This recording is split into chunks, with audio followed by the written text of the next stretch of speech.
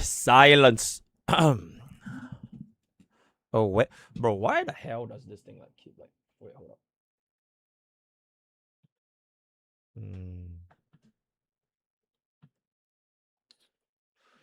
Bro, it's like it keeps showing that thingamabob at the back. Wait, actually, give me 1 second, cause like my camera is kind of schizoing a little bit over here. There we go. Okay, there we go. Wait, chat. Welcome back. Welcome back.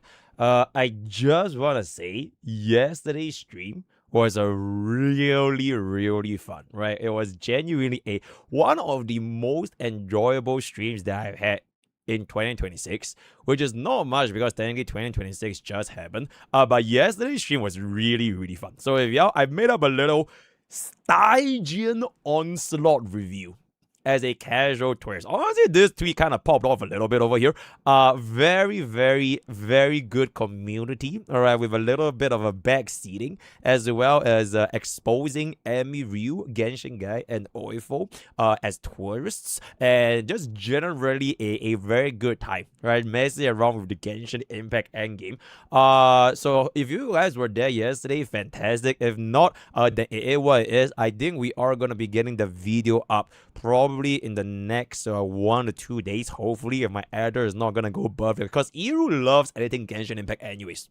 So I don't think it's gonna take him too long, even though the background footage is like 5 hours long, but you don't have to worry about it. So today is finally going to be the day. It's finally going to be the day where we're back to our favorite gacha game, Honkai Star Rail. Whoa! I've already seen this thing over here, right? This is gonna be our Bob account right here, right? This is gonna. Also, I just realized that. Wait, let me adjust my camera a little bit. Not this one. Okay, there we go. Right, so I already seen the this thing. So this is gonna be on our free-to-play Bob account. And taking a look at some of the buffs over here, they are very interesting. So today we will be basically clearing the entirety of the HSR event on our free-to-play account. And on top of that, I also do want to take a little bit of a opportunity to go ahead and discuss this particular thingamabob right here, which is going to be where is the thingy? Where is the thingy? All right, chat. Okay, before we discuss, chat, peep this. This is literally 2 hours ago. Right, I just got back from the gym and I finished shower and everything. Bro, I'm not sure if y'all can tell. Your streamer's legs have been popping off, guys. All right. With all due respect, all of those late day jokes, your streamer's legs has absolutely been fucking popping off. So because I actually incorporated leg, it's not even that many. I do it like once a week kind of thing, just a little bit of a leg press squats. But because I added leg days, I can actually keep my ass on the bench. And this is honestly very important, because if you can keep your ass on the bench when you're benching up, it will drive your lower body force towards your arms to then pivot back up into the weight itself. So I think for a very long time, when I do like 100 kg bench, my ass always lifts up off of the bench. But after doing like a couple of like this is like 5 pretty clean reps, right? Pretty clean reps, I would say. And then for the last rep, I started to lift up a little bit, and I was like, okay, you know what, that's it, that's enough. So I stopped right there. But back in those days, right, when I was doing like 100 kg bench, my ass would always come up. But even though my ass comes up, I can actually squeeze out like probably like 8 to 9 reps of 100 kg. But now that I can actually keep my ass on the bench, I am pretty sure if I were to cheat a little bit and then lift up with that little bit of momentum, I think I can cook up like 10 reps of 100 kg bench. So I want to see how this progression is going to be. My goal, ideally, by the end of 2026, is to do 120 kg bench, which is that 305? I'm not sure what's that in pounds, but 120 kg bench by the end of 2026. So that would be very nice if I can say so myself. Okay, but anyways, with that being established, the thing I want to talk about, okay, Mr. Puzzle. The thing that I want to talk about a little bit is actually this particular post right here. So somehow this post got even more traction. It has 300,000 views now. About the Sunday incident, right? The Sunday situation, right? So I kind of need to explain this a little bit. I didn't expect this to blow up by that much, because I was started off with just essentially me talking about what is my personal free-to-play account's least pool value turned out into a big debacle over Doom posting in Honkai Star Rail. So the topic of this particular thingy is gonna be Doom posting in Honkai Star Rail. I think is pretty interesting, right? So we'll take a look at that. So after we're done with all these things, we are gonna be going through to Stella Sora, absolutely right. So I think that we have Stella Sora's new endgame content. It's gonna expire in the next 2 days, if I'm not mistaken. So we'll try our best to clear ourselves the Stella Sora. Then once we finish up Stella Sora, we'll finally finish up the last 4 games of League of Legends, right? I owe my Oilers 4 games of League of Legends. Thank you, Oilers, for giving us 100 subs the other day. So once we finish up those 4 games, that's when we are pretty much gonna be done with the itinerary for today, right? So on top of that, I just want to give y'all a little bit of an update with Mr. Star Savior, right? This is gonna be our Mr. Star Savior. I have been constantly working on this by myself. So a little bit of an update. I added a brand new tip section for all of the individual units just to explain on them things a little bit more, as well as updated the tier list a little bit just to balance things out. Hopefully by the end of, I think, next week, I can finish up all of these. I'm down to like the last few. I think blah, blah, blah, blah. So pretty much just 7 more units to go. And then I'll get started working on the Arcana tier list, which I haven't done like at all, which I think is not going to be that big of a deal. And then I will then move on into the Arcana analysis. Then the only part left is pretty much going to be build summary. I was thinking, do I add like a beginner's guide for Star Savior? But I think nobody will read on it, because most gacha players don't read anyways. So I think like the easiest way to essentially get players, like how exactly do they go about going this game is tier list. Because I think tier list is like the single most important aspect for a gacha player. So we will see where that is going to be going. Yeah, when it comes to reading, yeah, no gacha players everywhere. So that is pretty much our current trajectory. And before we go into the daily village, how is your day, guys? How is your day? You know what? When is Star Savior releasing? March 2026. I'm not exactly sure what is the date, but we know for a fact they said it's gonna be March 2026. Unless they want to change the timeline again, because they have been known to essentially change their roadmaps. Because last time they promised like an update, like I think like a certain time, and they changed it. So we'll see where it goes. I finished work this week. It's a Sunday, little bro. I love Genshin guy. Wait, speaking of Genshin guy, I am now going to hop on to Genshin Impact, and I'm gonna take a look if you actually cleared beyond Stygian 3 right now. Right, after Mr. Genshin, right? Mr. Genshin tourist went ahead and got myself the clear on Stygian 5. I am now gonna visit your account and see if you cleared more than Stygian 3, right? See, let's take a look over here. Let's take a look over here. Genshin guy, by the way. Thank you. Bro, also I was asking offline chat just now if we should start a sub goal for 100 subs, and then I will recreate thank you. Like work with my dick in your face. Okay, yeah, I will recreate it for 100. I think that's a very, very good deal, if I can say so myself, guys. Yep. Okay, like you know how the thank you guy, he was like wearing the sweatpants, and then he's like exposing his crotch, and then he's like, thank you. Yep, absolutely. We'll recreate it like real life 1-to-1 for 100 biddies. I mean subbies. Yeah, absolutely. A W deal, if I can say so myself. Bounce, okay, yeah, technically bounce is thank you, but you can't really see anything from bounce. Right? You can't really see anything from bounce. And also, bro, look at this. Bro, our loading screen for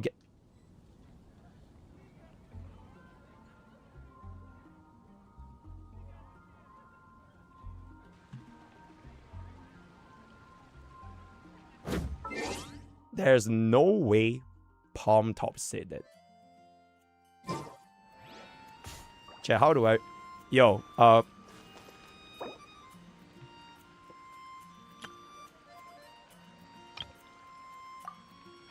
okay, anyways, moving on into our... Bro, I don't think that's bannable. Right, respectively, I don't think that's bannable. Let's just go on into this thing above over here, which is, there we go, right? Nothing happened, right? Nothing happened. Very, very good. Nothing happened.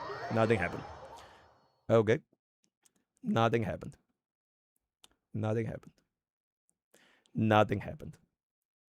Alright, Genshin guy.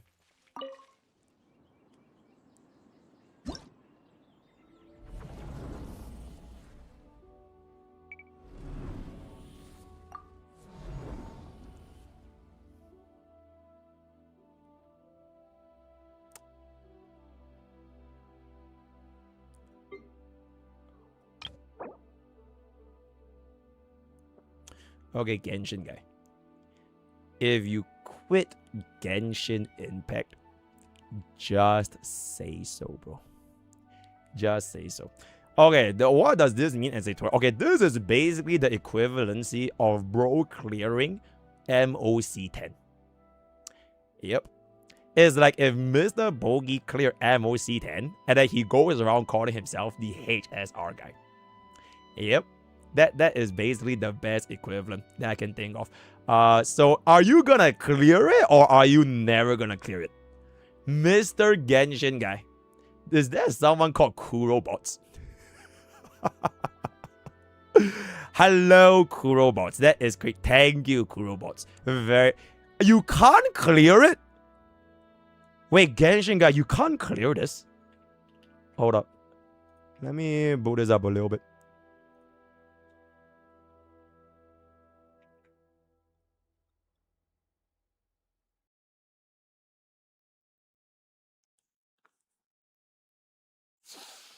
Yo, Genshin guy, what seems to be the problem? Don't worry.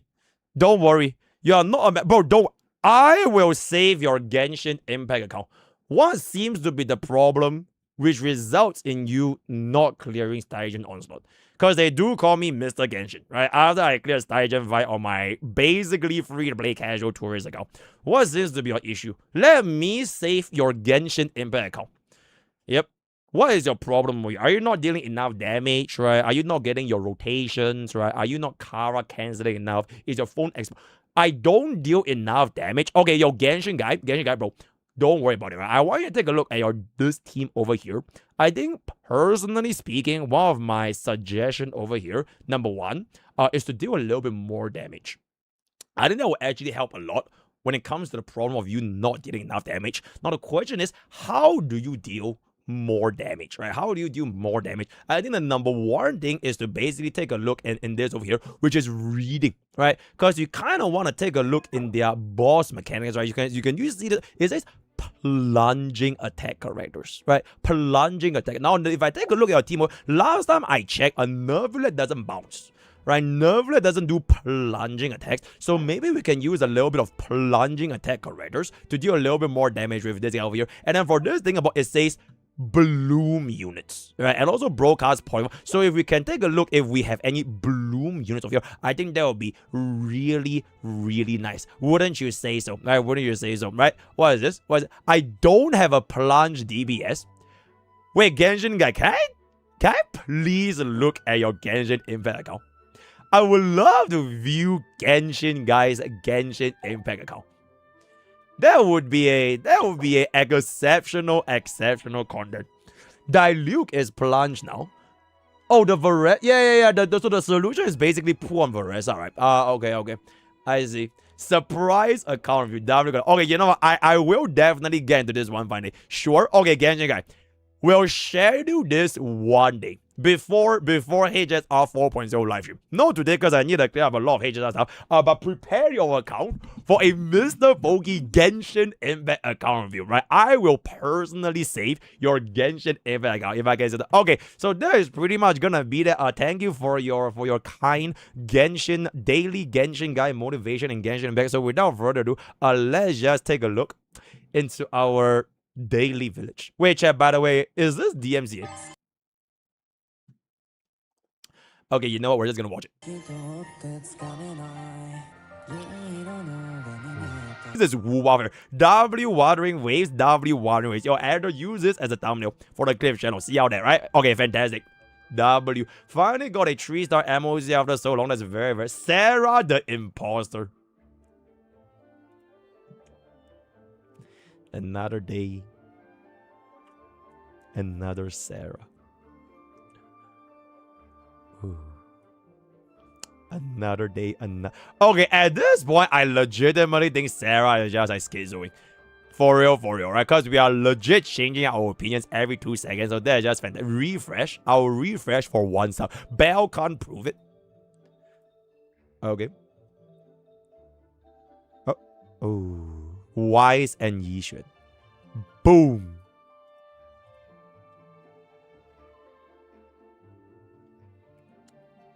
Okay, TikTok is gonna love this. TikTok is gonna love this. Oh, TikTok's absolutely gonna love this. Alright, so there's gonna be that. Oh, when white. Oh my gosh, she's so cute. Oh my gosh, she's so cute. Yippee. Yippee. Oh, by the way, chat, I had a great time last night with a brand new video. Okay, wait, what? Yeah, very, very good. Ron May is better than Bobbin.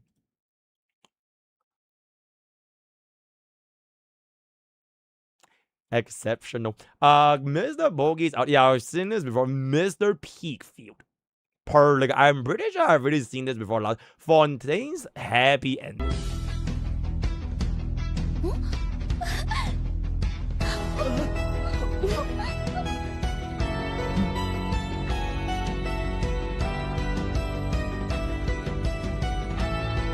Oh my goodness! Oh my goodness! A brand new wife! A brand new wife! And there it is! And there it is! Oh Maytato! Oh Maytato! And now they are married! Oh Maytato! Oh my goodness! Oh my goodness! Yay! Yay! Oh my goodness! A whole ass couple! Wow! Oh my goodness! Oh my goodness. Meanwhile, Lumin, don't worry about it. Yeah, don't worry about it. Oh my, yay. Oh my god, yay. They're so heavy. Exception. This is like Genshin. And is the best ever. Right, okay, help me get that. W Genshin. 10 minutes of high quality cinema content. 10 minutes a little bit. I will never experience this KMS.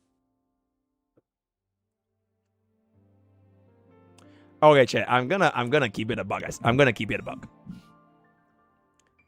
Call me uncle, call me doomer, but there's no point in getting married, bro. I mean, it is what it is, right? Personally, I don't think there's any point in getting married because what happens? Okay, I don't know how it works in like your countries. In Singapore, if you get married, two things happen to you.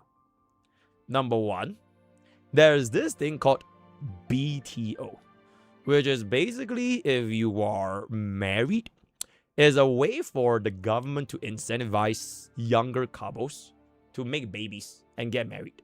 So you have a super subsidized public house scheme, which allows these like young wedded couples to be able to afford a house for like a very, very cheap price, or at least like considerably cheaper compared to private properties, right? Now, the unfortunate thing is because of this phenomenon, right? A lot of people rush to get married just for the sake of this housing. And what ends up happening is they actually don't really even know if that their partner is the right one. They are just getting married for the sake of the ability to buy this HDB under the BTO scheme. And then after a couple of years, it's like they just divorce anyways, or they live in like a very, very unhappy marriage. And some say there are quite a lot of cheating cases between the husband and the wife because they were never really in love. Since when they married in Singapore earlier on, it was just for the sake of the house. All right. So at best, you get yourself this house for let's just say like okay, to put it into perspective, right? If right now private properties like the 2 or 3 bedroom like a condo or some shit, right, it's probably like 1.5 million Singapore dollars. You can probably get like a 2 to 3 bedroom HDB for like 500k along those lines. So it's like easily 1/3 of the price, right? A lot more affordable. So if you add like the grants and you add like the bank loan and everything, is like it allows young couples to get into the housing thing. But the thing is, after you get this house, there are a lot of like laws imposed to ensure that you don't just buy this house for the sake of profits. So what ends up happening is you're locked into this marriage, you're locked into this house, and at best, if you were to sell this house after like 5 years, which is MOP, or 10 years for some like very, very popular like district areas, you don't have to worry about it. The amount of money you earn back, even from HDB, is not even that much after like 5 to 10 years. And on top of that, you have an unhappy marriage. And then your spouse, they cheat on you. And they hate you. And then y'all just hate each other. And even worse is that y'all have kids. Thinking that it was a happy marriage to begin with. But actually it doesn't work that way. Alright. So that's number one. Number two. There's this thing in Singapore called the Women's Charter.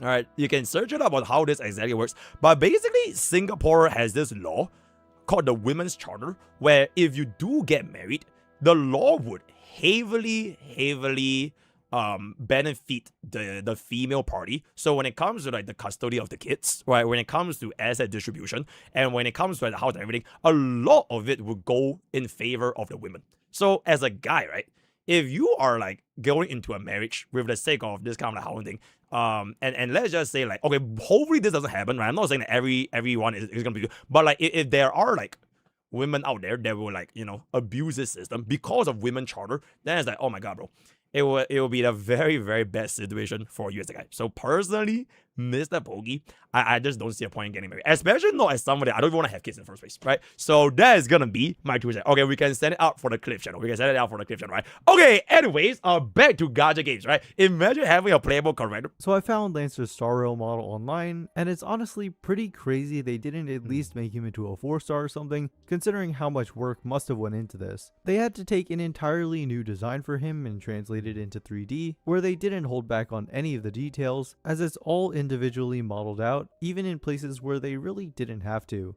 They even gave him his signature weapon. The quality level on areas like his hair is definitely much closer to a playable characters rather than NPCs, which I suppose makes sense since he's featured in cutscenes, but still unfortunate they didn't go all the way to make him playable. Chat, they said that there are petty carryover in collab banners in HSR, which means Fate collab part 2.0 is coming to a cinema near you, right? And there it is. Okay, help me get it. Okay, so this is gonna be done. This is gonna be a spot the context.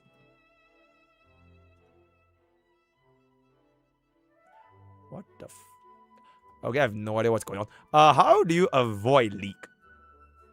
I mean, just be MrPokke, because MrPokke never looks at leaks, you know what I'm saying? Plain Arcadia is still a long way from release, but leaks are already spreading everywhere. Really? As Star Rail players, wait, really? you definitely have different views nah, on hell leaks nah, bro. circulating about this Bro, planet. I've never These seen leaks that. usually come from beta testers who violate confidentiality Bro, rules. I've never seen Many that. players are happy to see the gameplay of Yao Guang and Sparksy Wait, revealed really? early. Wait, they However, for already streamers and revealed? some players, this becomes a nightmare because it is very difficult to avoid while browsing social media. This reduces the excitement of experiencing the official reveal together with their viewers. Thankfully, Damn. it hasn't reached the point of story leaks like what happened with Firefly. Imagine opening social media and being told that Sam is Firefly before playing the story, and when her patch hasn't even been released yet. It truly angered and disappointed many players. I see. Yep, so basically it's over. Okay, help me get this. Yeah, but not me though, right? MrPokke have no idea what the hell are they. MrPokke doesn't even know what the hell is social media. They are already out to another day, another war.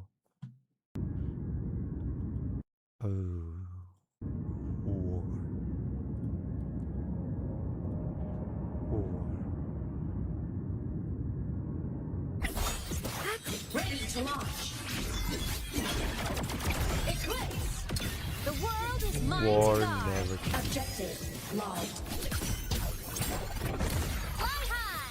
True. She's the best character. She is though. She is the best character in Wuthering Waves. Burst in light. Absolutely. She's the best of the best of the best. For the story? Okay, I feel like for the story, right? What's gonna happen? I think what's gonna happen, she will be the card in version 3. I think.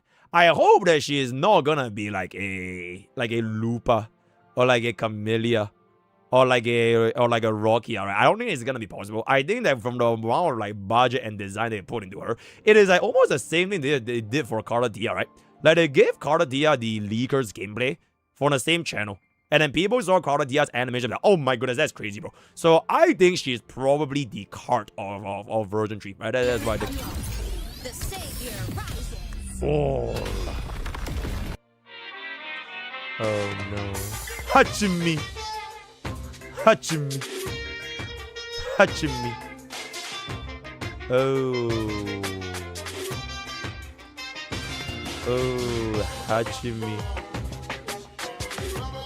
Oh, Hachimi.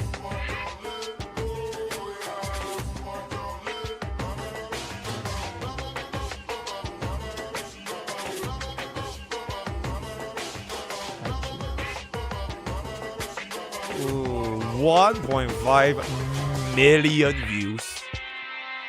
Ooh. Oh no. War. War is everywhere. War.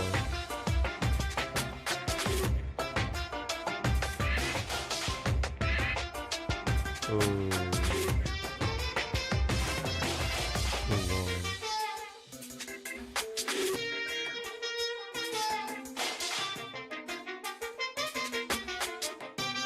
Oh, whoa. Whoa! Holy. AI translation. Very good. I've never played Danganronpa by my entire life, by the way, so I have no idea what this music is.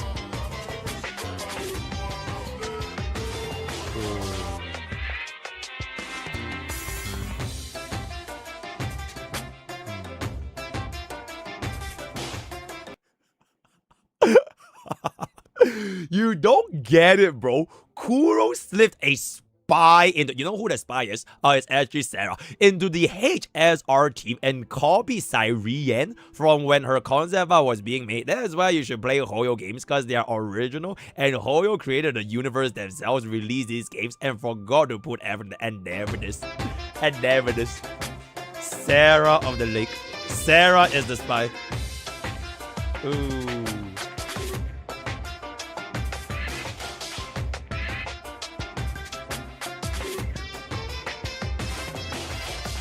Sunday. Oh no, Sunday.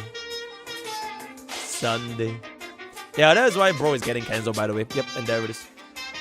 Ooh. Oh boy.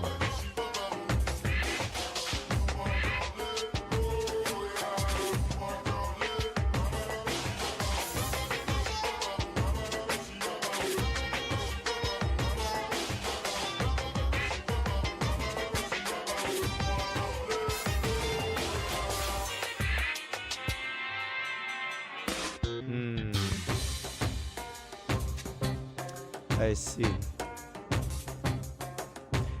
And there it is. Yep. Okay, so TLDR, them Hoyo shells have gone too far, right? Enough is enough, right? Enough is enough, right? As a Shaq O'Neal would say, time out. See you guys on Clip Channel. Bye-bye. Okay, very, very good. Very, very nice little clip for the Clips channel. Very nice. I found in Billy comments. Oh my goodness, that is so fucking good. Oh my goodness, that is so fucking good. Oh, that is so... Oh, bro blocked me.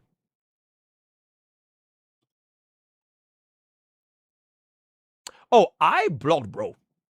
Okay, bro probably says some crazy ass things, but yeah, WS... Okay, you know what I'm gonna do? I'm gonna just join this. Yep, and never this. I'm just gonna yoink this without saying nothing. Fantastic. Fantastic. Okay, anyways, she is insane. Ooh. Mornye.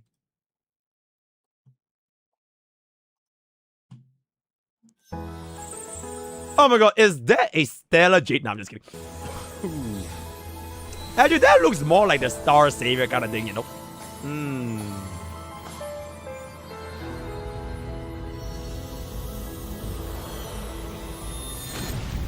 Now, I can walk beside you.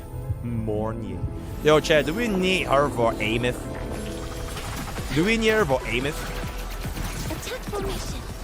Ooh. Target locked. Oh, we don't need her for Amith? Okay, exceptional.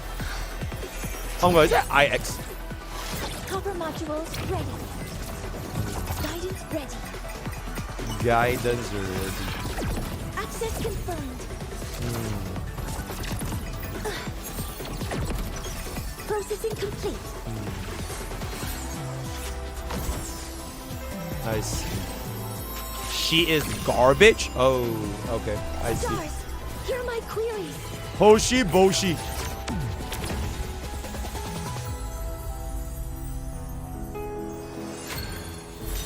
Oh, Wuthering Waves.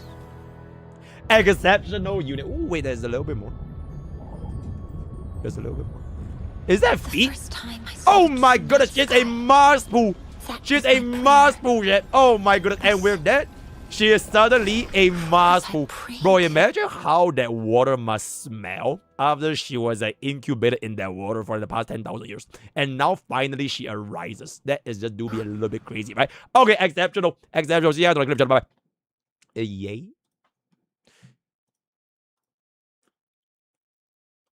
Very, very good. Bleh. Yeah, we've already seen this. Missing someone. Row C6 RI Columbina. Missing someone is a common and painful experience, often stemming from loneliness, a lost connection, or the absence of shared memories and affection. One Reddit user suggests playing Genshin Impact and spending all your money into Columbina, Constellation 6, and Refinement 5. You know what? That is one of the craziest yoink I've ever seen. Thank you so much for giving us this yoink right here. How to deal with missing someone. Very, very good. Very, very nice. All right, so that's gonna be the new pure fiction data is out. Crazy. Ooh. Okay, we'll take a peek at this afterwards. We'll take a peek at this. Can you please translate this, Mr. Nihongo? They do call me Is that Spiki? That's Spiki. Spiki? Kono. Spiki? Spiki? Kasante. Spiki? Chowayo. And there it is. Alright, help me get that. Help me get that. Very, very good. The worst place on Earth. Maybe by learning more about them. Okay, this is definitely DM says so the winner. Genshin Impact has no power creep for a year. Melt Mavueka. Ianzan C6. 95% dead. Oh, I think this was the team that Amy Ryu was trying to clear last night, right? There we go. Crazy DBS. Never hyper carry. So this is basically power creeping Kasande. Flint's new. Nobody plays this. T-by Hyper. Isn't T-by not even out yet? Okay, but that is very, very interesting. That is very, very interesting. Brown Dust 2 is dead. Oh. Oh. The Brown Dust 2 devs have decided they are not reverting the censorship of the game. Instead, they've given away 100 free pools and 16,000 diamonds as an apology, stating, "We know rebuilding trials will take time, but we will take responsibility and follow through on the improvements we've shared step by step. As a token of our apology, please accept the compensation." Players do not want compensation. They want the game they love and have been playing for years. This is a big FU to the players and a complete disrespect to everyone that has been supporting them, including during their Steam debacle. This is not the way, not at all the way. Let me attach an image of what their community thinks. I really like how the entire subreddit, before I even click on this, everything it is NSFW, NSFW, NSFW, and that is a fantastic community. Okay, let's take a peek over here. Okay, 100 pools. 100 pools from the regular mailbox. Holy shit though, this does not look good at all. Censorship is self-sabotage. Sad to see the game go this direction. We can still have an impact. In an effort to reach a wider audience, they're abandoning and betraying what made them unique. What a sad day to be a Brown Dust 2 player. Time to drop this garbage now. To those who are quitting, switch to Azure Lane. Should I force refund my prestige skin? Blah blah blah blah blah blah. This is blah blah blah blah. It has been fun, but I'm done. Big brain move at its finest. Ooh, Brown Dust 2 is getting good, bro. Okay, personally, as someone that, you know, we haven't really tried Brown Dust 2, so I don't. From what I know, is it's basically like a super gooner game, if not one of the most gooner games of all gooner games in the market right now. Like, I've actually tried Brown Dust 2 on day one, really long back. But the gameplay itself is a little bit like Land Griser. If you guys know what's Land Griser, it's a super old gacha game. It's like a little bit like chess with like the grid thingy, and then you determine if you want to hit with your different moves, and you can like interact with the opposite and everything. Yeah, so you guys know what's Land Griser. So I don't really know what is the full depth of this game, but I wouldn't be too surprised if it's like the game's main selling point is the goon aspect. So if they were to remove the goon aspect, I think it's probably gonna be a little bit rough. Okay, but I heard that there is this option where like you can add the censored mode. It's like a toggle, right? There is this toggle on Brown Dust 2. Oh no, that's Snowbreak, guys. No, that's bro. We had a Snowbreak reasons I've explained, right? Where like they had a toggle option if you want to play Snowbreak censored or uncensored. So I'm not sure if Brown Dust 2 can just go that route, where they can just add the censored options in the background and they keep the uncensored thing, unless there's some like policies restricting them from doing what needs to be done. Because I think it's pretty easy, right? If they're gonna be rehauling the entire asset model with like the more censored version, why not just add a toggle with like the censored and uncensored? I think that would have actually like fixed a lot of things. And on top of that, they get 100 pulls, right? I don't know about you guys, but bro, 100 pulls in a gacha game is 100 pulls, bro, right? I play gacha games to gamble, not to goon, personally, in-game. So let me know what y'all think in the comments below. Thoughts and prayers for Brown Dust 2. Hopefully we still can get our results explained in the future when they release the Steam. Bada boom, bada bing, bada bang. See you guys on Clip Chat. Bye-bye. Alright, there we go. There we go. Caught. Yay. Yay. Yay.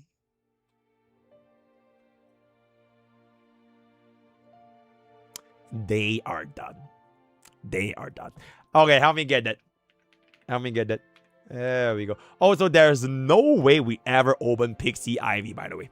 Alright, there's absolutely zero chance to open Pixie Ivy, so don't worry about it. Okay, Sparkle Blare. Is this leakers? Okay, I guess it's not leakers, right? Nah, don't even. I don't need this leakers. Yay. Sparksy Blare. Chowayo. Okay, waiting for a boss. Yeah, check for 100 subs. I will recreate this. Thank you. Thank you. Thank you. For thank 100 you, subs, you, I recreate this. Thank you. I will do the exact same thing for 100 subs. Okay, anyway, with that, we're done with our daily village, and let's move on to MrPokke. Let's move on to MrPokke, and then we'll finish up all of the other things, right? MrPokke, thank you for the absolute cinema yesterday with style. Oh, you guys already added Blair? Is that Sparksy Blair? Oh, it's already added? Oh shit, that's really fast. Ding. Okay. There we go. Yo, Eyes of Pandora. 99 subs left. 99 subs left. Thank you so much for the 22 months. Thank you. But anyways, MrPokke, thank you so much for the absolute cinema. Okay, actually wait. I might as well add a sub goal, right? Wait. So that we can actually track this. Give me one moment. We have not gotten a sub goal since League of Legends, which just happened 3 days ago. So give me 1 second. Let me just add this right now. Let me add this right now.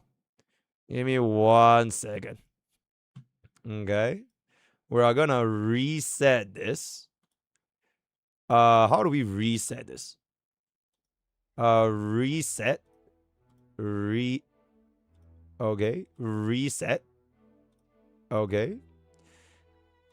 So this is 1. Okay, we save changes. And then we're gonna add this as text settings. Hold up. Thank you. 100. And then we save this. And then we... This is 1. This is 1. And we save this. Alright, do y'all see? Wait, hold up. Let me pull up.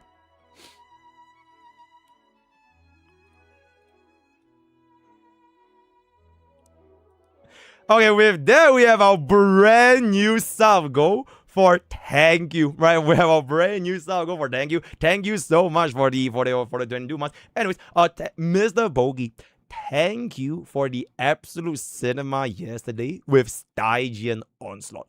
As a veteran player, it was nice seeing a casual player getting slowly better and better and learning combos and rotation. I was kind of hoping you could do this more since I think yesterday was honestly peak content. And we won't just do it with Genshin, we'll do it with every single Gacha endgame. And then we'll be known as Mr. Endgame. While chat was backseating,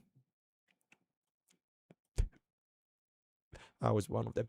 You never gave up and kept trying and improving, and in the end, you managed to do 5 out of 6 stages on your own, which is really good for someone who has never really played anything endgame focus. Mr. D, thank you for your words of encouragement. That's the reason why they call me Mr. Triple Crown Gamer, right? I am the Triple Crown Gamer that cleared out Sekiro, Elden Ring plus the DLC, and Black Myth Wukong. So when it comes to these kind of endgame clears, I have one more in me. But thank you so much for words of encouragement. We'll do this more in the future. I don't know if anyone has ever asked this before, but why the sudden profile picture change on Twitter?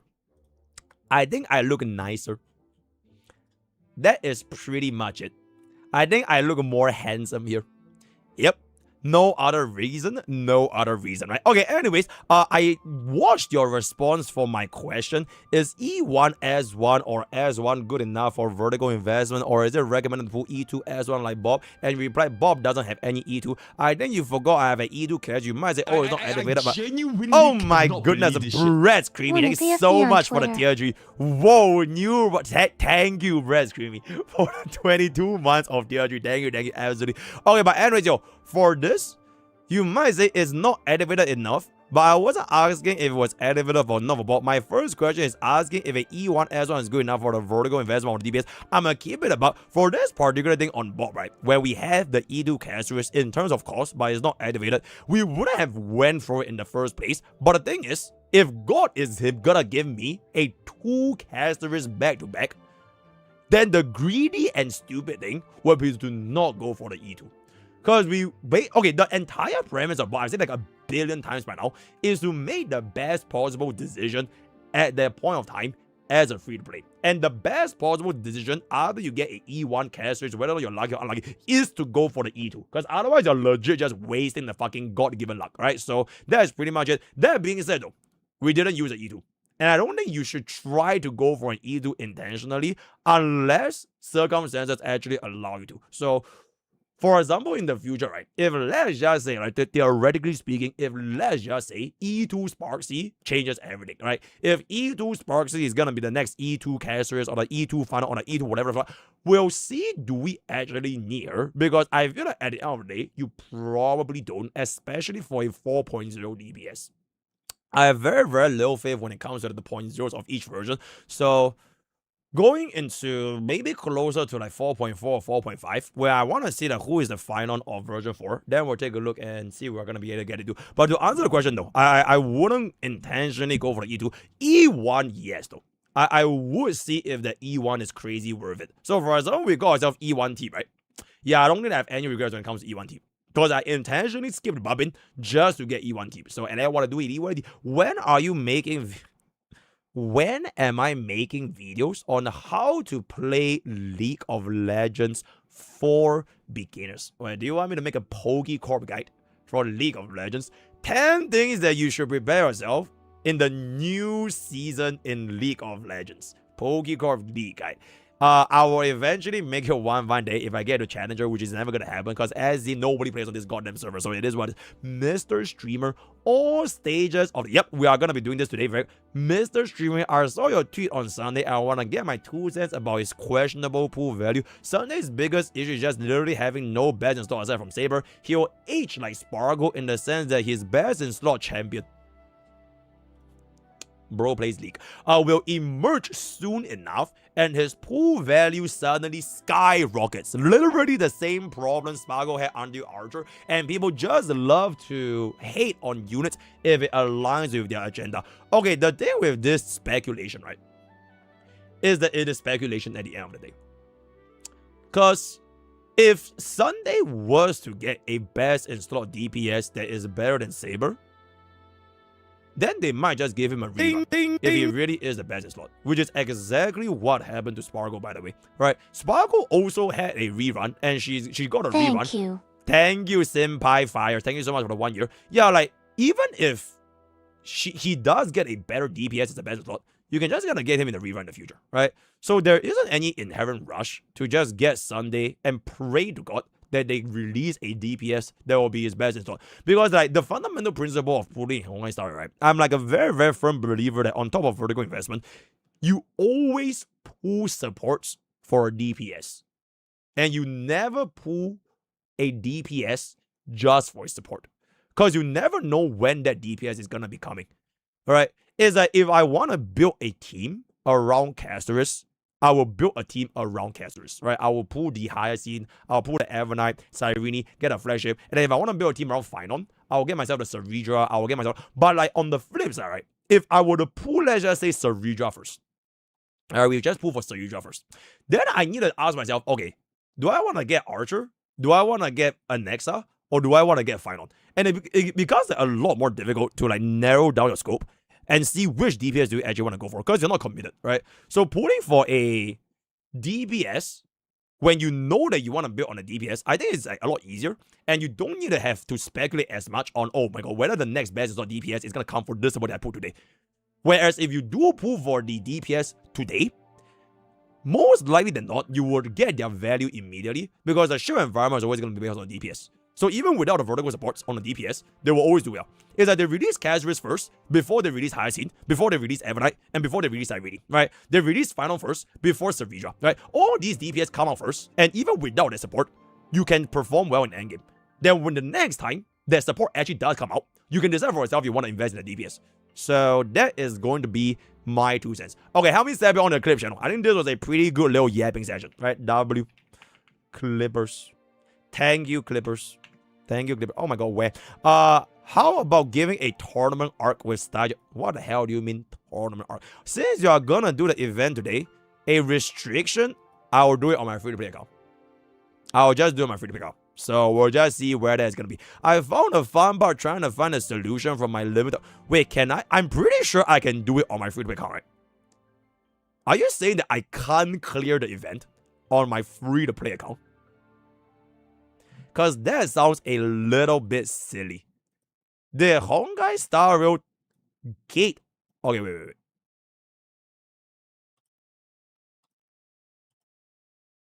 How do I? Okay, they have trial units, guys. I'll just use trial units, right? Because that's what we did for the last AHA event. We used trial units. I didn't even use my own units. So I am pretty sure it will be fine, guys, right? I am pretty sure things will be fine. In any case, let's move on a little bit over here. Hey, MrPokke, which character do you like the gameplay the most? What game? Is that Chihuahua? Okay. Also, when are you going to add it? One day. All right, one day we'll get it. Mr. HSR, can you please try this? Yep, we are going to try today. When will you try the Chihuahua game, Trick Out Chibi Go? Also, this is her on Pride Win. Chihuahua is tier 3?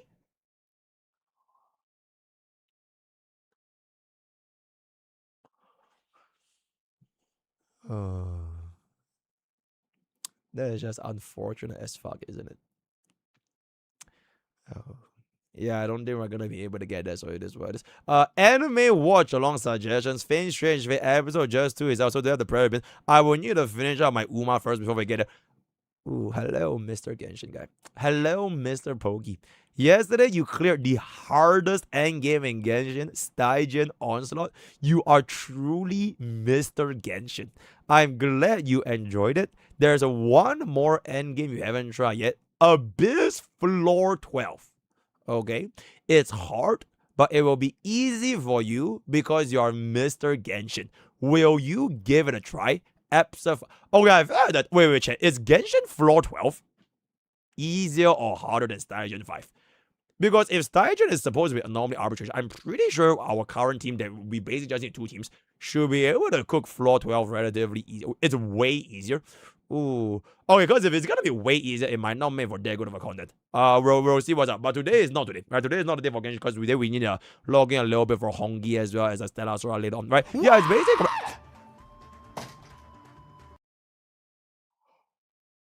Oh my goodness!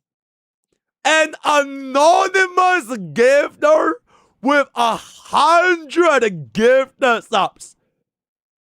Holy shit! Thank you, anonymous gifter. Okay, wait. I'm always a little bit scared of anonymous gifters because bro might be a hacker, or like he might charge back. It's like a thing. So I'm honestly a little bit skeptical with an anon gifting, especially when an anon gifting 100 subs. So whoever you are, thank you so much for the 100 gifted subs. I will look into it, but in anyways, if this actually goes through, I will definitely do it. I never ever beg out from a sub goal. I will 100% do thank you. But just for like legal and for my personal protection, I want to see if this actually clears. Because I'm a little bit scared, right? No, bro, you literally can, bro. I've literally seen like VTubers crying because like, their payback got charged and everything. It's super fucking scary. So I will see. It was me? Oh man, are you sure it was you? Are you sure it was you? It was me? It was Brad Creamy? Wait, for real? Wait, Brett, DM me. DM me prove that it was you. Because I am like fucking skeptical. Was it actually Brett Screamy? Yes, proof. I need proof. I need proof that it was you. DM me proof that it was you.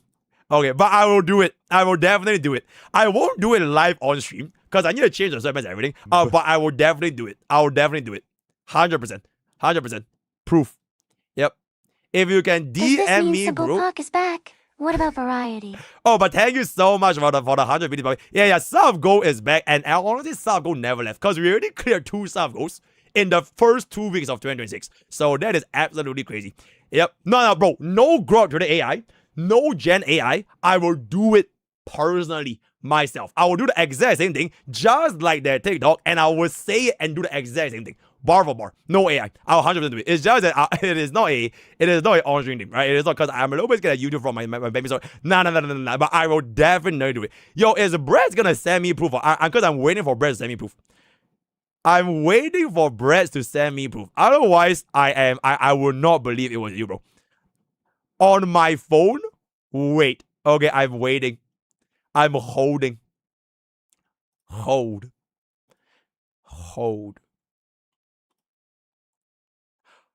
Oh my goodness.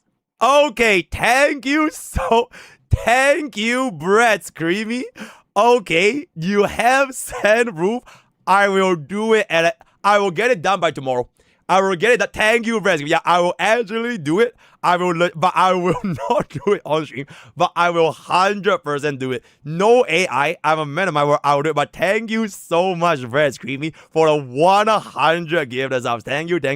Okay, anyways, back to daily. I will definitely do it, right? I will definitely do it, right?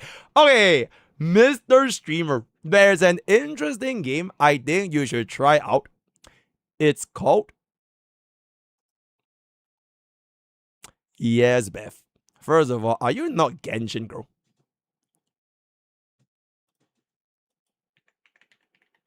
Oh, wait, not Genshin, my bad. Alright, Zenless girl. Hi, Mr. Streamer, right? We literally cleared every single DPS in Zenless Zone 0, like, last week, bro. So, like, I think it's fair for us to, like, rotate our gacha game rosters. Alright, we just did Zenless, and then we finished Genshin. I need to cook up a little bit more for Stella Sora as well as HSR. I am still left with Wuthering Waves Endgame. We'll see how that is going to be going. And before you know it, it's going to be Uma CM8. Before you know it, it's gonna be HSR 4.0. So at that what I do, there's thresholds and Zenless Zone is the A version. I will get there eventually one day. It's just that MrPokke is a busy guy, right? Thank you, Zenless Girl. Thank you. Hi, Mr. Streamer. Do you think it's good to put what E2 Final and Series in version 4.x? As of right now, probably not, bro. Because you're investing a little bit too much cost. It's like pool value based on the time, right? So probably not. If you want to do it, I'll probably wait for what version 4 is going to be. Hello, MrPokke has an exceptional. With the release of Anvil, who dedicated will you? Huh? Who dedicated will you go into the game and will all of that? Okay, like, I'm guessing you're talking about the content, right? Ding! Pokke Corp will dedicate their life to Enfields when it comes to guy content. Then MrPokke will dedicate stream gameplay on Enfield. So basically, both channels at the same time, right? A two-front attack, right? A two-front. Will you do that? Absolutely. I'm literally doing this today. I'm literally doing.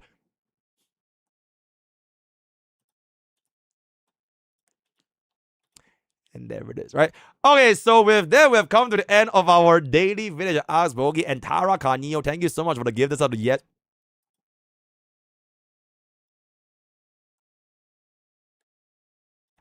Okay, thank you so much for the gift. That's up to yes, man.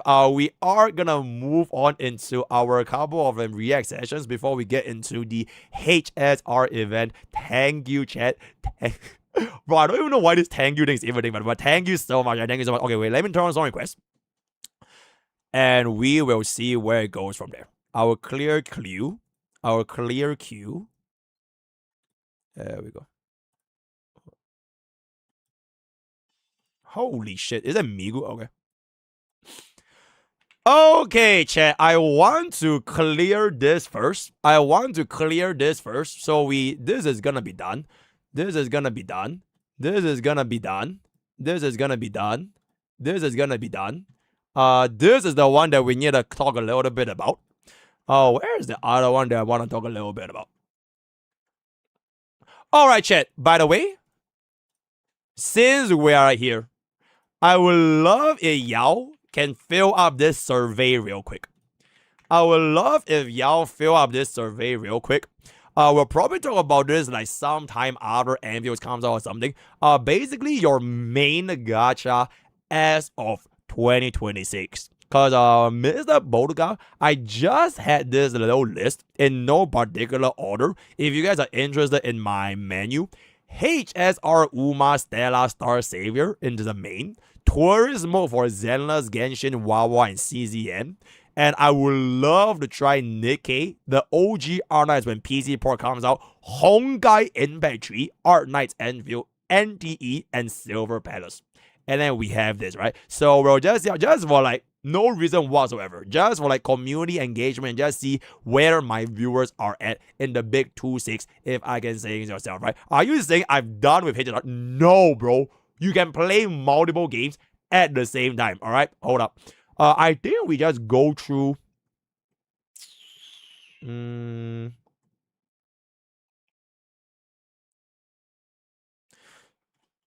we'll go through this real quick. Right? I think it's a quick little 10 or 15 minute yet. And then we'll get through the pure fiction tier list. And then we'll get through to the event. And then we'll get through to Stella Saga. And then we'll get through the 4 Game of League of Legends. And that is pretty much, unless we have something else new that comes out. We have something else new that come up. PGR1 finding. All right, let me take a bit and grab my dinner, and then we are gonna come.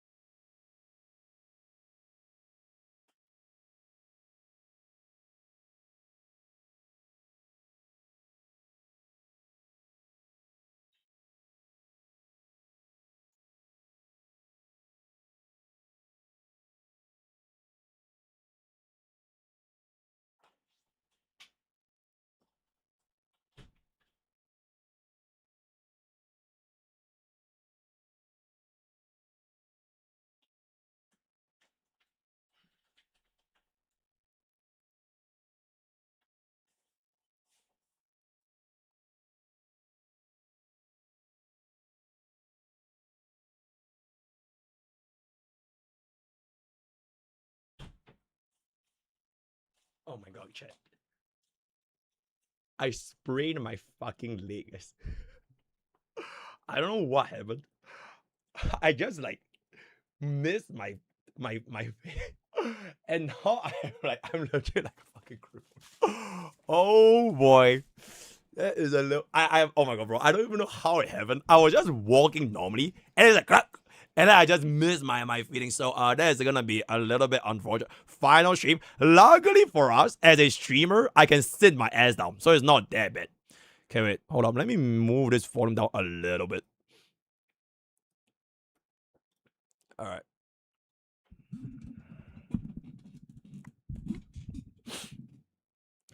Five, 4, 3, 2.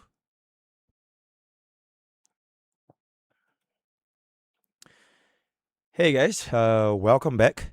Just a very quick little video in this massive content drop for Hongi Starbucks. And this is just gonna be addressing the Sunday mains allegations, right? So on the 8th of January, I posted this little tweet over here going through my thought process as to why Sunday, for my own free-to-play account, has the least pool value at the time of me pulling for him relative to everyone else, and why it doesn't matter, right? So if you guys want to check out the video, you can see over there. So as of this moment, which has been roughly 3 days since, it has been kind of blowing up again because either people are intentionally misinterpreting what I'm trying to say, or they don't really get what I am trying to say, right? So to kind of give a quick rundown on what essentially is going to be the situation over here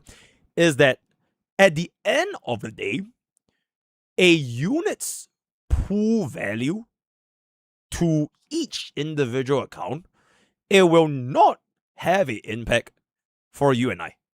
Because at the end of the day in HSR, what you want to pull for your account is fundamentally going to be different from a lot of different players. And that's kind of like the beauty of why I want to say it doesn't really matter, right? So my own free-to-play account having lesser pool value for Sunday has a zero relevance with whether or not Sunday is falling off. Sunday is tier 0. Whether Sunday will fall off in the future. Is he going to get power grabbed by Sparkle or whatever? Like, it doesn't really matter. Because I know for myself, right? My own free-to-play account, I know that when I put bro at E0S1 for the number of pools that I invested, I don't really see as many use for him as compared to my 2 other teams, which are essentially going to be the Remembrance flagship, as well as D-Herda and next out with E1 Tribute, right? It's just a matter of fact, right? Because at the end of the day, I don't have the DPS to really go with Sunday, because as of right now, right, as of this very moment in the Hongai Star Rail meta placement on Sunday, he really is only best in slot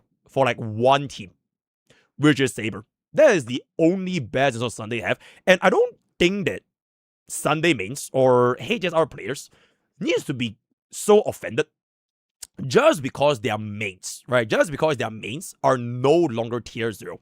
It really is very reminiscent of like what was going on way back in 2023, right? 2023 Prime Pogi, way back, when I was talking about a discussion of like why Jingyuan's kit has a fundamental flaw, which is with Lying Lord, right? His crowd control, backload damage, everything is like really bad. And now the almost exact same thing is happening once again, but instead of Jingyuan mains, it's gonna be the Sunday mains, where I think people are thinking that we are doom posing HSR correctors too much. And the moment a corrector is no longer tier 0, after getting glazed for like one entire year where Sunday is like D him, people all of a sudden just instantly 180 change their impressions on the unit. And therefore, we are doom posting a unit, or like we are rage baiting, and like, oh my god, like HSR community is too mean, right? I hate the HSR community because the moment a unit is not tier 0, they get doom posted to shit, right? I think the first thing I kind of want to talk about is with regards to doom posting in general. It is not just limited to Sunday. It is not just limited to a unit who like quote unquote fall off, because doom posting has been an integral part of any Gacha games since the dawn of time, right? If you take a look at all those like theoretical situation, right? If you want to take a look at Cyrene, right? Before a unit launches, right? If you want to take a look at Sarija, hell, I'm pretty sure if you want to take a look at Spark C right now, right? If you know, you know, they are already getting Doom posted before they even come out. So like people's expectations for a unit's performance, it will always be split into two different camps where do you think that they are going to be worthy for your account and do you think that, oh my god, they suck, they're ass. And almost every single time after the unit comes out themselves, when people actually get a sense of how they actually do and how they actually play for their individual accounts, they'll be like, oh wait, actually the unit is not that bad, right? It's not that bad. And the other side of the Doom posting is just because a unit is no longer tier 0, right? Just because your unit fell off from tier 0 to tier 0.5, it doesn't mean that everybody is like, oh my god, bro, fuck Sunday mains, right? Man, fuck this unit. Nobody should be playing this unit. If you put for Sunday, your account is bricked. Imagine pulling for Sunday. It's very similar to way back then. There was this Jiao Qiu debacle as well, right? It's like, oh my god, imagine Sarah told me to pull for Jiao Qiu, therefore she ruined my entire account, right? Imagine pulling for Ling Sha. It is literally breaking your account. I think these kind of things has been very normalized in the community. And it is also part of the reason why I say these kind of things, it just doesn't matter in HSR. In the grand scheme of things, whether or not you put for that one unit, or God for even like one unit with a central icon, it wouldn't change or like break or make your account as long as you are kind of following the same principle that you have been playing HSR. And the reason why this Sunday thing has been a topic of discussion, at least for myself, right, is that a unit's value is only determined by the meta set in HSR. I think one of my viewers also brought up this very similar point, which is that, for example, Sparkle, right? Sparkle had a very, very similar fate to Sunday when Sunday came out and everyone was like, oh my god, bro, imagine pulling for Sparkle. Imagine using Sparkle when E0 S1 Sunday was literally more skill point positive than a E0 Sparkle, right? Imagine having a support whose entire purpose got instantly replaced by this one guy. Right? It's literally exact same thing happening. And now fast forward 1 year later, the turns have tabled. And it's fine. Because the thing is right now, Sparkle, first of all, she's getting a buff. And second of all, before even Sparkle got a buff, she has a relevant slot, which is Archer. Which, by a DPS himself, is very, very strong when you pair up with the pre-buff Sparkle. And then post-buff Sparkle, especially with the new meta that's probably going to be taking place, she's probably going to soar up through the ranks even higher than Sunday. But it doesn't really matter at all at the end of the day, because these kind of things, they keep changing, right? So, for example, if Sunday were to get another unit, right? If like DOT were to get another unit, like in the form of like Black Swan getting buff, right? If any of your units, especially for a support, all they need is just that one DPS to indirectly bring back up their usage rate again. Because as long as they can remain in that best slot, then she's going to be valuable for your account. So for the matter of whether or not my personal free-to-play account has any use for, in this case, Sunday, right? It's not me saying that Sunday is useless or that Sunday is Doom posted. Maybe to my free-to-play account, it is not going to be that useful. Because I already mentioned my two main teams. It's going to be DRI as well as the Remembrance Flagship. And by the time I go into version 4, I'm going to be aiming for the new version 4 team, which is also not Flagship. And I'll see where that goes from there. So as a unit that I put, which is going to be the E0 S1 Sunday, I don't know how I can actually fit bro in for my 2-team or even maybe 3-team content. And even if I do fit in, for example, I used him a couple of times with like My Day. I used him for Hyper Carry and Nexa. It is a lot more short-lived compared to all of the other units that I wanted to put for. Right, my Ezo, Ezo, Herda, my Ezo, Ezo, and Naxa, my Remembrance Flagship and everything else. So I don't think me saying that Sunday has the least value on my account has anything to do with whether or not Sunday has your value, right? So like if you are a Final main, all right, if you are a Nexa main, right, if you are a My Day main, right, if you want to pull like My Day with Sunday, but you don't want to pull for Cyrene, like all these different accounts will still hold value for Sunday. Especially if you are going to be like, for example, okay, I don't want to pull for Cyrene because I can still run my E2 fighter with Sunday, which you can, right? Is it the best? Maybe not, but you can, right? Then he will obviously have way more value for you, except that my free-to-play account, I do not have any finals, right? I do not intend to really run my E0, Azure, and Nexa as a hyper carry because I'm kind of committed to the E1 tribute and Vendira. And in the future, whether or not Bro has value for me, is going to be different from how you want to play your account going forward, right? So if you do see value for Sunday, it's fantastic. And I'm very, very happy for you.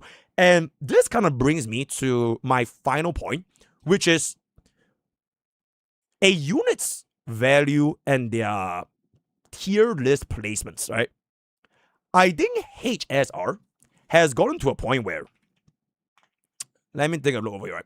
I think HSR, or not even think, I know HSR community, maybe not everyone, but the moment a unit falls off from the God-given tier 0, all right, the moment something like this kind of happens, and if your unit goes from tier 0 to tier 0.5, or even like if they go from tier 0 to tier 1, they instantly see this as, oh my god, this unit is done. You are never going to use this unit ever again. And if you pull for this unit, you have literally break your account. It was a waste of pulls. Imagine pulling for Jiao Qiu when Cypher came out. Imagine pulling for Sunday when Cyrene came out. Imagine even pulling for Tribi when single target environment is going to be big, right? Like imagine, but the thing is, these things, it will never be set in stone for you since all these things happens in the future. Like if you pull for Tribi back then, are you really gonna expect Tribi to be like completely tier 0 support for the rest of her life? Probably not. When you pull for Sunday back in 2.7, do you really think that he's gonna be forever tier 0 for the next 1 year, especially when going to the next banner? Probably not, right? And all these DPS, I don't think we need to say too much. DPS, their lifespan, they always come and go based on the environment. One day break might be like tier 1.5, right? Or even tier 2. And all of a sudden, when they have a break show environment, they instantly go back up. And like these kind of things, they just keep rotating. So it really is not that deep if your favorite unit, if your mains, all of a sudden is not tier 0 or even tier 0.5. Because you can still use those units. You've already spent those Stella Jades. Think about why you even spend those Stella Jades in the first place.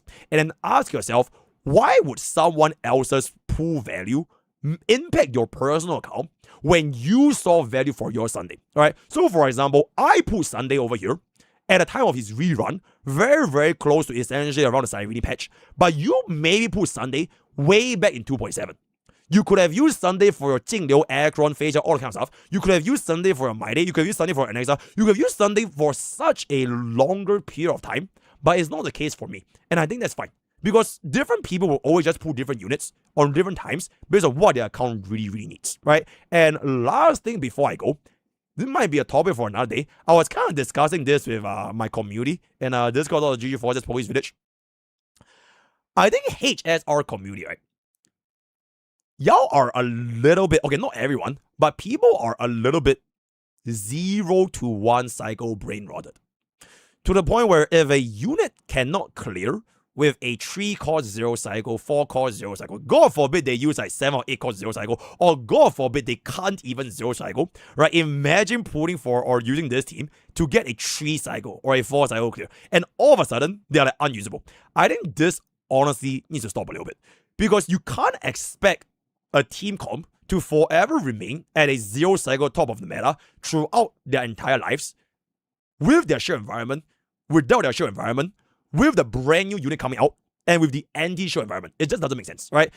Generally speaking, if you want to just see like the Memory of Chaos as statistics, right? Most units would clear within the cycle limit. Okay, minus like people like, you know, like most units will still probably clear. Will they be as fast as a flagship? Probably not, right? Probably not. But it doesn't mean that just because they can't 0 cycle or 1 cycle, and they are clearing with like on average, let's just say combined total, 8 or 9 cycles, 7 or 8 cycles, 6 or 7 cycles.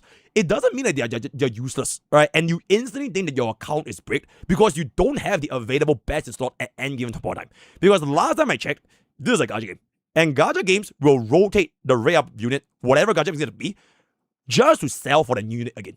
So don't worry about it too much. I'll be looking forward to how version 4 is going to be. Hopefully you guys don't think too deeply about MrPokke saying, oh my god, Sunday has the least pool value, therefore I'm doom posting Sunday. It's really just not the case. Let me know what you guys think in the comments below. Just a quick little video. I'll be looking forward to the event that's going to be coming out. And Sparksy. Crazy. Word of the day is going to be Guren Lagan. Join to it, join to go, join to use code BOG. Your 10% gives us all the best. I'll see you guys next time. Bye. There we go. Thank you, chat. Thank you. That's a very quick little video. Not even scripted, by the way. Completely not scripted. Just with the power of a yapping. Addressing the Sunday mains allegations. There we go. I'll get this here. Sparksy.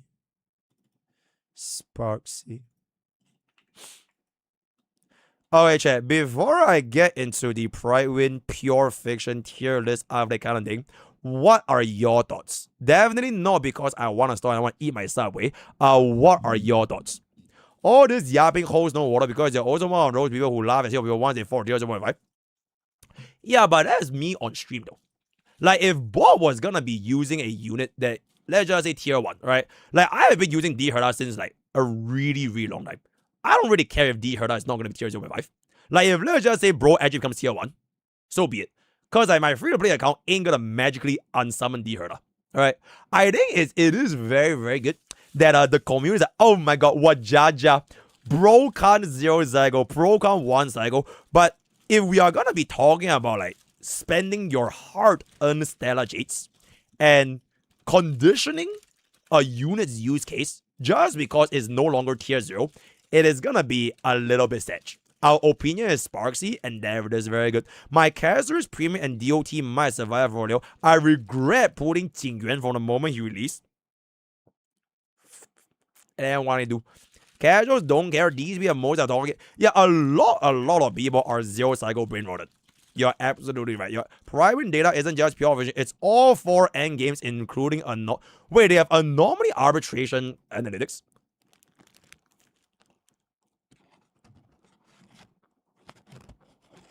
Oh.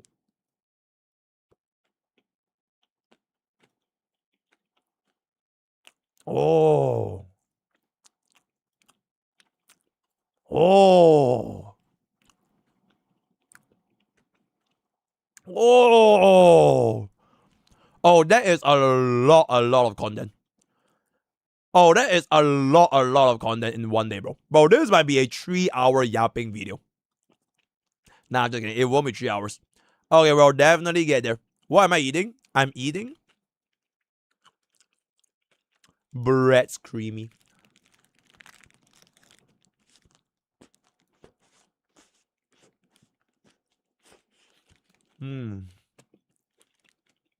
Very good. Emotions are very powerful in the gacha space. You're absolutely right. Well, chat, I need to watch something in the meantime, bro. So I can finish this dinner. Speaky Chowayo. Okay. Wait, chat, what is this? Hidden monetization. Holy shit. Bro, this looks crazy. Wait, we're gonna mute this. We're gonna mute this.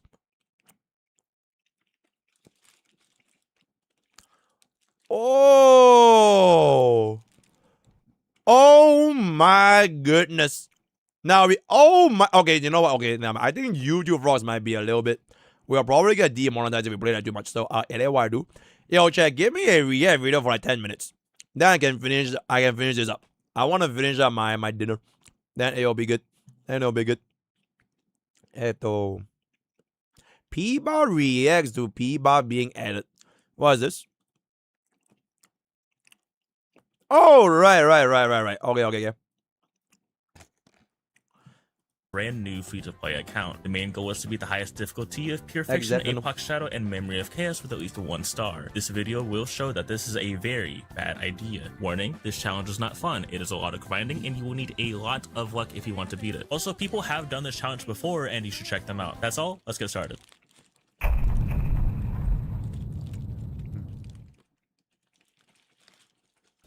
After choosing a good name for myself, I skip every single cutscene that I see.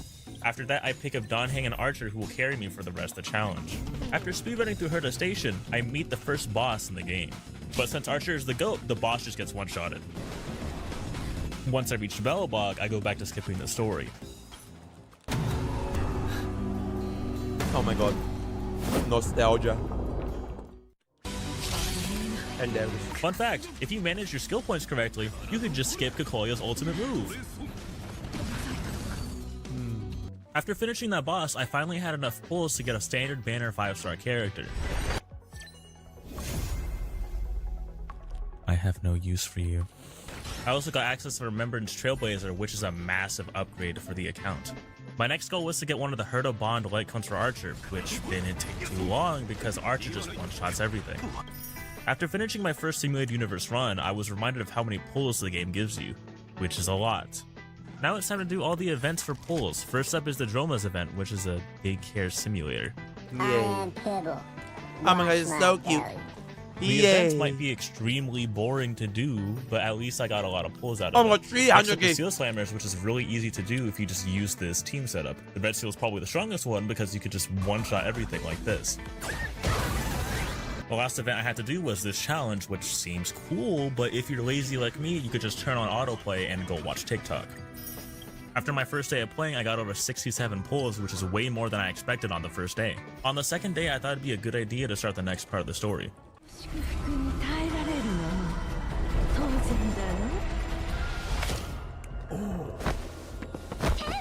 With that finished, I moved on to the Relic event that drops more relics. I grabbed a random support character and I grinded until I wanted to fall asleep. After an hour of grinding relics, this is what Archer's stats look like. Not the best, but decent for this level. On the third day, I went to clean up leftover quests that I had, but I also happened to get pretty dang lucky. Oh.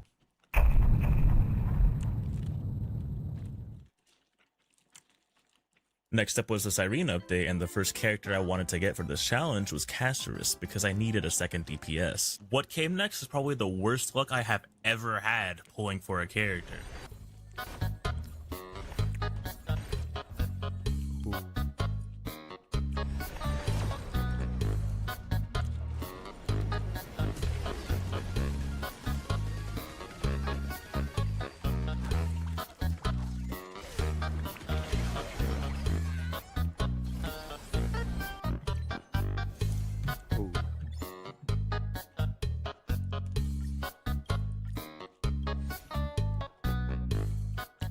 After that horrible experience, Yo, chat. Theoretically, what if that was Bob, guys? What if that was Bob? Will y'all show sympathy to Bob?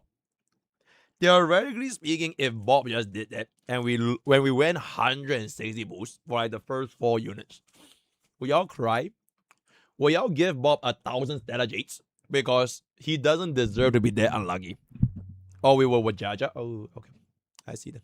I got my free run May and start to work on the new Snack Dash event. It's a pretty easy event where the person who wins is based on who throws the most trash. Yay. After getting some J's, I reached Heart Pity again and got Casterus. I leveled her up and used the new Relic event to get the worst relics you will probably ever see in your life. Getting this character was a very painful experience, but at least I'm doing triple the damage I was doing before. I then thought it would be best to do the Penacony story and just skip through all of it for the experience.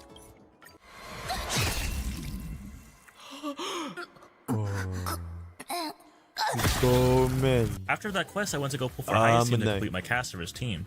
I thought I should mention that I won the 50-50 to get Hyacinth, and I instantly went to go tell my friend about it. Yay. After flexing on my friend that I actually won a 50-50, I went to go finish the Penacony story, which only took an hour because Casterus was able to one-shot everything. With Penacony finished, I collected my free stuff and I got to level 50. I also got Cyrene, which is a massive upgrade for my team. Yay.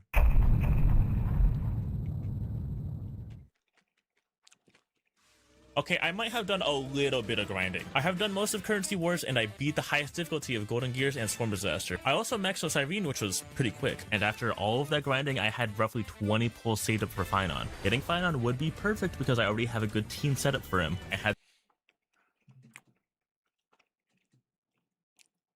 Okay, personally, as the HSR expert, I would not get Finon. Because, okay, unless he's doing this just for the 30-day challenge, right? Just for the sake of clearing MOC, then fine. Then he's gonna dump the account and he's gonna quit, fine. But like, if I were to make a Bob in 2026, pulling the Remembrance flagship, yes. But I would just make, because the game gives you a DHPD and Archer for free. Alright? Then you can just pivot into that for your second team.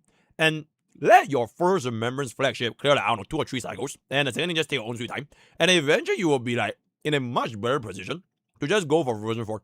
So that's what I would do. Yeah, but if you just want to speedrun emos, then it is what it is. For him. I had to reach hard pity again, but that's fine. I just Final mains are gonna get me. Okay, think about it. If he gets Final right now, who is he gonna use Final with? Cause he ain't got Sarija, bro. What's he gonna do? Ting Yun Bronya DHPD? You might as well literally just use Archer at that point. You know what I'm saying? to win my 50-50.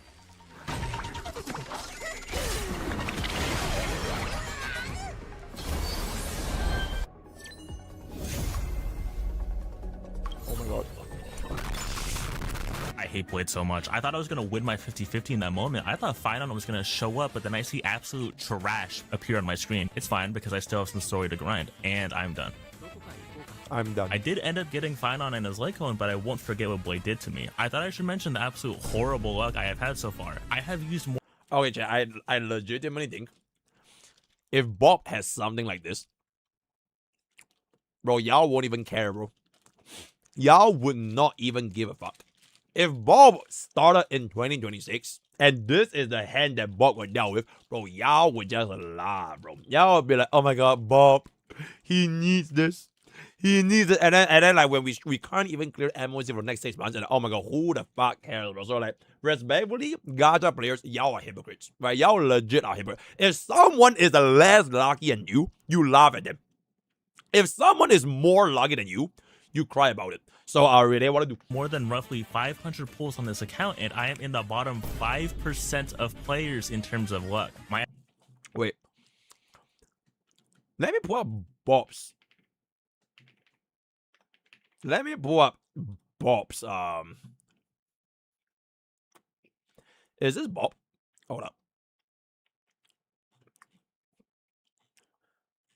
How do I see my I think I'm not sure if this is I haven't updated this in a while, by the way. I have not updated this in a while. But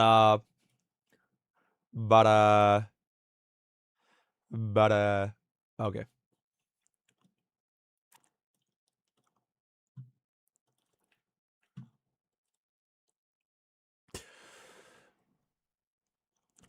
It could be a very different one. Okay, anyways, let's go. Average pity for a 5-star is 78. This is the reason why I'm focused on getting only 1 star in the endgame, because with Honkai, anything could happen, and I just so happen to get the worst luck possible. Yo, chat, stop crying. Here's a cookie. Yippee! For me. It is the last day of November. I have 2 teams that work well for the current endgame, and now it's time to see if I wasted the last 30 days of my life. All of them are leveled to 80, and most of them have their traces leveled up. I will mention that I probably should have gotten Tribby instead of Cyrene. Cyrene isn't a bad character, but she requires a lot of speed in order to work well. So if you see me struggle to get her ultimate, it's because her speed is comparable to a turtle. The first...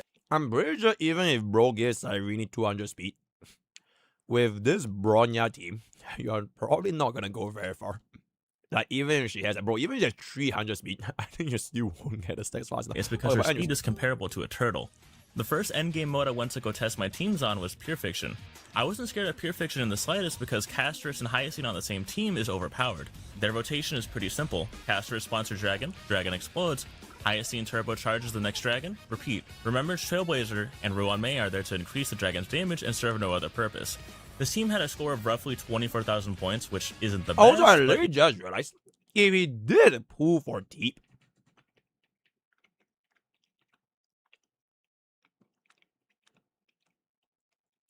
he's probably gonna end up running Casterus, Teep, Hyacin, and RMC, and then give Ruan Mei to Finon, which is... I'm almost certain it will be worse than Cyrene, even though Cyrene is really, really slow. Because Ruan Mei ain't really gonna do as much, especially when your Finon doesn't have Cervija, right? You have no Cervija and you have no armies to fight on. You only have like a Bronya. Then you slap on DHPD, it's gonna be DHPD Ruan Mei. DHPD Ruan Mei, Bronya, Finon. So no matter how you look at it, the team is kind of cooked if he were to get Teep. So I do think that when he put Cyrene, it's like the best thing that he could have done. Considering that he wanted to invest in Finon, right? I wouldn't have invested in Finon in the first place because I would have stuck with Archer. So if we stuck with Archer, maybe we could do something like the 4-star archer clears. Right, the one without sparkle. So you just go get yourself the let's just say for example Hanya. You can get like a, I don't think you will actually run Bronya unless you do the basic Bronya, and then you stick with the DHPD. It will be hella fucking cooked, but at least you save more pools for version 4. But this is a challenge anyways, because you want to clear as fast as humanly possible, right? So he doesn't really have a choice. So but it's good enough. Next up was the Finon team. You'll probably notice that I put Cyrene on his team and not the Castrus one. This is because Cyrene lets Finon stay in his ultimate form forever. This lets me avoid having to build up Finon's ultimate again after it ends. Fair warning, Cyrene with Finon is usually a bad idea, because Cyrene takes forever to get her first ultimate in his teams. But, because I know it's going to be a long fight, her buff for Finon is worth it. Although Cyrene's ultimate took an entire cycle to charge, the moment I got it up, all I had to do was buff Finon, use his ultimate, and alternate between using counter and his skill for the rest of the fight. Using this method, I got enough points to clear Pure Fiction. It's a 1-star clear, but I'm yay, a clear is a Apocalyptic clear. Shadow was the next test, and honestly, I had no clue if I was going to beat it. There is a Quantum League boss, so I could just use my caster's team on it. The problem is that the other boss is not weak to physical damage at all. Finon does have the ability to implant weakness, but the boss still takes less physical damage. The main mechanic of the boss is to kill the flowers the boss spawns in, but if all of them take less damage, killing them takes forever, which leads to the main problem, Finon's ultimate duration. Finon's ultimate form was a challenge to manage and time correctly. I ended up using most of his ultimate to kill the flowers, but I had no turns left to actually damage the boss, you know, the main part of the fight. So for most of the damage phase, I would have to actually rebuild his ultimate, which was extremely annoying. I wish there was a way to have his ultimate form last forever. Oh wait, there is. Cyrene's buff comes in clutch again. However, I have to take her away from the Caster's team. Caster's should be fine because the boss is weak to Quantum and Ruan Mei will be there to help break its weakness. So they should be fine, right? Whoa. Okay, that is. Yeah, and I want to. Tree. Huh? That went horrible. But they did kill the boss and got half the points needed for a clear. Now I can finally use Cyrene with Finon. It's the same exact method I used for Pure Fiction. The moment Finon used his ultimate, I could just press auto for most of the fight and go on TikTok. I'll be honest, looking at a 1-star clear kinda hurts, but a clear is a clear. A clear is a clear. It's time for the last endgame mode, Memory of Chaos. If this account can clear, I wonder how long it will actually take, bro, to clear Anomaly Arbitration. That should be a challenge, by the way. How long would it take for a fresh account to clear Anomaly Arbitration? Yep, maybe somebody can do the challenge next time. At this point in recording footage, I was getting fairly tired because at this point I spent roughly 3 hours on the previous 2 modes on the same day. Oh, boy. I didn't want to think, so I let autoplay decide my fate. One of the requirements for clearing Memory of Chaos is just having no down characters, but deep down I really was hoping my 2 teams could get a 3-star clear. Casters should be able to beat the boss within 5 to 6 cycles. Well, that didn't go well. It was like seeing a dream of mine get shattered. When I saw this, I dreamed of a different timeline where I actually got lucky enough to get Tribute for my Caster's team. Now it's Finon's turn in Memory of Chaos. I did the exact same strategy I did for the previous 2 modes, and Finon was actually able to clear within 5 to 6 cycles, unlike Caster's. Whoa! Finon clear faster than Caster's. Holy! Okay, 2-star Aussie is real. I do feel proud of Okay, myself. Aussie, bro, 35 out of 36 is really, really good, though. I think he literally only missed 2-star, and 1-star.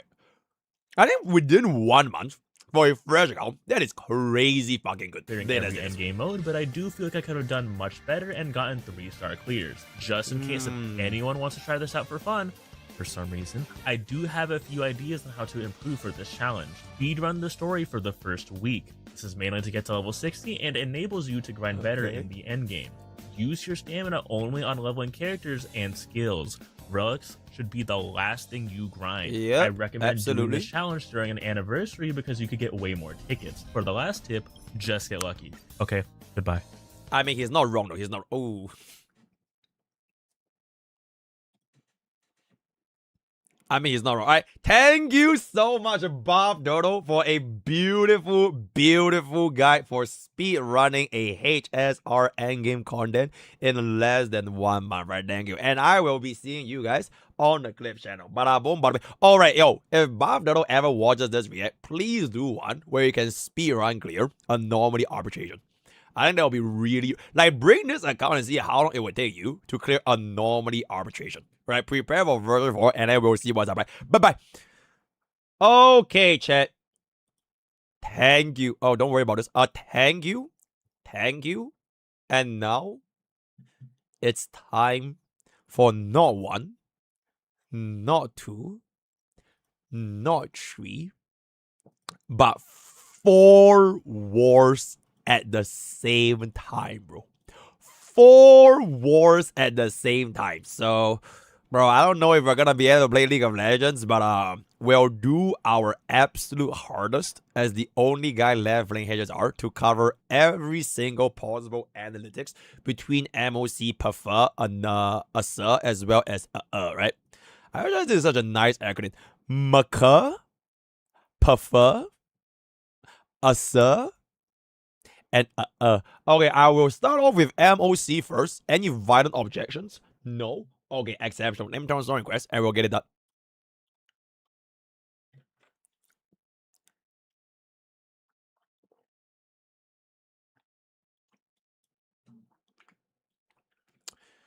Yo, is my editor alive? Iru, are you watching the stream right now? You have 5 seconds to reply. In 5, 4, 3, 2, 1. Okay, editor is probably overworking. I think here is exactly how we're gonna structure this, because I don't think anyone on YouTube. Okay, chat. Actually, I will ask you guys this. Right?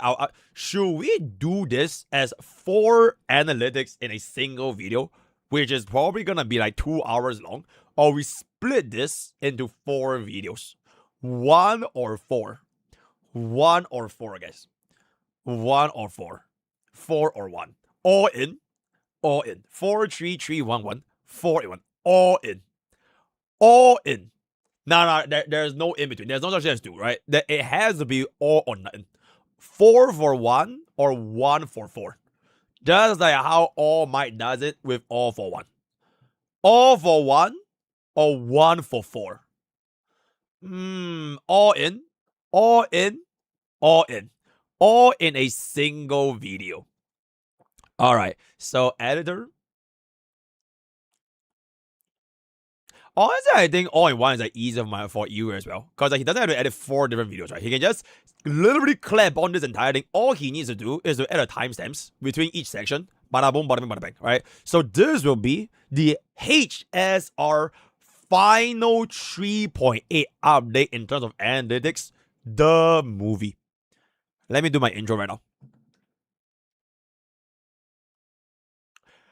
I just went ahead and compiled not 1, not 2, not 3, but all 4 analytic contents within Private.gg regarding Honkai Star Wars Endgame content between Memory of Chaos, Pure Vision, Apocalyptic Shadows, as well as Anomaly Arbitration. Take a look at every single one of their clear cycles, performance, appearance rate, as well as team comps. So without further ado, stay back, buckle in, and this is gonna be a bumpy video. HSR Analytics, the movie.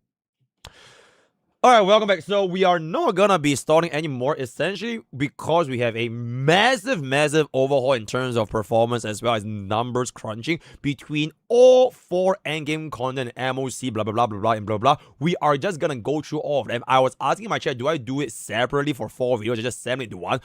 Turns out everybody wanted to do for 1, so all for 1 is going to be right. So this is gonna be our MOC analytics last update on the 10th of January. Don't use the data to compare pool value. Unfortunately, it will never happen. So we can just kind of ignore this. Blah, blah, blah, blah, blah, blah. Let's go right now. Jumping right in. I ain't even going to stall. Boom skis, right?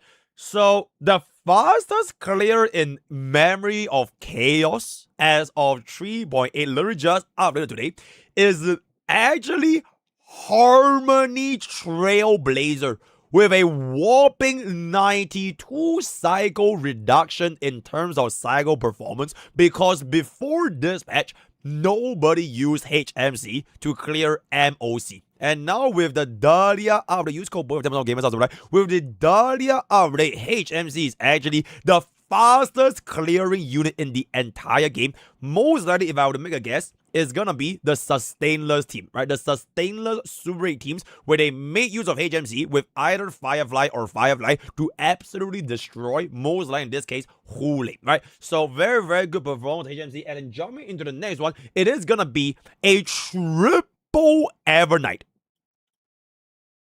Crazy. We have a 2.75 for main DPS Evernight, 44.22 which is sub DPS for Evernight against the Castrus team, as well as I'm guessing this is the aggregate for both combined into one, where they take all into consideration. So once again, Evernight proving herself to be essentially a one-off, if not the fastest clearers in this MOC, most likely because people that own Castrus might not have Evernight, but people that have Evernight probably do have Castrus. A little bit similar to like the Aircross performance with or without Jiao way back in version 2.5. So that is gonna be there. And the next unit after is actually Cyrene, with a whopping 52.32% appearance, coming in at a 7.96 cycle average, which is frankly speaking absolutely exceptional, considering that we are probably going to be using Cyrene in a lot of not just Remembrance flagships, but also Remembrance flagships. So that's going to be that. And then going into the next unit is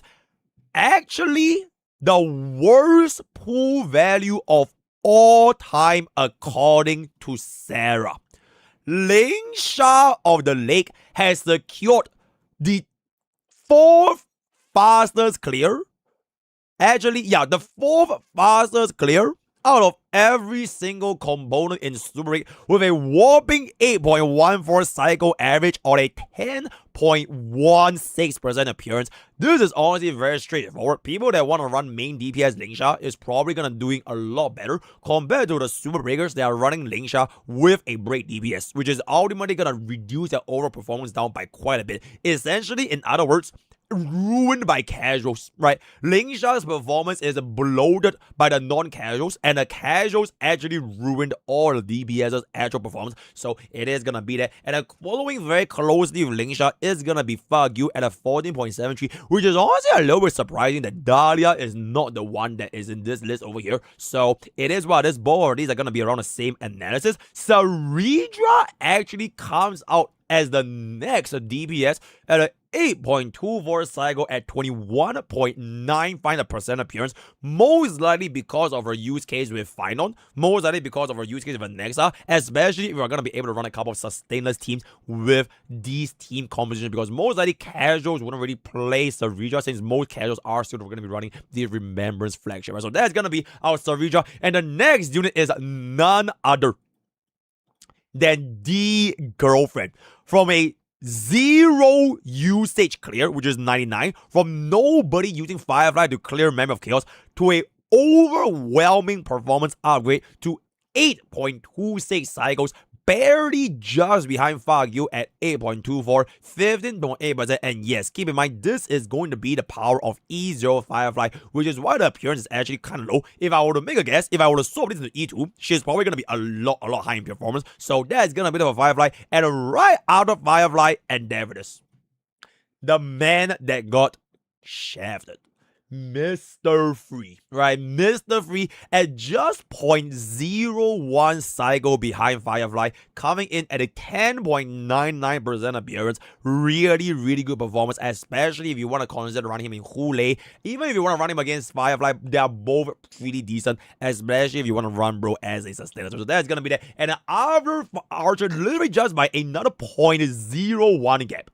So these 3 units that are literally all by a 0.01 gap, Firefly, Archer, and now Casterus, the Amphoria's girlfriend. Now, the thing with Casterus being the Amphoria's girlfriend is that her appearance is ultimately the highest out of all the units we have seen here, right? At a whopping 55.52% appearance, thanks to global passive, thanks to Remembrance flagship, and thanks to her giant swing. So very good performance for Casterus. Not too much to be said over here. And closely behind is gonna be Hia, which everybody already know how good she's gonna be. So anyone do. And Dahlia is our latest break support, coming in at 8.34, which will bring us a runner for the very first row in our MOC clear data. And then jumping on into the remaining category, we do have ourselves a brand new DOT before Bout Black Swan. So I can only imagine what she as well as Sparkle are gonna be able to do after their buffs in 4.0. So I'll be waiting for them to stay tuned a little bit more.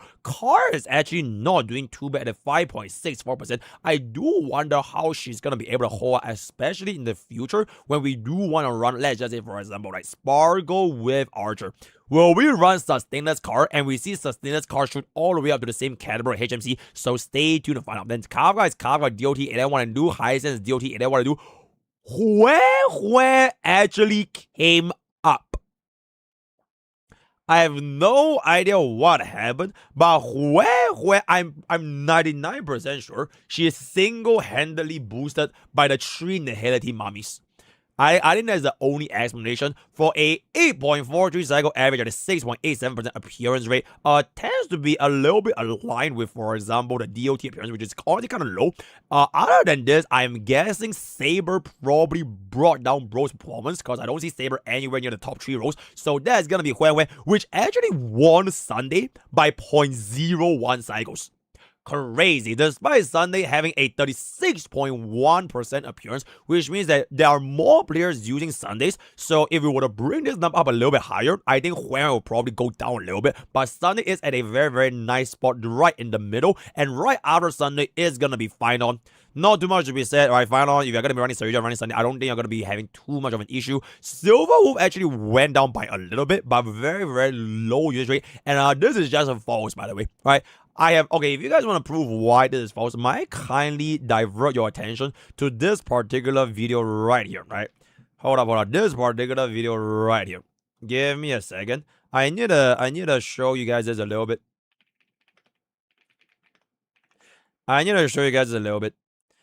Alright. Okay, let's take a peek over here. So this was literally last week. I don't know what is my editor saying for this particular video over here, but let's take a peek over here, right?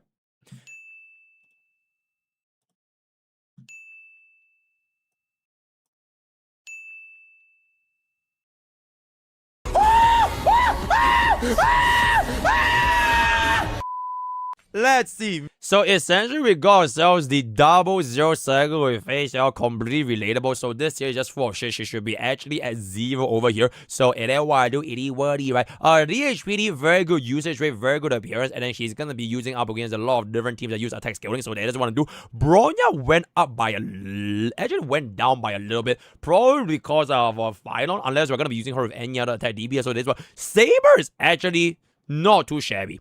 Okay, you know what? I take it back. I think Saber actually, no.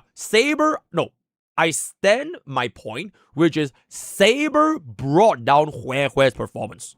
Because we only have a 3.49% Saber. If Saber did not exist, I could potentially see Hue being exclusively tied to DOT, and it will be more aligned with the DOT performance overall, right? So that is gonna be Saber. And then we do have Aglea at a very low. We are closely behind with her best friend, Anexa, right? Ooh, I do think that Anexa cycle went up by a quite considerable amount, by almost by 1.43 cycles. So hopefully Anexa main DPS is going to be able to find a little bit more of a home in the upcoming versions. I don't think it will be that bad because let's just say, for example, if Sparkle is going to be getting buffed and she's going to be buffing up all of our, skill points, all kinds of stuff, we could potentially see Bro coming up a little bit, right? So we're gonna run Ceridra. Maybe we don't even need to run Sunday anymore. We can just run Sparkle, and we'll see how that's gonna be going. So very, very good. Acheron as the bomb of a version 2, right? Look at Acheron and look at Facial. Look at Facial and look at Acheron. Yes, so TLDR, Facial absolutely destroyed Acheron. It is what it is. Move on. Nobody cares. Now it's gonna be Teep.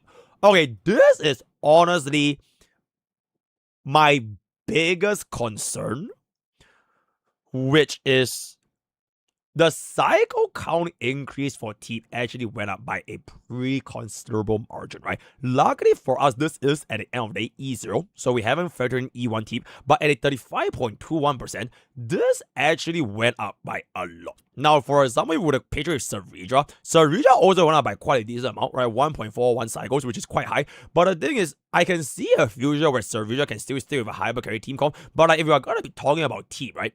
Her performance in this kind of single target content is really, really hard to scale. So if Virgin 4 were to continue their pace of sticking with this kind of single target environment, for example, we know the next one is Firefly Set.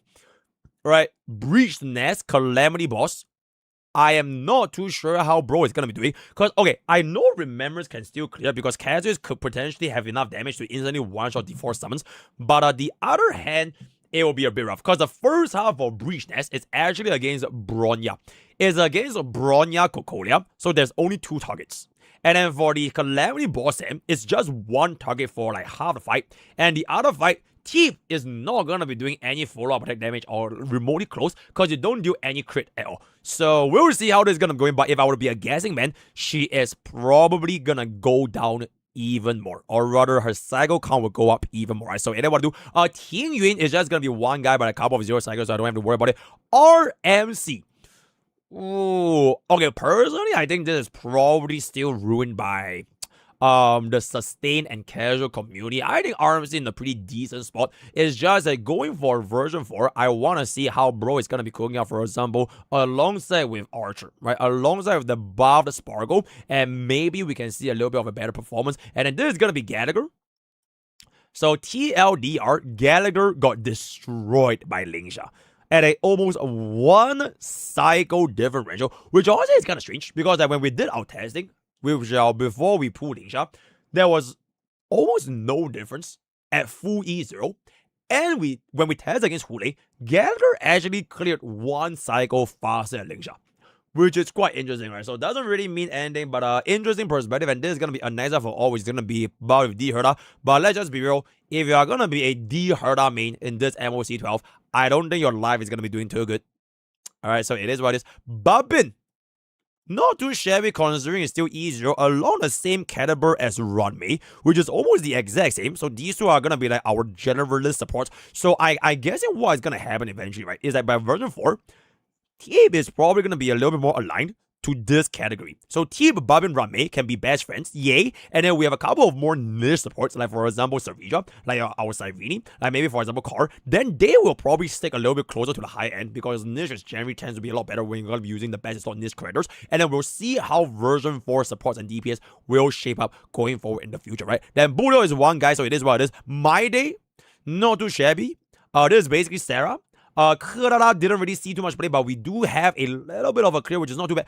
How the hell did Kerala clear faster than Yingli, by the way?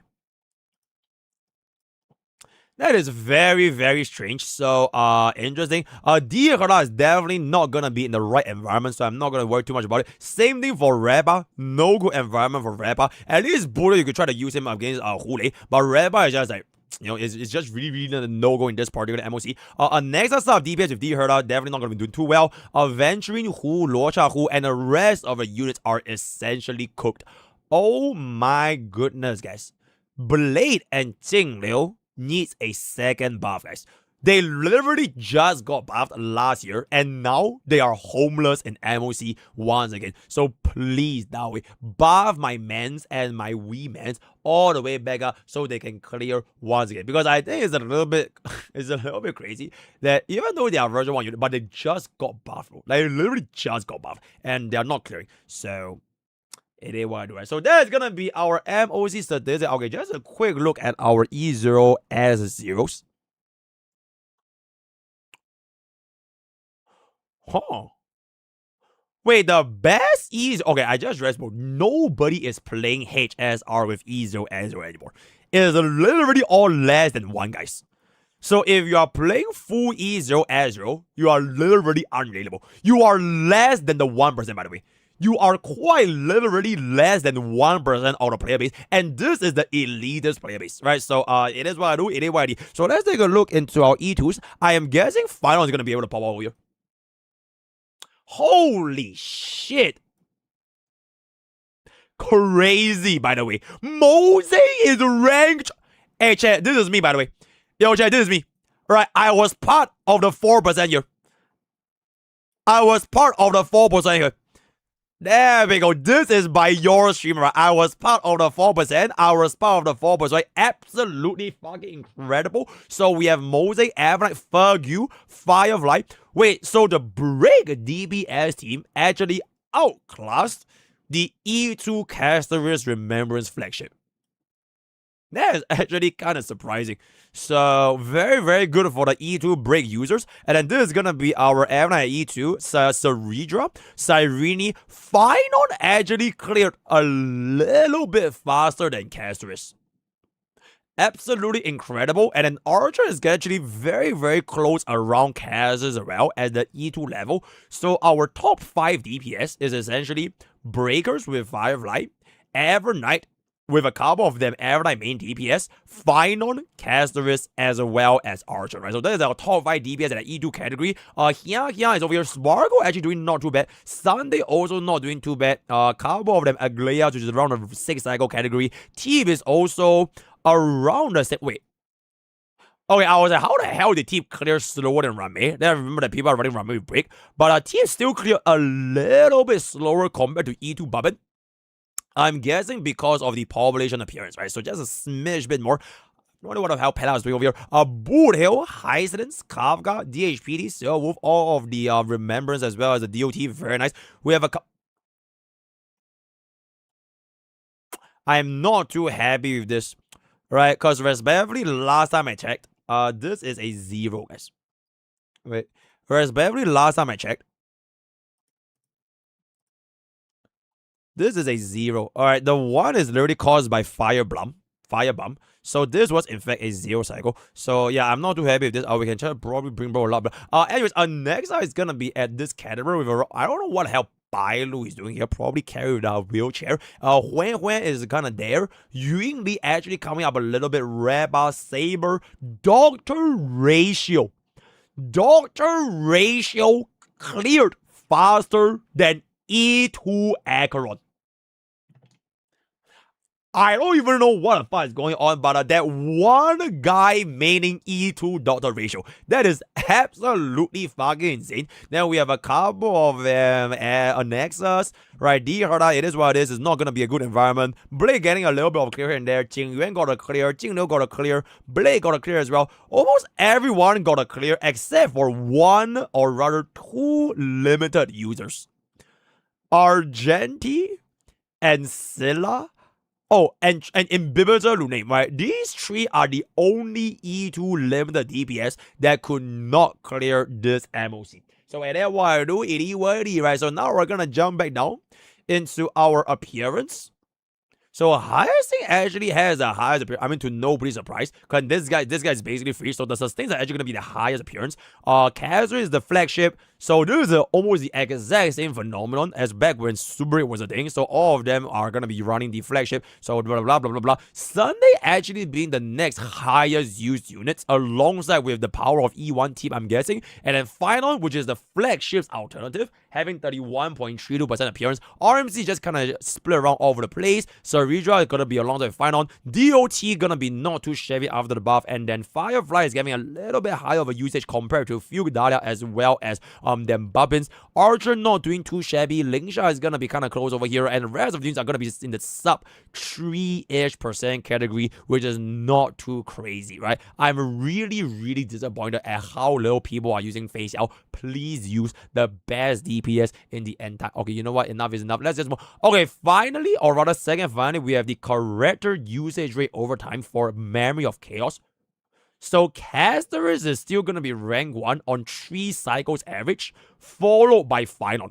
So as long as you invested in Casterus or Final, your performance should be in the tip-top position, right? So this is going to be the flagship team, and then this is going to be the flagship alternative team. That being said, Hyacinth, or rather Hyacinth, is not falling too far behind, and I can only see a world in which Hyacinth go up again, because Black Swan is getting buffed. So we could see a Hyacinth, Black Swan, Kafka, fuck that shit, slap it on with a Sustainless, get like a Bubbin or something. It might be really good for the DOT main. So we'll see how that's gonna be going. Evernight, the appearance is honestly a little bit low. So it is what I do. We have Archer still maintaining top 5 with 6.8% usage, which is very close with. Wait, since when did Saber clear faster than Anexa? That is strange. I didn't expect Saber to clear faster than Anexa because we don't even have like a best in slot Saber team that's updated by version 3. Like, Saber is legit using version 2 supports. Right? She is using Babin, Sunday, and Huan Hui.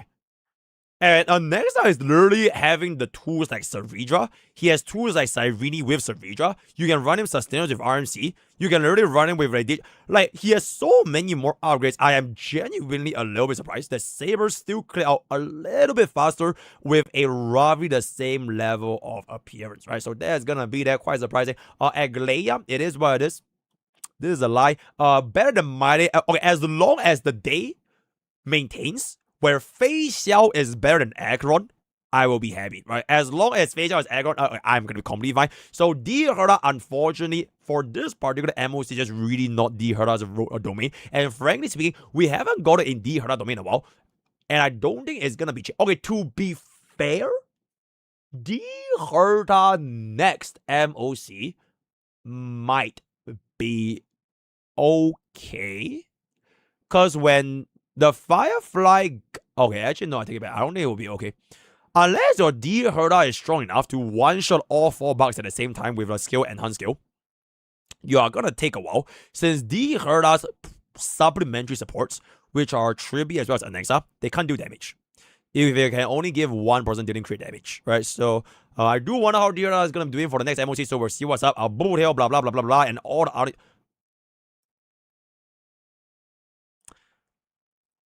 Okay, the good news for Firefly mains is that I know for a fact this is gonna improve. Right, by Breach Nest against Evil Firefly, 100,000% she's improving. Because it is low-key designed for breakers anyways, right? So you are definitely gonna be coming up. I'm guessing around this tier. I'm just a little bit surprised that Boot Hill managed to stay here and Firefly couldn't really make it. But I'm absolutely positive Firefly is coming up.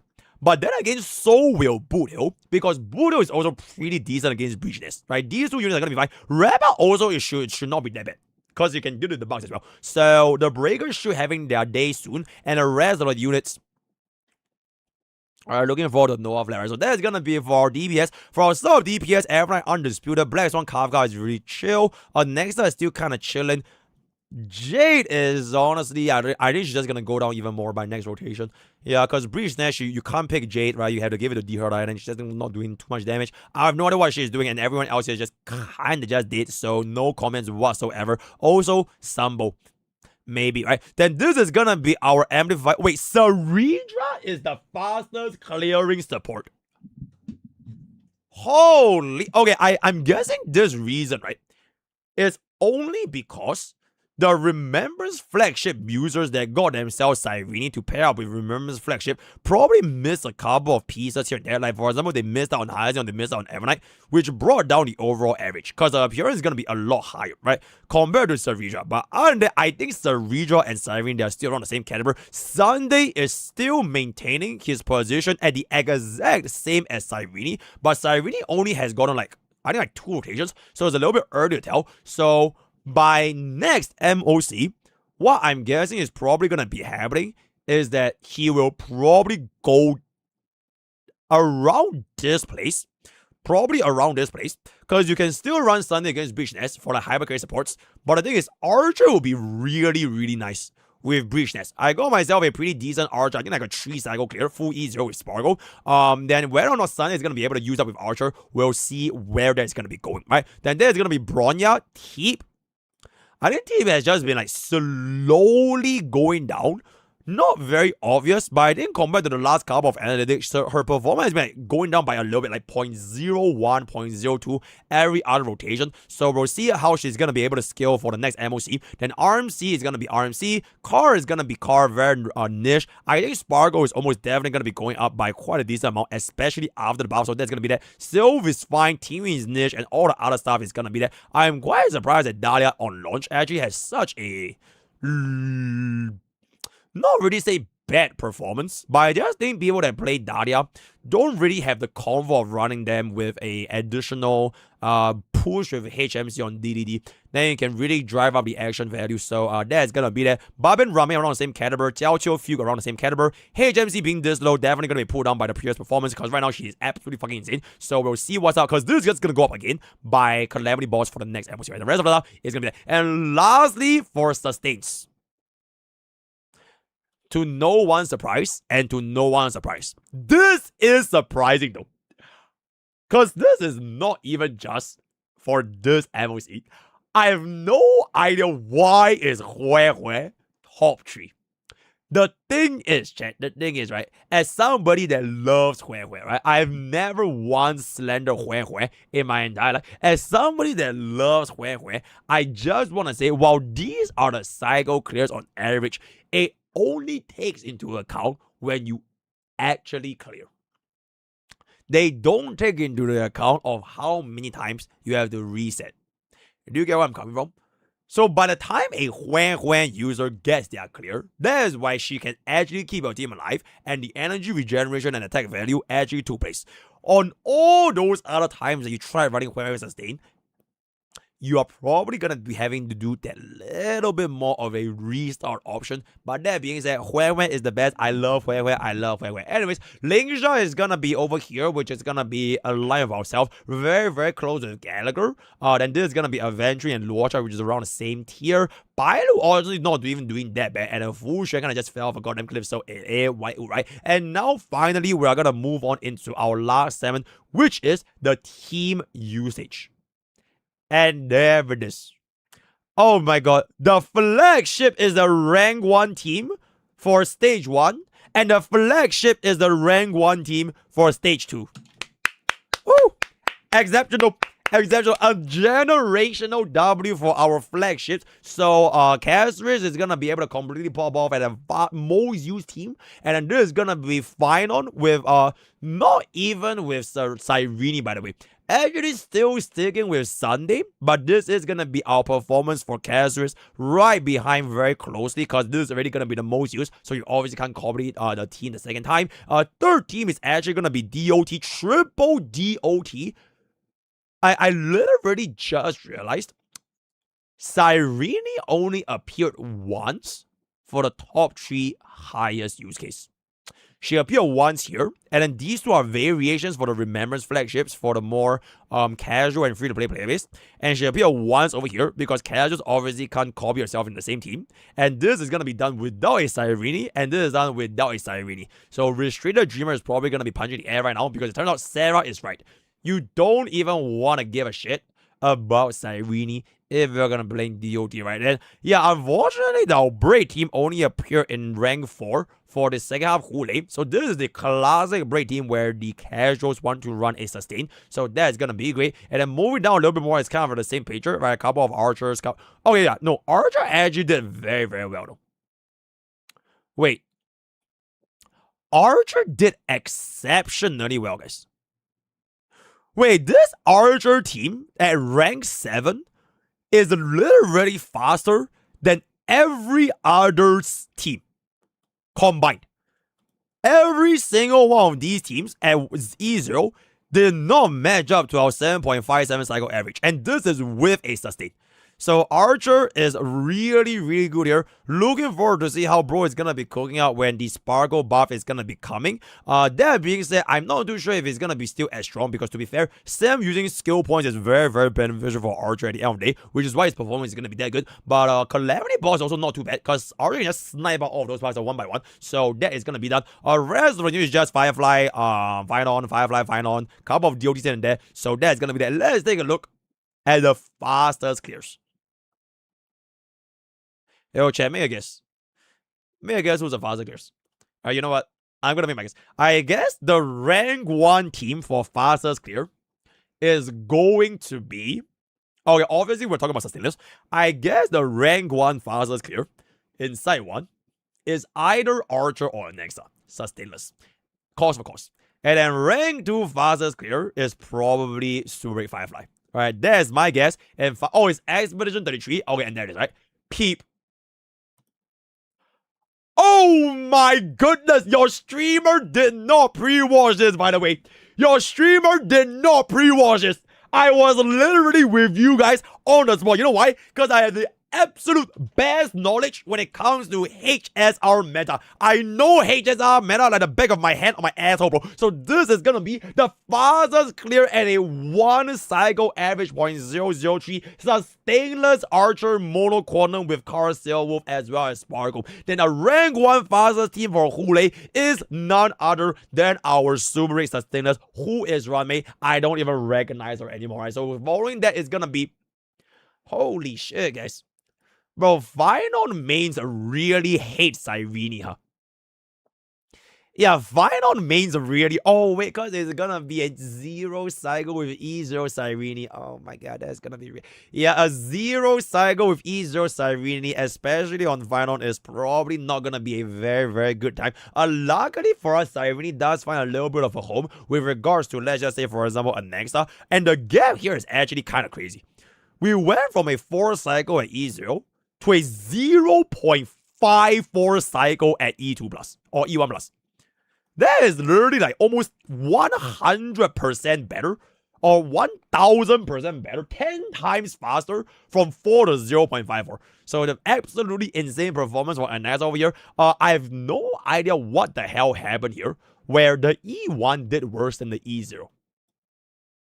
Probably a light spender that has no idea how the game works, so it is what I do. Same thing for this final, by the way. I have no idea how this E1 clears slower than the E0, so it is what I do. Going down a little bit, I want to see some other teams. So this, what the fuck is that? Is that car? Wait, chat. Car is clearing on all 3 variations with Evernight. Because this variation of Evernight is going to be running car. This variation of Evernight is going to be running car. And this variation of Evernight is going to be running car. Not a single fast Evernight clear actually ran Tribby. Tribby didn't even appear for a single Remembrance flagship. She only appeared once for Finon and once for fucking Yun Li, bro. Yeah, single target environment is really rough for Tribby. Alright, even if you're gonna be getting the E1 Tribby, which is 1.86, is super fucking nice. But single target is unfortunately single target end of the day, right? So that's gonna be that. Firefly Sustainers is honestly still doing very well for the 7 despite the weakness break Sam. With a couple of Saber runs here and there. Boot Hill not doing too shabbily. And the rest of the team, I don't think we need to worry about it that much. Because it kind of be the same thing for Final Archer and Nexa, Final Archer and Nexa. Couple of DOTs in there. And that is going to be our MOC data statistics. As much as I would like to fill out one by one, like the best teams for each team, like I would do for like previous and edit, we are already at 35 minutes, and I have 4 spreadsheets to go through. So now we are gonna be moving on into the next data, and that is going to be pure fiction. And there it is. Wait, actually, before we go, I have to know. I have to know.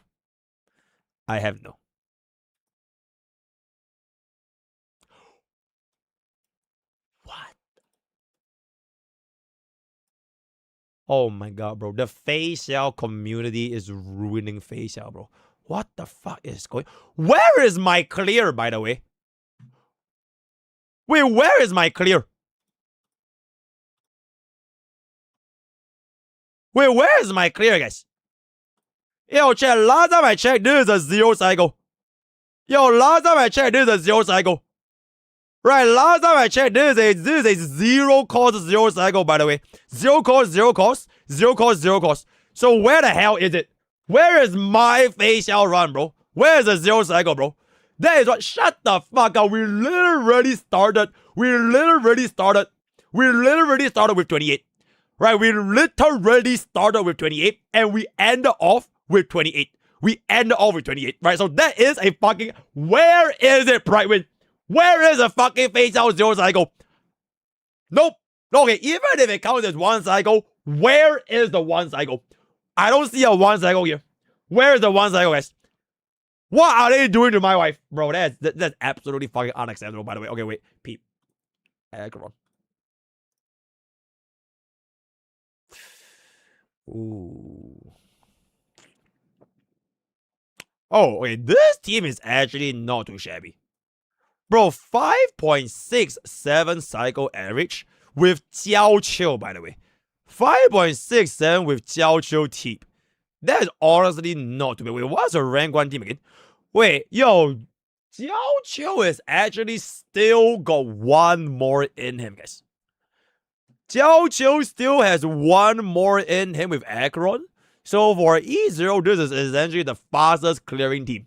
Right, then we have a couple of variations between Car and Sailwolf. It's all like a mix. It's literally just a mix between these three, pick two, and you're more or less okay. Right. We have a Dogron clear, which is kind of crazy. So, alright, no more stalling. Let's move on to pure fiction. Endeavor this, right? Alright, let's take a peek over here. Oh, okay, so to nobody's surprise, the Remembrance flagship is doing Remembrance flagship things. Is anyone surprised? I see. Okay, so no one's surprised. Exception. So Remembrance flagship tier 1. We have a couple more Remembrance flagship users. Lingsha is clearing that much faster compared to the next DPS, which is once again proven by the sustainless clears with Lingsha being the DPS. So that's gonna be that. HMC gonna still be used with alongside a couple of different. Reba also once again, to no one's surprise, is gonna be the fastest clearing super DPS in the AoE environment. So that's gonna be that. Fagyu Dahlia is gonna be around the same caliber. Firefly honestly have generational improvements though. We literally went up by almost 6,700 points in pure fiction. That is kind of crazy. For a unit that literally could not... She's tier 1.5 pure fiction, by the way. 1.5 pure fiction, and we went up by almost 6,700 points. Way. So that is gonna be like a Firefly completely destroying Bumgenti. D Herda, honestly, she still got a very decent improvement for like 51.72, so that's gonna be fine over there. Anexa is doing Anexa things. Baby Herda definitely brought by D Herda as well. And this is gonna be our Lurcha, right? Not too shabby. Anexa, Jade, My Day, okay. Car, Himeko, rest of the stuff is just not gonna be doing too good. Okay, actually, I'm kind of surprised the amount of lack of 30k clears at E0 S1 on average.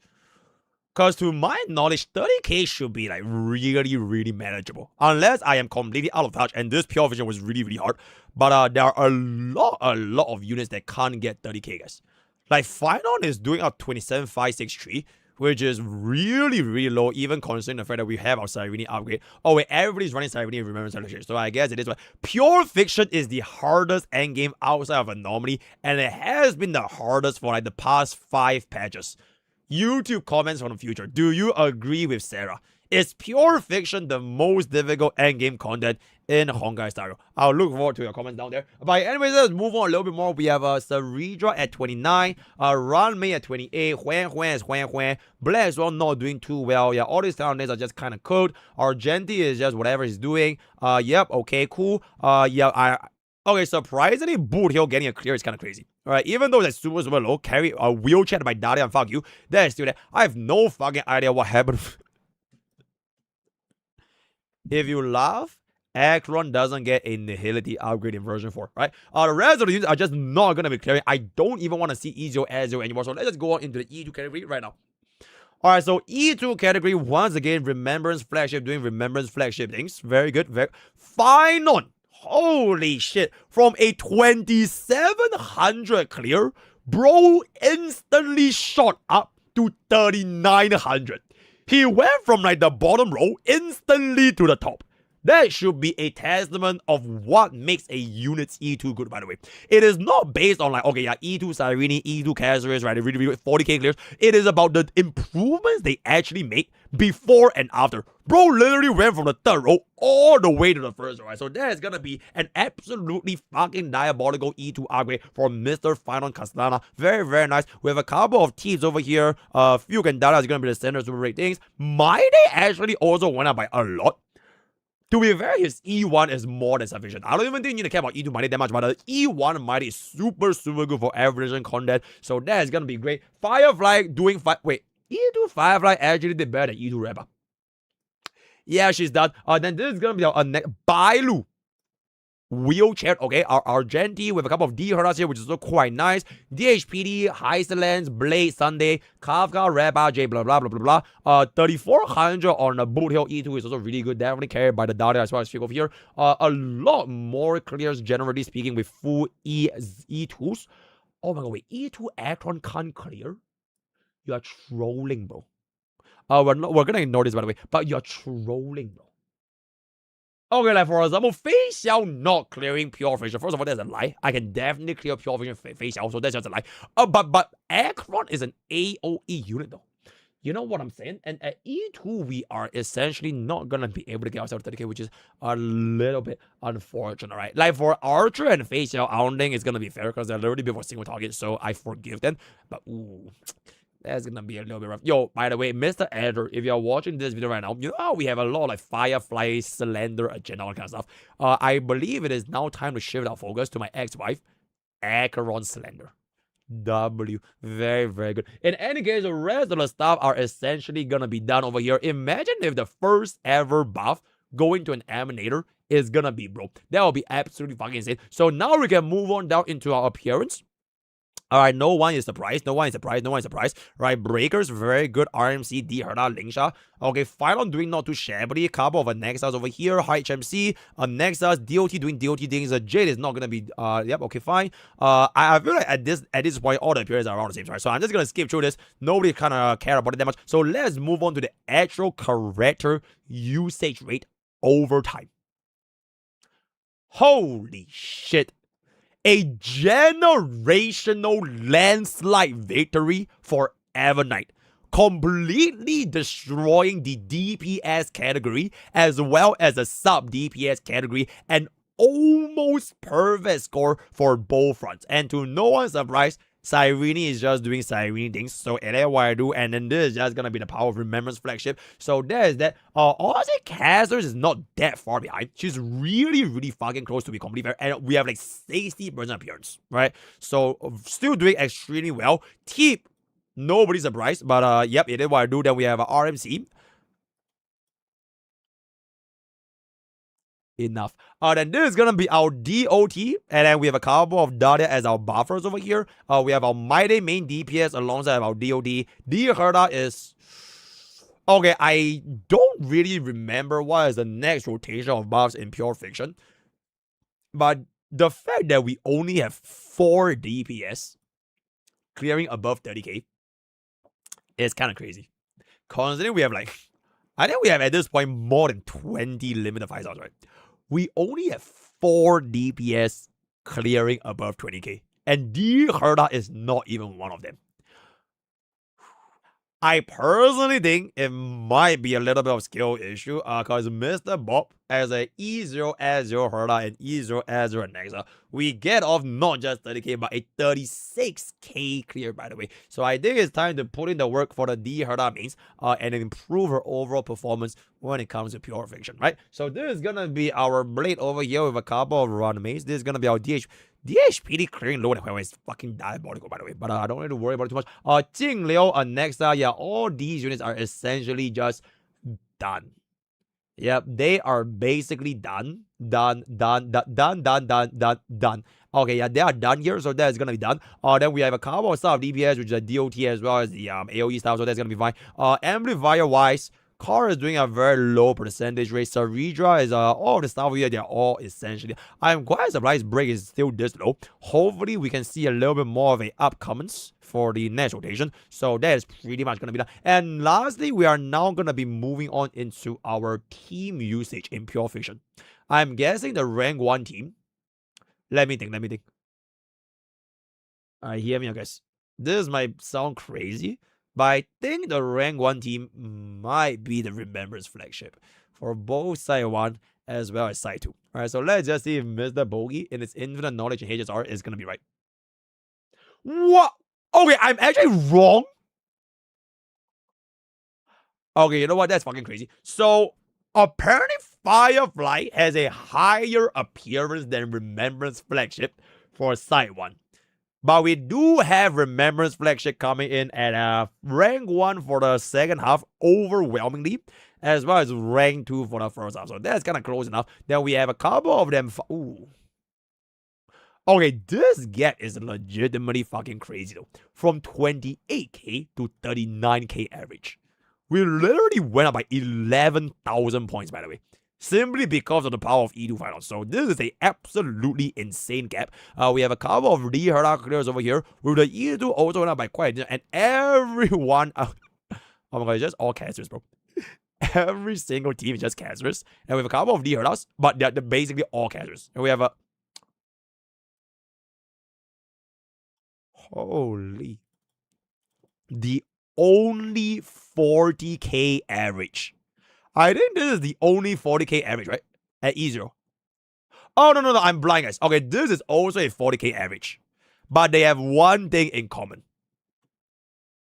Higher scene and never this, right? So that is gonna be that. And the rest of the stuff is gonna be our breakers, couple of DOD over here, and then final is just not gonna be doing too good. I really am quite surprised at the lack of Cyrene users alongside final, which just do be kind of crazy. So this is gonna be outside. Oh wow, holy. Okay, wait. The Cyrene team with E2 almost 40k. Yes, because with the power of E2.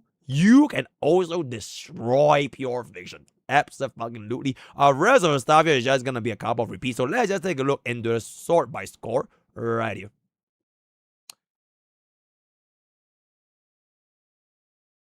What the fuck is that, guys? What the fuck is that? Is that a E0 Cyrene RMC Bobbin and Hyacinth? What the hell is a Cyrene main DPS? A Cyrene main DPS player. Holy shit, that is kind of crazy. That is actually kind of crazy. With a Bobbin. It's not even with a team, by the way. It's with a Bobbin. So, very, very exceptional. And with a... okay, to be very, very solid score. All the 40k clears is with Remembrance. Yep, is all Remembrance except for one guy. There is a single guy out of all the top teams that got a 40k, and he is none other than My Day Most, the only 40k clear out of the sea of butterflies, the sea of remembrance, the sea of hyacinth. He is the only guy that topped the 40k clear, which I think is absolutely fucking insane. So W My Day sustainless as well, by the way. Really, really good, really nice. Then going down, oh yeah, bro, it's literally just all remembrance. Everyone is remembrance except for this one guy. Yep, okay, yep. Okay, I really just think there's nothing else to be said. We have a couple of main DPS things. Okay, so it turns out main DPS Lingsha destroyed main DPS Firefly. I don't even see main... oh. Okay, so main DPS Firefly is just not a thing then when it comes to fast clears. We have a boot. Okay, here we go. Okay, so we have one for Firefly, but at E0 is going to be a lot slower compared to Boot Hill.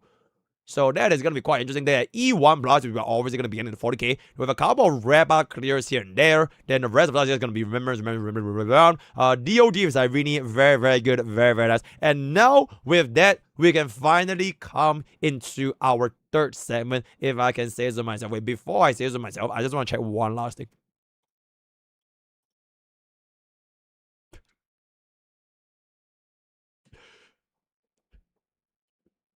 Okay, wait.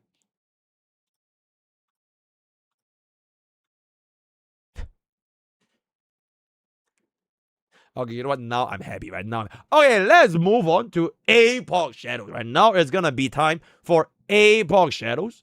All right, really, really good, really, really nice. Before we continue, can I please take a sip of water? Thank you, chat. All right.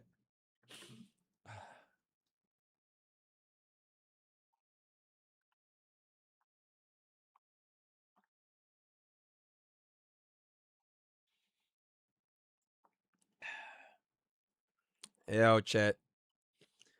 If someone gives me one sub, I will fart right now. No, I'm just kidding. Okay, anyways, we are now going to be moving on. Yo, by the way, I already recorded about that. By the way, we are now going to be moving on into Apocalyptic Shadow Analytics. No nothing. Let's take a peek right now.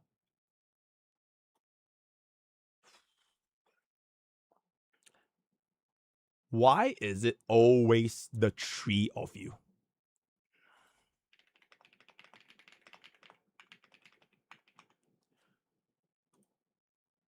It's literally always the three of you, bro.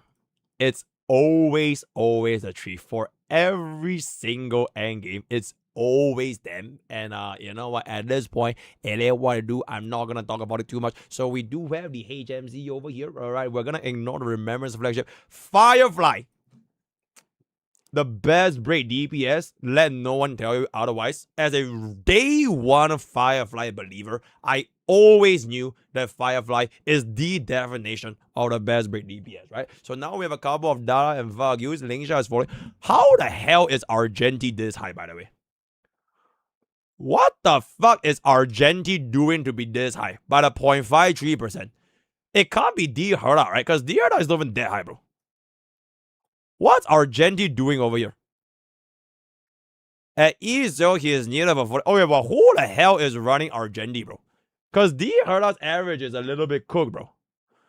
One Sarah run. Oh, it's one Sarah run. Oh, okay. Then this is going to be RMZ. We have a couple of Rame. Jade over here. Gallagher. Boothill. Most definitely going to be against Argenti himself. Teep is Teep. Pelop. And Galea is actually not too shabby. We have a Reba, Maide, Anexa. Saridra, Han March 7. Wow, Han March 7. Okay. Then we have a Tree.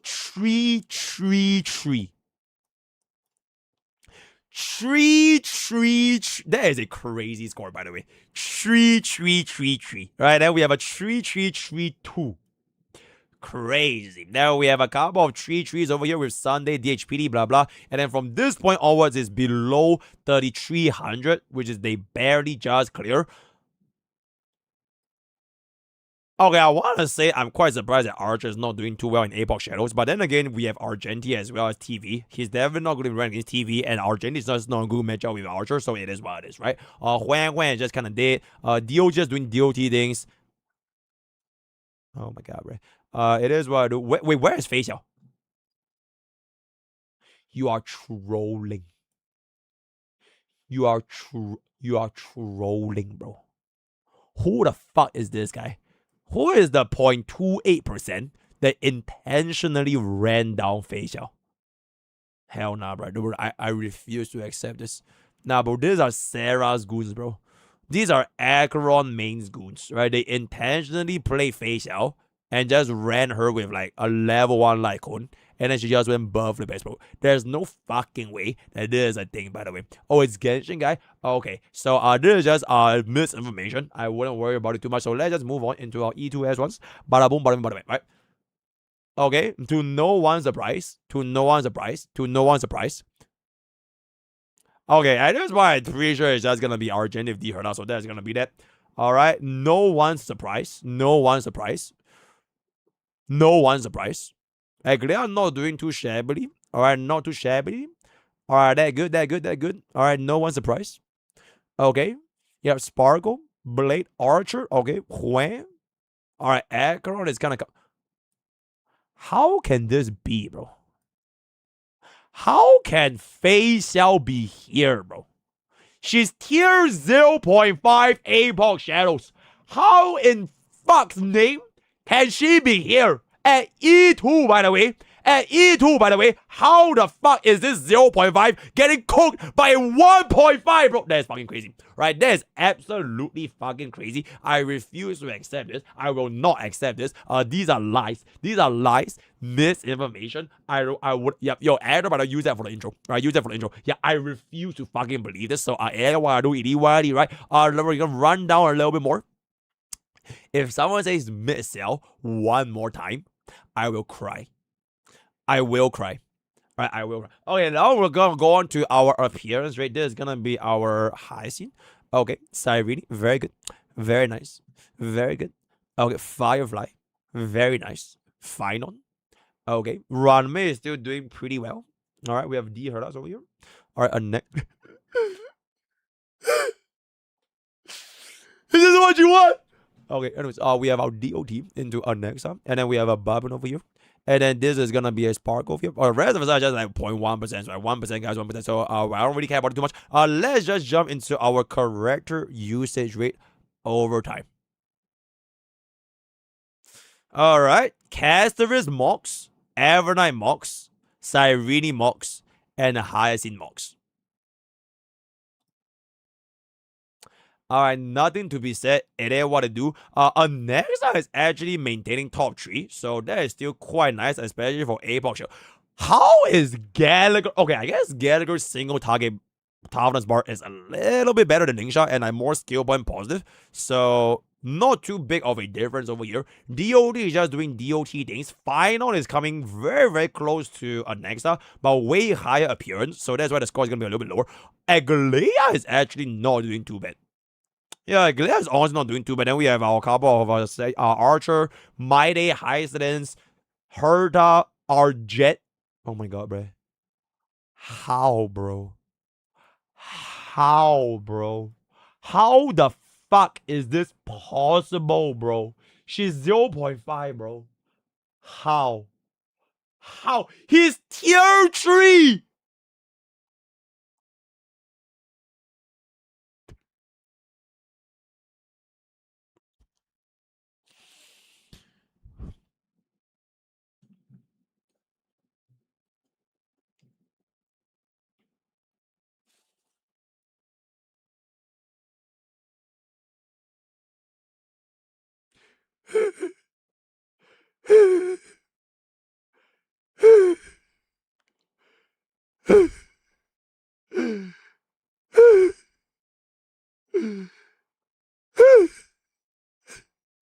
They don't want to do it, what it is, right? Okay, but anyways, yeah, I just refuse to accept this. But don't worry, I think she'll come back up very, very soon. So that's gonna be fine here. Evernight, Anexa, Kafka, blah blah blah blah. Okay, now I'm just depressed, bro. I'm just really fucking depressed by Apoc Shadows. Yeah, okay, yeah, Saridra, alright, Teep. Yeah, that's great. Okay. Alright, that's fantastic. Alright, that's fantastic. Okay, yeah, anyways. Hey, team usage rate, right? Oh, wow. Oh, wow. Okay, that's a lot of Fireflies. With a final clear coming in at rank 2 highest appear, and the rest of the stuff for rank 2, or rather side 2, is the Power of Remembrance flagship, and we have a couple of Anexa with D Herda clears. But everything else is just going to be Remembrance flagship. Side 1 is mostly dominated by Firefly. We have one Force Remembrance flagship alongside Final, and everything else is just going to be Firefly, Archer, Firefly, Dierda. Yep, so it's going to be almost the same team across the board, right? So very good. Let's take a look by the score, and that is going to be... Wow. Okay, that's really... Wow. Boot Hill mates. Well, Boot Hill mates are absolutely cooking though. Even though it's at by the 0.16%, Boot Hill is almost the fastest clearing side one. But it is a super small population. Well done, Boot Hill mates. I already know Boot Hill is super fine against Argenicals of the so bad on the Pocket Trick Shot on the book clones. But W Boot Hill. And then we do have ourselves the classic Anexa Sustainless. Alright, then we have a couple of rare bars. Right, then is that Han March 7th? What the fuck? I have no fucking idea how the hell do you run. I'm guessing you run Han March 7th with the buff on Dun's partner as well as the Shifu, both on the MC. I will call this the Harem team, right? This is literally Wise coming in to get both Shifu and Dun's partner, and then Wise will just slam up his skill, bada boom, bada bing, dream come true, and he's gonna get all the clears. So very interesting. Rest of the stuff is gonna be, yep, just a lot of break teams. And then for side 2 is just, yeah, basically Remembrance, Flagship, and Dierda. Couple of Mighties here and there, right? Okay, and there it is, right? And before we move on into the last data for today, which is gonna be Anomaly Arbitration, I have to take a look one last thing.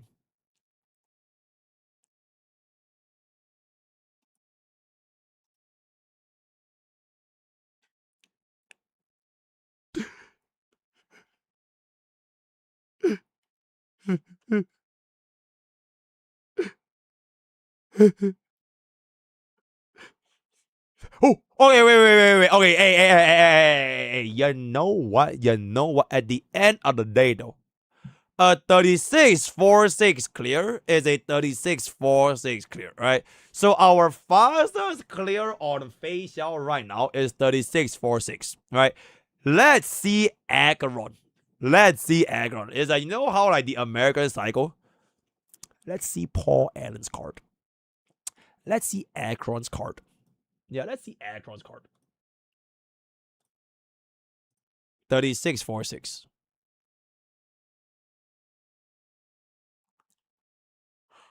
Okay, we're gonna ignore this because this is literally cheating with Dockeron. So this is ignored, right? We're not gonna count this.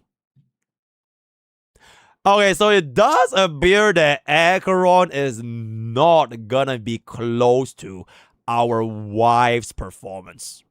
Okay, this was really close, 36-3-1, but we still won Acheron with a 36-4-6, right? We still won Acheron with 36-4-6. So basically, Fei Xiao is just the better. He's cheating. Right, Cyrene is an automatic disqualification because we have power of E2, Cyrene, and E2. So this is basically cheating. We're not gonna count it. Right, we're not gonna.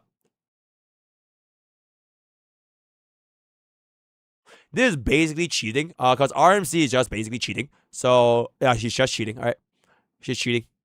Yeah, just cheating. Yeah, so basically, Fei Xiao clear. There's a shit ton of aircraft clears. Holy shit. Yeah, there's a lot. Yeah, so TLDR Fei Xiao clears. Okay, anyway, we are now gonna move on into our last data, and that is going to be my favorite game mode in Honkai Star Rail. Anomaly Arbitration Analytics version 3.8 featuring our super brave team comp with Sunday King as well as the 3 different rights. If I can say so myself, right? So without further ado, let's take a peek and see what we have right here for King, Knight, and Knight, and Knight. Right? Very, very good. Very, very nice. Right? So this is gonna be our Knights all. Okay, chat. Should we just do Knights all? Or do you guys want to split? Split or all? Split or all? Split. Okay, so y'all want to make this a 3-hour video. Okay, that's fine. Okay, actually it's not even that long because it is 1 hour and 4 minutes. I think by the time we're done with Anomaly, it is probably gonna be. Wait, actually, should we split this video up? So one is the original 3 endgame content, and then we do Anomaly Arbitration as a standalone. Because Anomaly Arbitration is really, really a lot of shit. You know what I'm saying? Yes.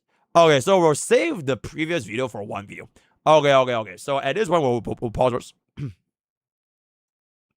So editor, just add in a interruption right before I jump into Anomaly Arbitration. So just add in this, right? Hey guys, MrPokke from the future. So my editor forced a gun to my head in game, and he told me I have to split this video into 2 so that we can have more videos for you guys. So therefore, I will see you guys on the next video for Anomaly Arbitration, where we have a detailed analysis for everything in Night 1, Night 2, Night 3, as well as Anomaly King itself, right? So without further ado, use code BOOK of 10% gamers. Word of the day is gonna be Fei Xiao is the best DPS in the entire game. If you say any otherwise, I will literally come to your house and set a clee bomb to your face in game, right? Join Discord, join use code POKE, 10% gamers. All the best. Welcome to see you guys next time. Alrighty, let me stop recording right here and let me just clip and ship it. All HSR endgame analytics. 3.8 update. Minus anomaly. Minus AA. Okay. Yo, thank you, chat. Thank you. Thank you. So that's gonna be our second video. Alright, we'll just do one more of this. And then after this, we can finally play the event, right? After this, we can finally play the event. Hold up. Hold up, chat. Let me ask you a question, guys. Let me ask you a question. Thank you so much. Now, my question to you guys is,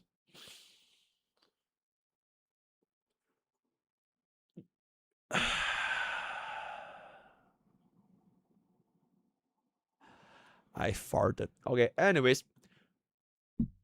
I just brought us with the most difficult endgame content in Honkai style history after my editor told me to split this video into two. And so without further ado, this is going to be the results for everything related to Anomaly Arbitration for Night 1, Night 2, Night 3, as well as Anomaly King. The results may shock you. There we go. Yo, by the way, I lied about it. I didn't fart. I never fart, by the way. It was a joke, right? You guys couldn't even hear any, so it was literally just for me to get engagement, right?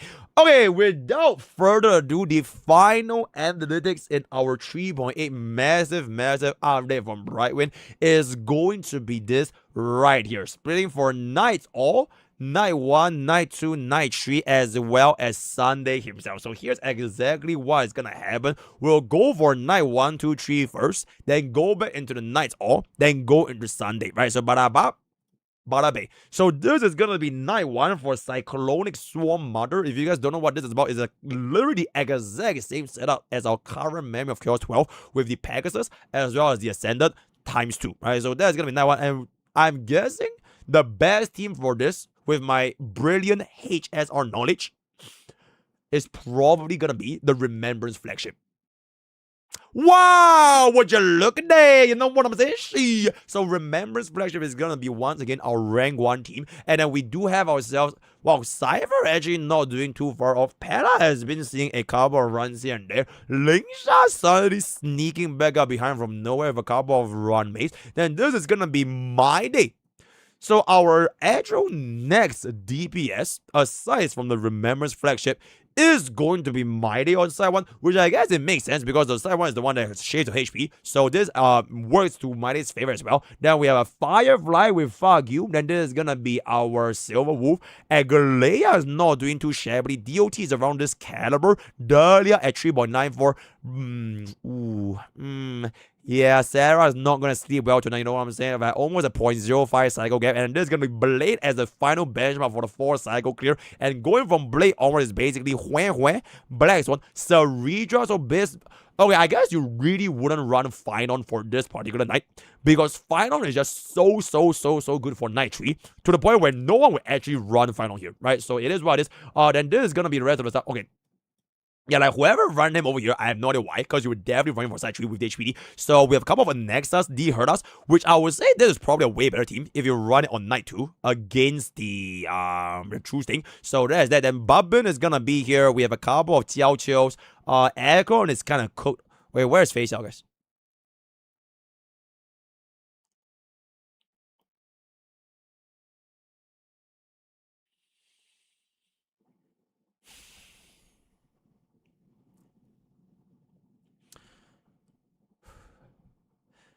A lot of lies has been said in this stream today.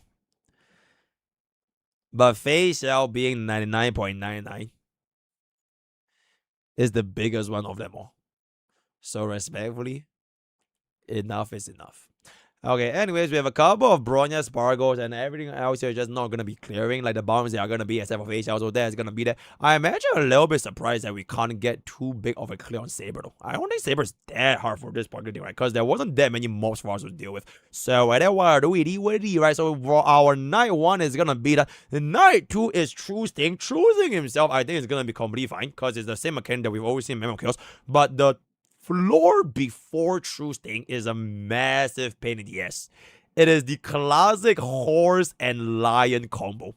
The Uma and Ban Yue combo. If you guys have fought Anomaly Arbitration ever since the first cycle, I think these two elites are probably like the most annoying elites in HSR history. Where the lion can summon the bats, and both of them have this charge attack that if they slam on your face, you're probably either losing like 90% of HP or you lose your energy. Super fucking hard. So let's just take a peek at how True Sting is going to be. My personal assumption on the best performing team in True Sting is probably going to be Remembrance flagship. Let's take a peek. Oh, and there it is. Okay, actually, you know what? It's a really kind of close with Super Braid though. Remembrance flagship and Super Braid are like really close. Right? We have a couple of Evanites. We have the HMC plus Valkyrie with Firefly actually cleared faster on average than Caceres. Very, very surprising. That is super fucking surprising. So that is gonna be a 3.02 victory. In fact, the entire HMC Fugue Firefly Daria flagship, which is the Sustainers break, did very, very well for Night 2. Because the only one that actually outcleared Firefly was, I'm guessing at this point, Evernight, with a main DPS at a 2.86. Alright, then with a couple of Sirenies here, Lingsha is just chilling. Castris is 8.88%. Rame is gonna be the alternative for HMC. Reba also not doing too badly for this particular season. Yeah, I know there's a crit debuff, right? There's a crit debuff, but chat, it's Firefly, guys. It's Firefly. Enough said, right? And this is gonna be Boodle, and then we have ourselves the Gallagher over here. DOT also doing very, very well. And this is gonna be our RMC, where is just riding the wave alongside with our DOT. And then this is gonna be our Ceredra. Very, very good. Hardmar 7, My Day, Car.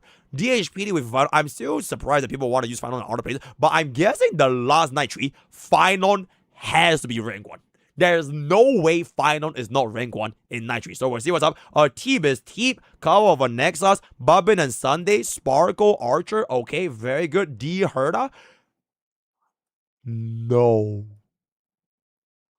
No, bro. Oh wait, Acheron also couldn't clear. Okay, you know what? I'm fine, right? At least Acheron also could not clear, right? So that's gonna be completely fine. And in fairness, I think this is actually better than Acheron because we are like 99.9, but like we almost cleared. And then those are just a really, really bad clear, right? So I think that's a very good victory for us face out mains over here. So we're now gonna be moving on into Night 3, Judge of Oblivion. Check out our early access video if you don't even know how his mechanics works. I personally think Final should just monk this. Like the shield mechanic for DHPD, the counters, the bouts, everything is just perfect for Final. So if Remembrance Flagship and Evernight still becomes a rank 1 clear, I'll be extremely surprised. Final, are you him?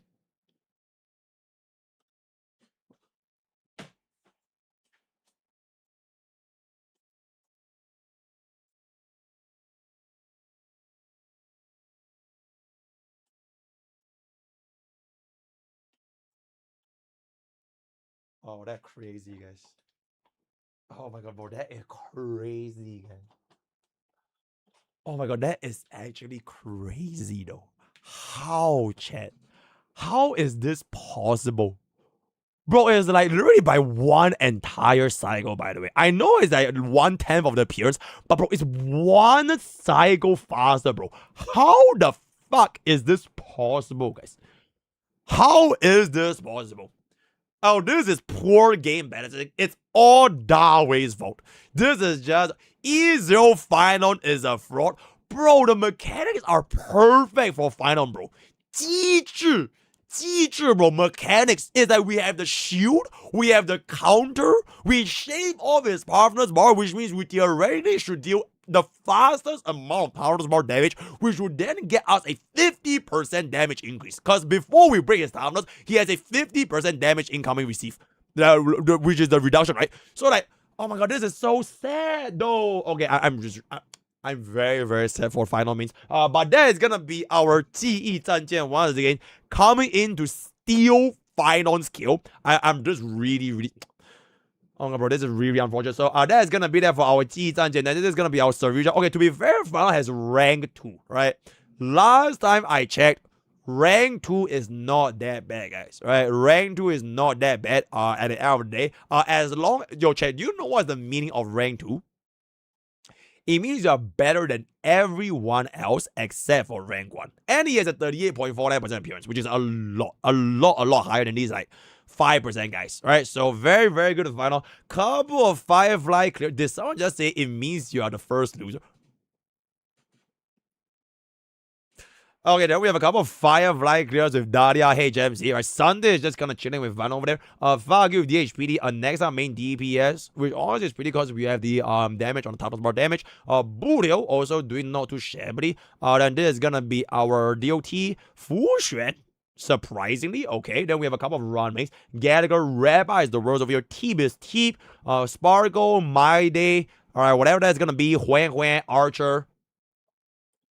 Hey!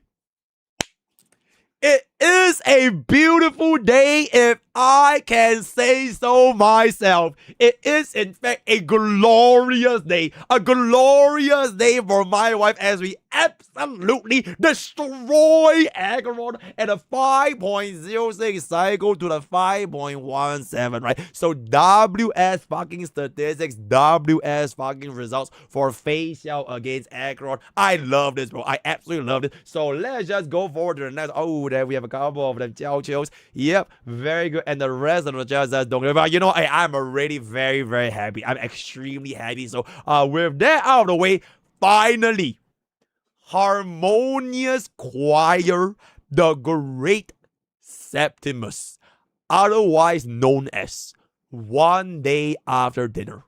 My sister and brother and mother and this is going to be the Sunday boss. Now, you might think, right? A casual player might think, a Sunday boss with the toughness bar mechanic and crit damage reduction up to 10 stacks, it probably means the fastest clearing team is going to be Super Break, right? But alas, with Mr. HSR's in-depth HSR knowledge, I'm here to tell you, I am probably gonna be able to guess that the rank 1 fastest team might be Remembrance. Let's take a look right now. Oh my goodness! And there it fucking is! The only team that is actually able to pull this out of their asshole is going to be the Remembrance flagship with Ammonite at a sub 4 cycle clear. To be fair, HMC came really fucking close. It is only 4.02. I'm assuming this is done with a sustainless brick. So Firefly actually came really, really close with Cassius. Right? Our ex-girlfriend from Panagoni against our ex-girlfriend from Cassius. Okay, yo, chat, by the way, I saw, okay, completely unreal. I'm not sure if my error can find this. I was scrolling through Twitter. I saw this art of like Firefly and Cassius. Their Ababas were like pressing against one another and they were like looking into each other like really angrily because they were like in competition. And then like Cassius was like back there, right? Kalos was like back there. So like if you manage to find this art, feel it. I'm not sure who drew it, but I just saw it. Like, wow, that is a really, really, really not. It's a safe for work. It's completely safe for work, right? There was no such. It's just that the bubbles were like pressing and they were just staring at one another, right? So if you know what I'm talking about, you know. Okay, and let's just move on over here. So Casual is gonna be at a 4.08. This is gonna be our highest scene. Fuck you. Firefly girlfriend, really, really close with our new girlfriend. Then there's gonna be Daria Run Main. Next is gonna be coming out over here. All right, then we have the RMC, Saridra, T, and this is gonna be our my. Oh my goodness, yo, Elena VD, thank you so much for it. We are discussing meta. We are discussing slop real. Honkai slop. Glob. I love power creep. I love that. This is the most power creep game in the history of. Thank you, Raiders. Thank you, yeah. But thank you so much. We are just actually going through. Yo, by the way, Adder, please call this all right. So, in any case, I would say, Mighty is gonna be at a 5.36 cycle. Boodle is gonna be at a 5.4. Car is gonna be 5.5. Final honestly not doing that bad if you audience consider we have a couple of DOT clears. Rabba also doing very. So all break units actually went on above the 6 cycle this match. Sunday just barely, and everyone else unfortunately could not clear at a E0 baseline, right? At an E0 baseline. Alright, it's fair, guys. Right, this is completely fair, so it is what I do. So that we've finally come to the end of our overall cycle counts for all 3 content. So in average, I don't think we need to care about this that much. But yeah, to no one's surprise, Remembrance flagship, followed by Super Break, followed by a couple of finals, right? Then we have a couple of like Annexas, Boot Hills, DOTs. So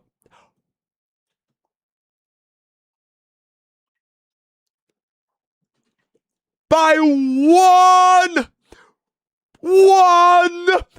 by 5.11 to 5.12, Fei Xiao once again proves to the world that she is the strongest DPS in Honkai Star Rail, and there it is, and there, generational victory for my wife. Absolutely, battle of mid. You must bend that guy. Okay, so generational victory for me. I'm extremely fucking happy. So with that out of the way, let's just finally jump into the next segment, which is the character usage rate. And there it is, and there it is.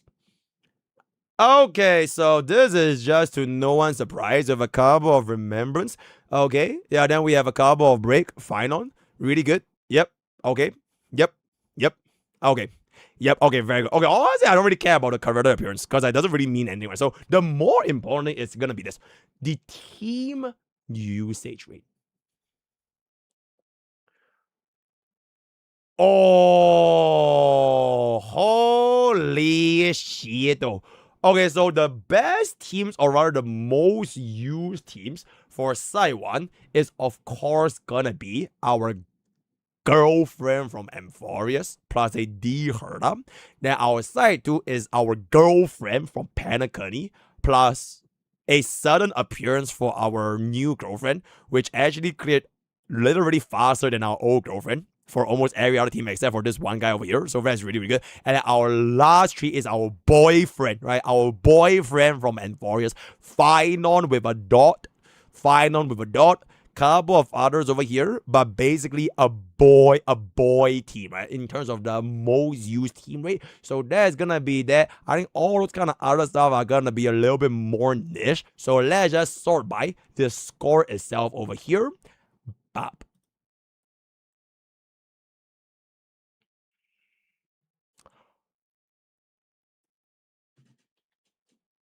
Oh my fucking god!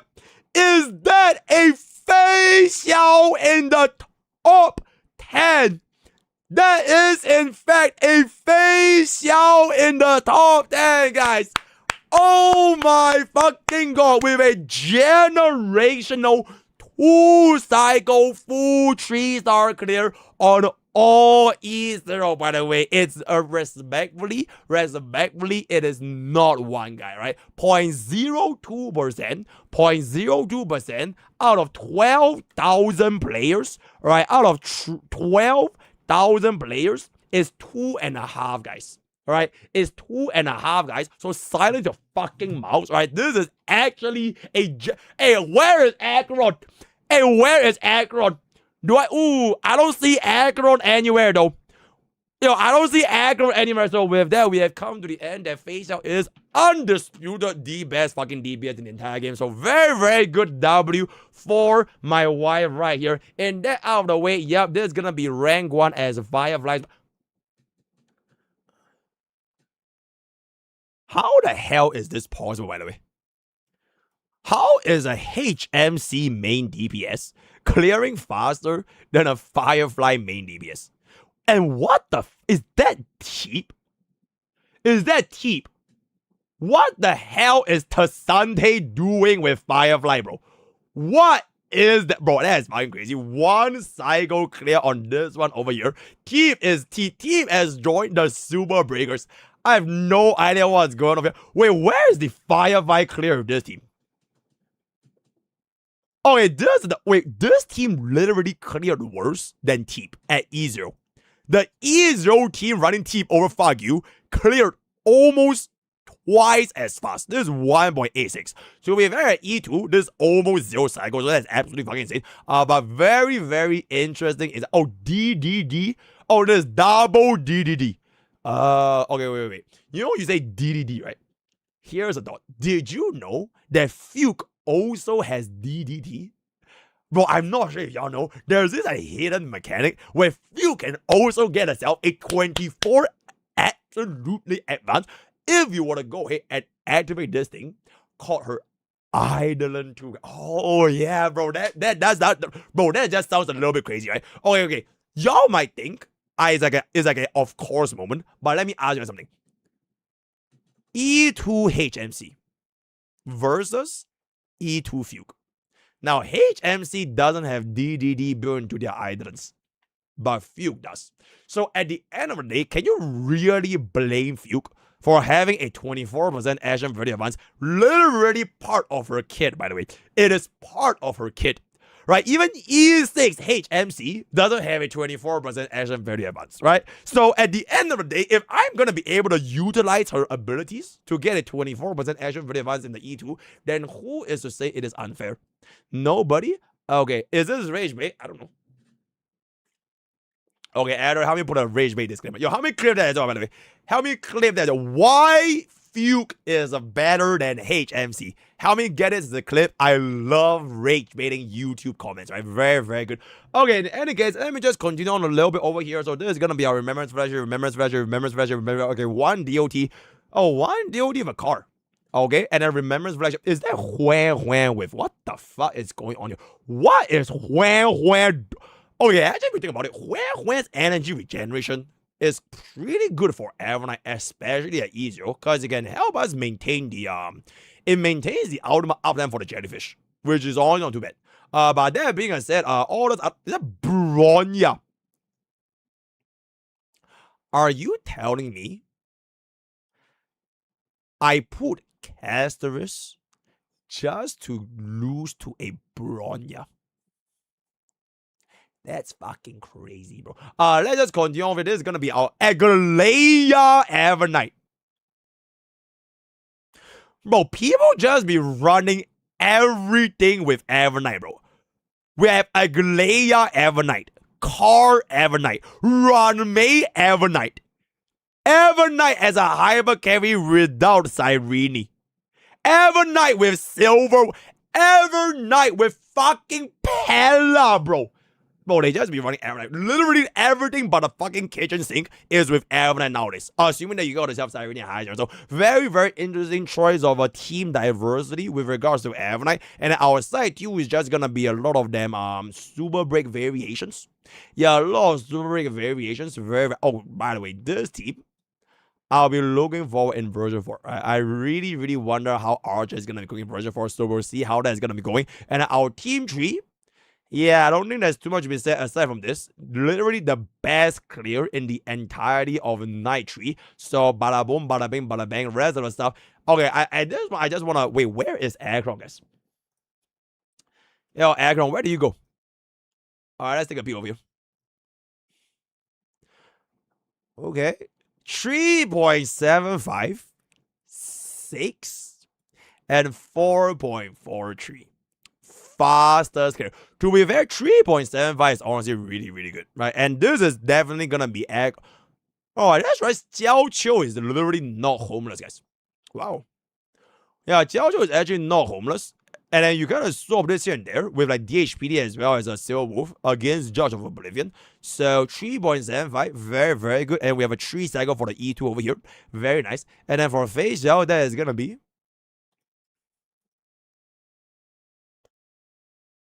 Okay, we're gonna ignore these two for stage 1 and stage 2 because it is not an ideal environment, right? Did I ever fault Akron for not being in her ideal environment? Never. So we'll just take a look at their best performance, and what I do see over here is a 2 cycle clear, right? So it's 2 cycle clear in her peak against 3.7 on her peak. So therefore, Phase Cell is a W, Phase Cell is a W. Very, very good, right? Okay, with that out of the way, we are now gonna move on into our final segment, and that is going to be Mr. Sunday. That is not Sunday. All right, Mr. Sunday. Without further ado. Oh. Okay, you know what? All things considered, I think it's not that bad that Remembrance Flagship cleared almost twice as fast as Sunday. Right? It's not that bad. Because this is a, D flagship unit, right? I do believe because of our super break. Did I just Sunday? I meant final, right? I do believe because of our super breakers getting a substantial buff, or most notably Firefly, it does signify to me overall. Okay, look at it. We have a couple of them Evernight main DPSs. All right. Okay, so basically everyone here is Casterus, Firefly, Phynon. TLDR, the waifu slash husbando bait in the HSR story has the best performance. Alright, because both Casterus and Firefly, I think we can all collectively agree they are our girlfriends between Panacony and Forest, respectively, right? And then Phynon is just kind of like D guy. He is like D guy. I don't think we have a Phynon in Panacony, actually. I don't consider Acheron to be the Phynon of Panacony, because Acheron is, she's just there that one shot. She is more like a weapon. Yeah, Acheron is like a weapon in Panacony, whereas like Phynon had like the entire career development from all the way to this end, right? So maybe we'll see how the story plays through in version 4, but that is generally how they are gonna be cooking with regards to the highest usage. A couple of other teams are gonna be yo, Siraj, thank you so much for the do. Very, very good. Lingsha main DPS actually doing a very, very nice 3.7 cycle. Sunday is the Panacony boyfriend. Okay, and there it is. And then we have a couple of Annexa. Okay, you know what? Annexa DR clearing 6 is still really, really good. And I have a couple of Avenites, couple of Rabbits, couple of couples. Very nice. So now they just sort by the final segment, and that's gonna be the score. Shut up. Shut up. Is that DOT as a rank 1?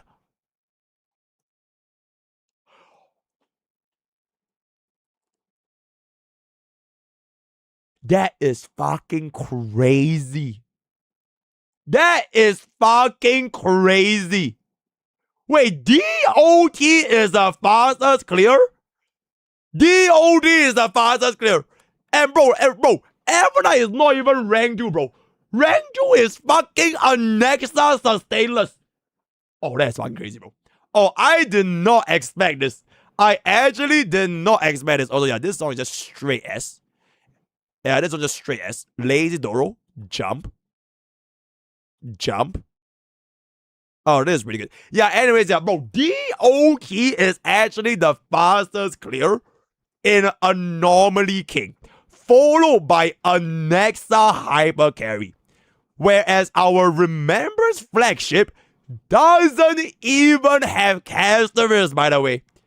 Our Remembrance flagship doesn't even have Casterus. It is literally just Avenite with a Teep at E0.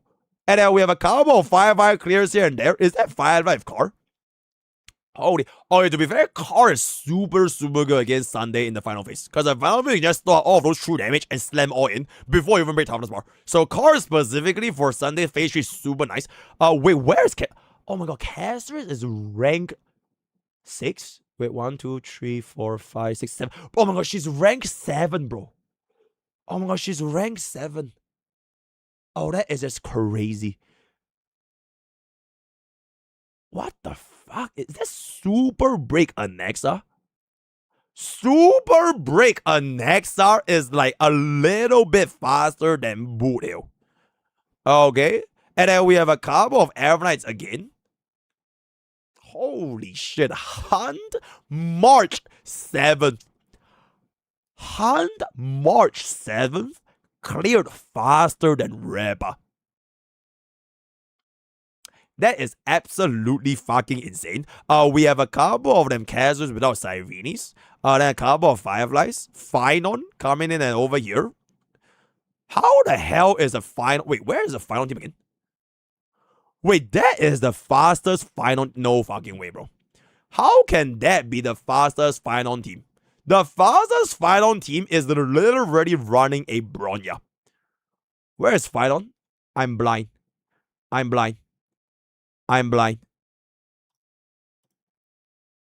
What?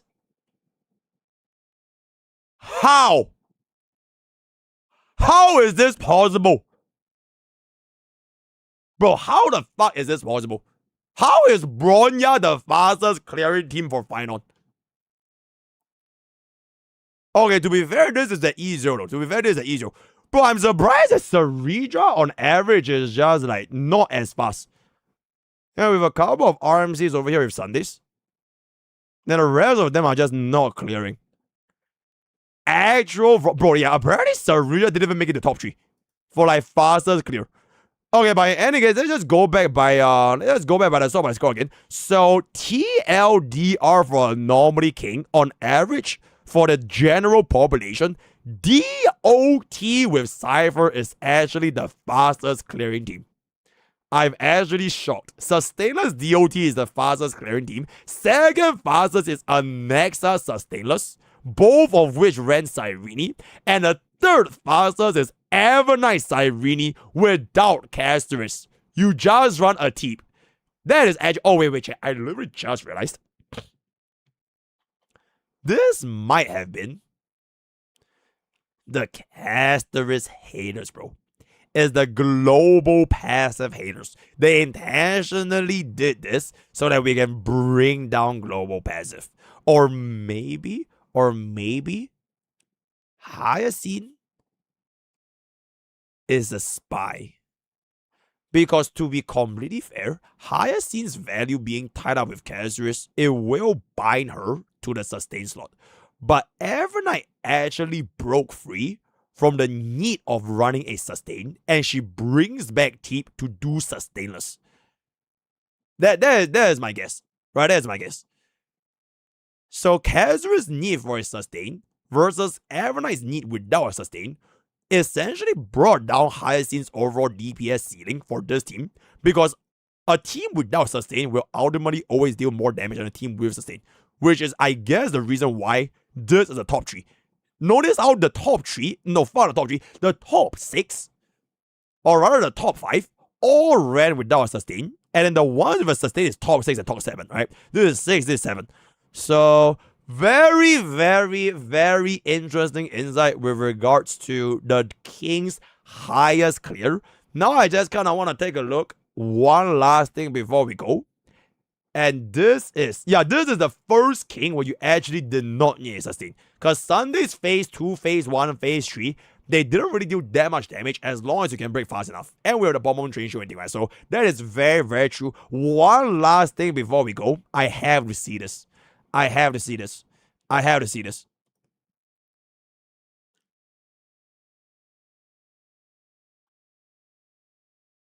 Okay, so basically no. Oh, I have. No. Okay, Elder Crow is about, right? Elder Crow is about. Okay, so with that, we have come into the end of our Anomaly Arbitration ranking statistics for Night 1, Night 2, Night 3, as well as Anomaly King. Let me know what you guys think in the comments below. Before I bounce off this video, yes, this video is for entertainment and educational purposes only. Please kindly ignore any of the craziest things. Love your waifus, love your husbandos. Use whatever you want to use in honky Starbucks, because meta doesn't matter, right? Everyone is meta, right? Evernight DPS is just as meta as Acheron DPS. Facial DPS is just as meta as a Firefly DPS. We are all the same. Everyone is an equal in HSR, right? Also, your editor, can you use this for the previous video as well? Everyone is equal. Like the entire disclaimer, use it for the first video as well, right? So that is gonna be the word of the day. Is gonna be everyone is equal. Join this. Use code POKE for 10% off gamers ups. All the best for a Gacha boost, and thank you for watching this video. All right, we're done. We is good. We is done. HSR Anomaly 3.8 Analytics. Okay, thank you, chat. Thank you for coming to our overall analysis for this right here. Thank you. Alright, chat. Genshin, that alright, is getting that. Alright, give me 1 second. Let me know what y'all think while I take a piss real quick, and I will telepathically read you guys at the toilet bowl. Give me 1 second.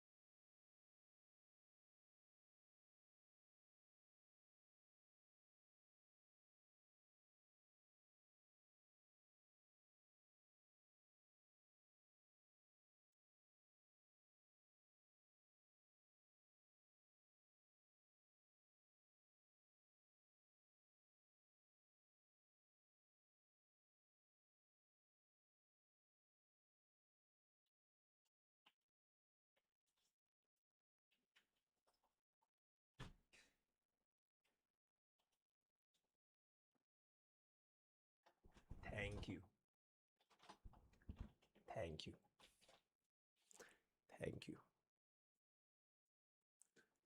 I was hoping you would do thank you on stream, but I guess nah, I'll do it offline, bro. I will do thank you offline. I will definitely do thank you offline, right? I will definitely do Sparksy Black, bro. I will do thank you offline first, right? I will do thank you. Nah, I will do thank you offline. Also, I broke my leg. Are you guys really gonna ask a cripple to do it? Can you try to annex our team and DOD team? Respectfully, as much as I would want to try this, I did make a promise. It is time to play the game, bro. All right. It is time to play the fucking game, right? Because after we finish this game, we are gonna be playing Stella Sora. And after we play Stella Sora, bro, chat, we still have League of Legends. Alright, so we have a lot. So tomorrow, I will probably try out the Anomaly Arbitration clears. But frankly speaking, bro, how long has it been since Anomaly Arbitration came out, by the way? Give me 1 second. Because I swear this Anomaly Arbitration has been out for like 10,000 years, bro.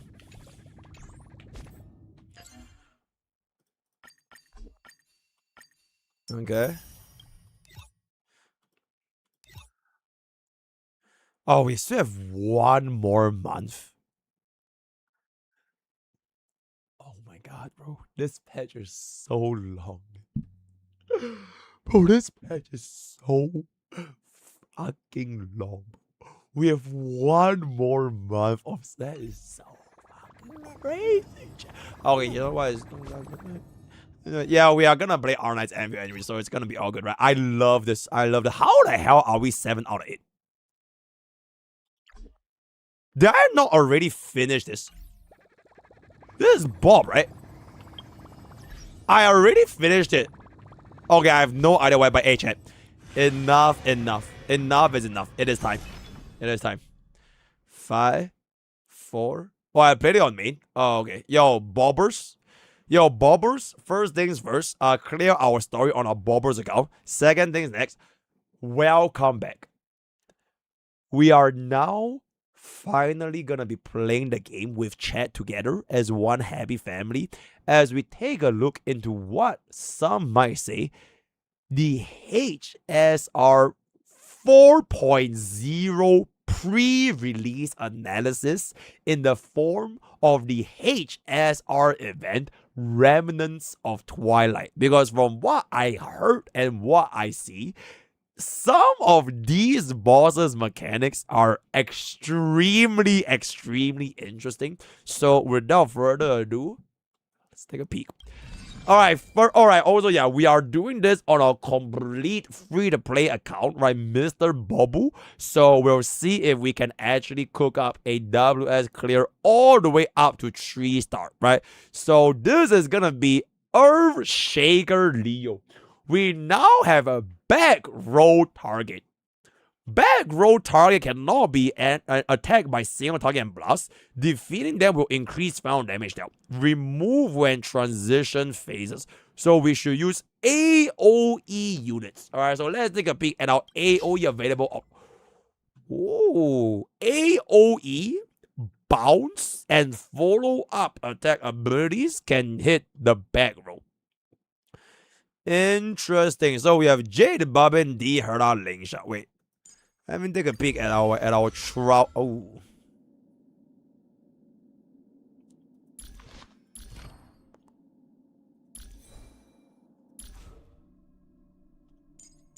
Bro, at least give me E1 Bobbin, bro. Oh my god. Also, Travis Beverly, this is not better than my Herda. Alright? This is not better. Shut your fucking ass, fucking cash. This is not better than my Herda, alright? Okay, but in any case, I believe, chat. Last time I checked, instead of Herda being our erudition, there's another team that also have AoE damages.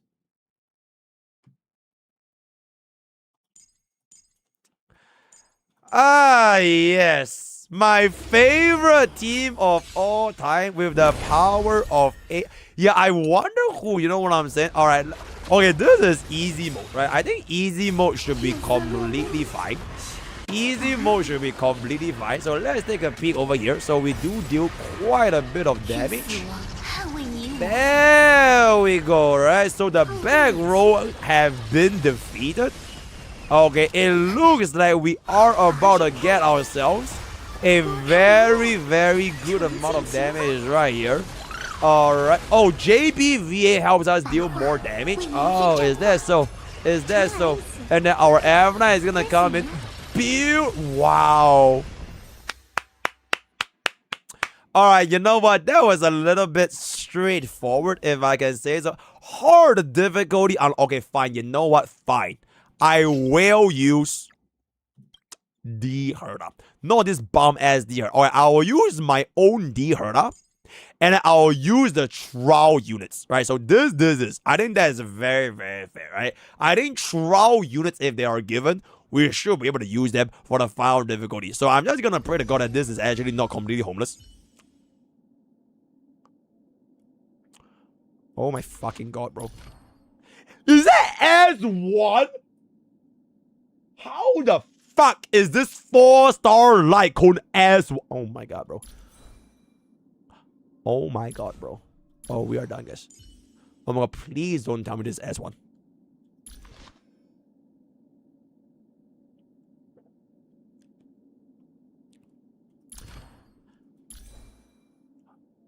Oh my God, bro. Okay, chat, genuinely, if we clear this, I'll be fucking shocked. I'll be shocked as fuck. If we actually clear this with trial units, I'll be actually shocked, right? So let's take a peek. Let's take a peek. Alright, because to be fair, this is hard mode, right? It is supposed to be hard. Like my... Yeah, so... We are probably gonna be able to take a... Oh, Bardos has fled. I didn't even do anything. I couldn't even do anything. Bro, Bobbin. Bro, Bobbin. Bro, Bobbin. Bobbin. Oh my God, bro. Is my Bobbin gonna out or like... Okay, we got ourselves the Bobbin out. Okay, wait. Let me manual this up. Oh my God, please, bro. Stop trolling D-Herda. Why the fuck would you out before Bobbin? You fucking dumb... Okay, you know what? We're just gonna do this first. And then we'll Bobbin right now. Okay, I think at this point we can let the AI take over a little bit. Alright, we're gonna go for the basic. Alright, goes back in for the... Okay, yeah. Lingsha is not gonna be helped. Holy shit! Okay, you know what? Actually, I think it should be fine, guys. Holy shit, that is a big ass damage. That is big Ponka P damage. Skill out skill. Alright, beautiful skill out skill. There we go. Skill out skill. One shot everyone their moms. Alright, one shot everyone their moms. Alright, Jade is gonna be able to step on them real quick. Alright, beautiful damage and then skill. And we clear right here with a relatable ass team, by the way. Relatable. There's a second.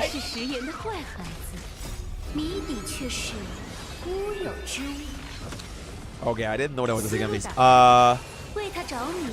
Bro, my HP is kind of low, guys. My HP... Wait, why is my HP so low?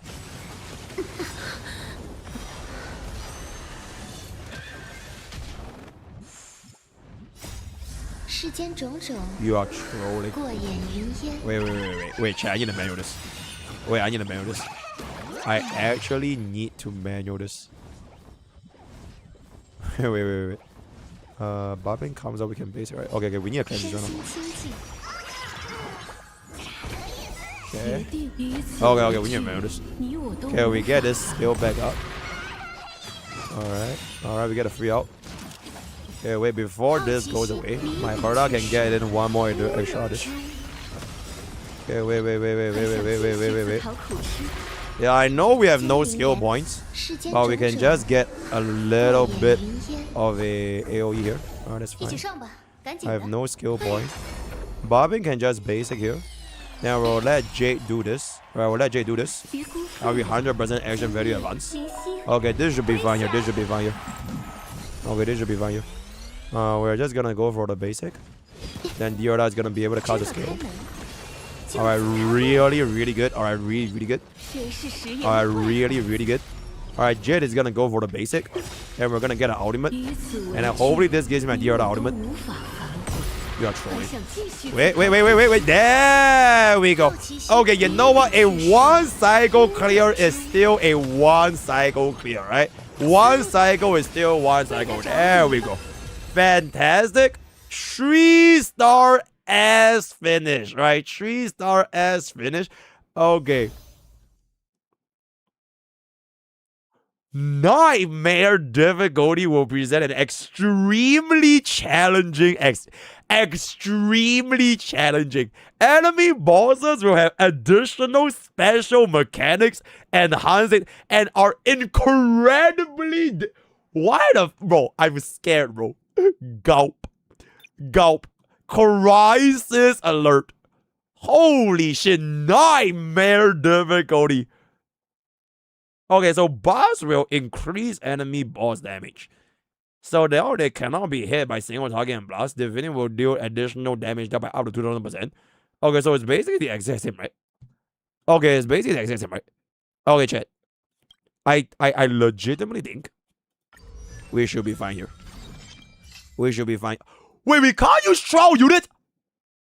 You're trolling. Wait, why? Wait, why not? Why the fuck not? Why can I not use trial units? Wait, why? Wait, why, guys? Why? Why? Why the fuck not, bro? Why, guys? Yeah, this is my free to play account. Wait, why? Why?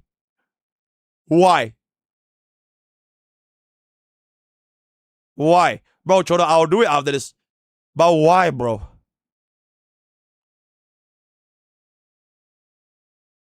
Wait,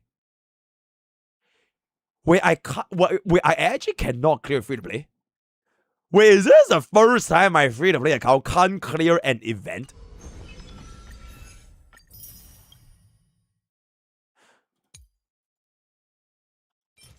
Oh my god, 20 Stella Jays. Okay, you know what? We're gonna do it. No, bro. The time for fucking around is over, bro. The time for fucking around is over, bro. No. We are 100% gonna do it. We are 100% gonna do it, right? So we're just gonna, bro. When in doubt, Remembrance Flagship, right? When in doubt, Remembrance Flagship. There's no way we don't clear this, bro.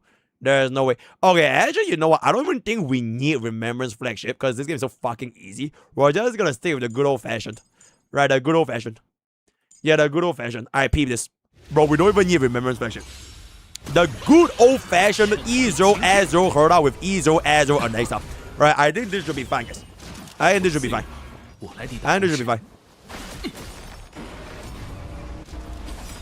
Bop. Alright, this should be fine here.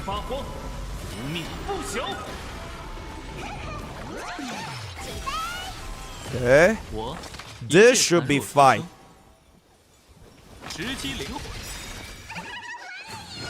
Okay. Free energy. DDD action value advance.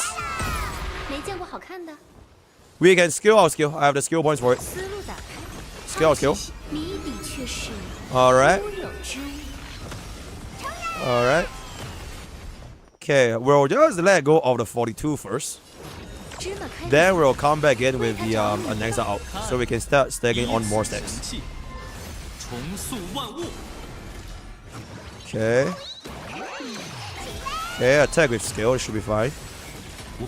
Yeah, it's fine. It's fine. DHPD is gonna be able to go here. Our next skill will break Bardolos, right? So it's okay. With basic. Okay. Skill. Skill is good. Attack Bardolos with ultimate. I think it should be okay. Skill. Oh, skill. I have the skill points for later, so it should be fine here. Okay. Wait. Okay, we kill Bardolos. Okay.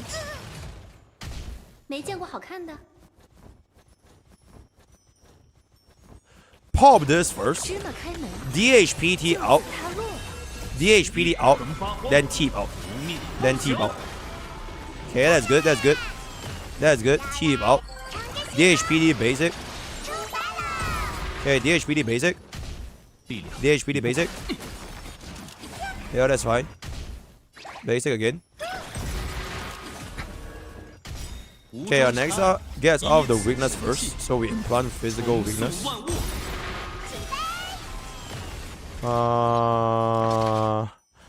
Double skill here is fine. Then deal that basic skill. So I get my energy for our next. Alright, that's good amount of damage. Alright, good amount of damage. Okay, ideally I kill with my ultimate. Then my enhanced skill can save on to the next wave. 哎呀，好奇心。 Alright, my ultimate should kill this. My ultimate should kill this. Okay, fantastic. Okay, fantastic. Okay, okay. Attack Barbaros with ultimate. That's fine, because my team ultimate is... Stop! Okay, no, it's fine. Okay, Dragon will cleanse. Dragon cleanse. I scale this guy here. Dragon cleanse. 为他着迷吧。 Okay, Dragon cleanse. DDD. Okay, that's fine. So we attack with ultimate. Barbaros is gonna go away.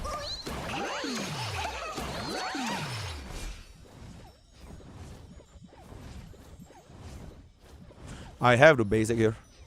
I have the basic here. Bro, is my Anexa? Okay. I have the skill here, even though we don't have the double bounce, so that I can get a skill of Barbaros.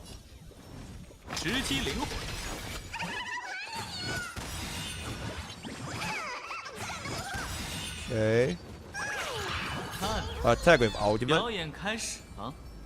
We out with D Herda first, so we can get all of the action value advance.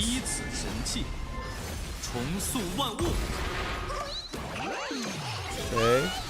That is a 好 skill. 奇心谜底 So we 现实， out with this. 乌有之物。 Okay. I have to save the skill point for Teep. I have to save the skill point for Teep. So we basic here. We basic here. Actually, we 再 out 走下 first. 去， We out first. 大爆炸了。 Okay, good. So after we basic, Teep DDDs immediately. 哎呀， Teep DDDs immediately. This brings up Teep. Skill. Dragon goes down. Okay. Oh my god, next up, please survive. Holy fucking shit, bro. Wait, I have to scale, right? I have to scale. If I don't scale, my Anexa is fucked. Wait, but if I scale Anexa, I transfer Bond Mate to Anexa though. I mean, I have no choice. I have no choice. Otherwise, he's gonna die. Otherwise, he's gonna die. I have to.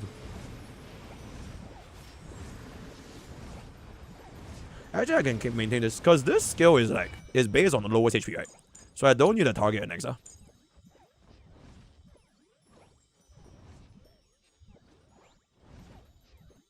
Yeah, it's fine. It's fine.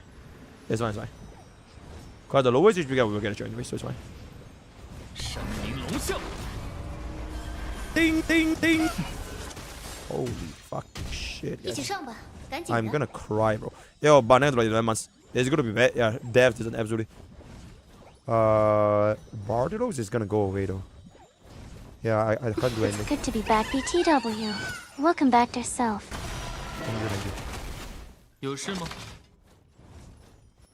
This is double skill. Oh my god. Okay, I double skill. Team DDDs. DHPD basics. Cause my Dioda can get off the ultimate. My Dioda can get off the ultimate. So it's fine. 要来了， Okay. I hold. Stop. Okay, I basic with DHPD first, then I out with D Herda for the enhanced skill, right? Then I will break with D Herda Ice Freeze, which delays the lion, so the lion can't kill my Nexa. WS fucking play. 谜底确实， WS fucking play. 乌有之物。There we go. So we delay down Lion.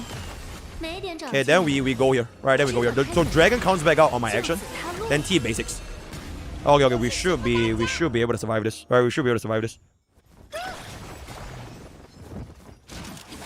Okay. Hold it! 群力更发慌， Hold it! 无命不朽。 Hold. Okay, hold. Help. 我一介孱弱书生， I can greet. I can greet for the double skill here. Double skill, DHPD basics, D Herda can go for the enhanced skill here. I can greet for it. 彻底疯狂，直击灵魂。看 Alright 以此神器， We got DDD. 重塑万物。 DDD. Fantastic. DDD. Okay, then DHPD basics. D Herda can just do whatever the fuck she's doing. Basics.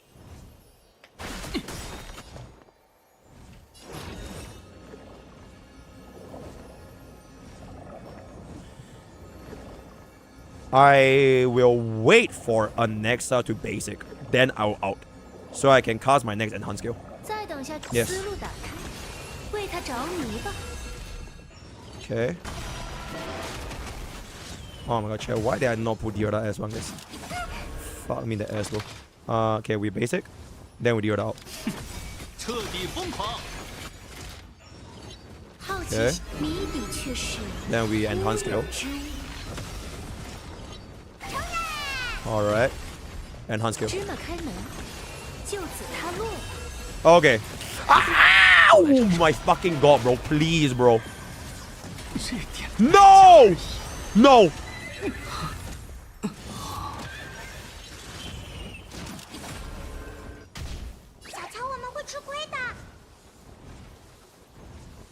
Wait, don't need everyone to be alive, right? We don't need everyone to be alive, right? Oh, it's fine. Okay, this one's for a Nexa then. This one's for a Nexa. This one's for a Nexa. Basic. 没点长进。 Skill. And then he goes birthday explode. 思路打开， Holy shit, bro. Bro, this feels like endgame content, bro. Oh my goodness. First try, SS Nightmare clear, but that is pretty crazy. That is actually pretty on our free-to-play E0S0R account. Oh, bro, I'm sweating. I'm not sure if, bro, I'm legitimately fucking sweating, bro. Oh my goodness, this event is fucking crazy. So that is our SS clear, full 3 stars. Honestly, I don't think it's impossible, but you definitely need to sweat a little bit. I physically sweated, but I legit physically sweated. Timing your area of effect as well as skill point management with DHPD and Nexa.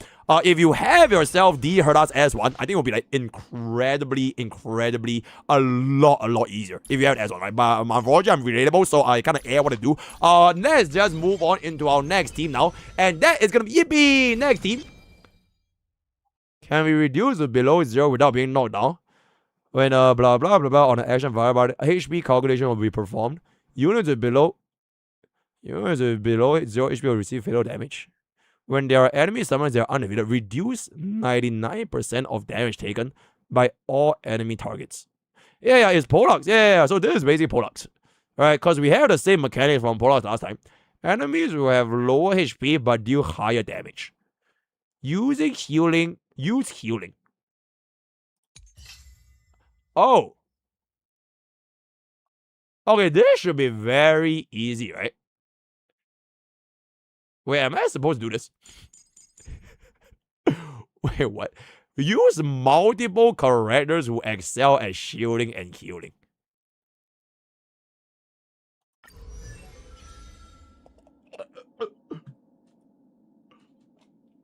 Stop. Okay, this where is actually not even that bad. Okay, this is actually not too bad for a trial unit. Alright. Aventurine is just bobbing up. Okay, you know what? Hey, chat, I'll just use whatever the fuck this team is. Because it's easy, right? We'll just run with the easy difficulty. We'll see what's up. Alright, surprise me. Surprise me. Alright, Lorja goes in. Alright. Alright. Alright, guess that's a heal. Alright, that's good. Holy shit, that is quite a bit of damage, you know what I'm saying? Okay, that's fine. Uh-oh. Alright, we're still surviving. We're still surviving. I wonder how the hell is this team even supposed to work? What? What? What?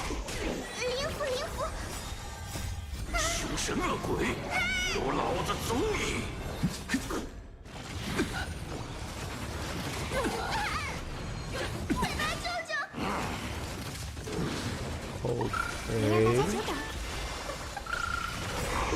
Holy!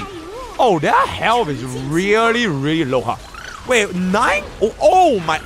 Okay, so their health is actually really, really fucking low. Okay, little Ika died. Oh, okay, interesting. Interesting. So their health is like, bro, this is the first time I saw HSR HP deflation. HP deflation, by the way. So bro has like what, a 10,000 HP or like less than 50,000 HP or something. That is actually really, really good. Bro, I'll just use the trail units for a second half then. Yeah, bro, this event literally saved Honkai Starville, right? Because that was like a 0 cycle clear. So I think this trial team should be completely fine. And then for our last team against Nightmare Mode. Wait, should I be scared? No, I think it should be fine, right? Because like, as long as we don't go below 0 by the time this thing shows up, it's okay, right? As long as we don't go below 0. So it should be fine here. Then for our Nightmare team, we just run Remembrance Flagship. With the power of Remembrance Flagship. Okay. Okay. Yeah. A lot of them heals over here. Okay.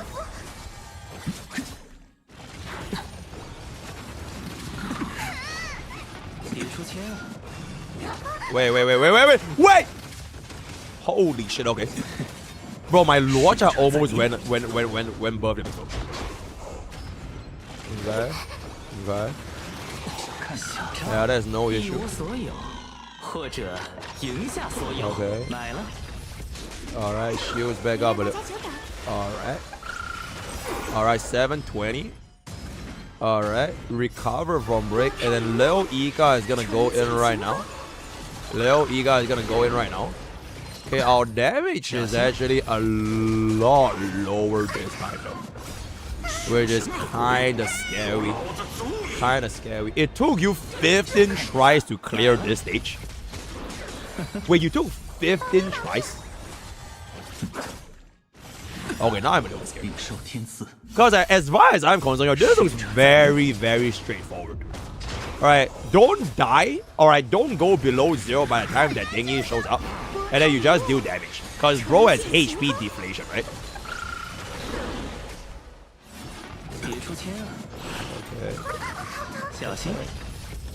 Okay.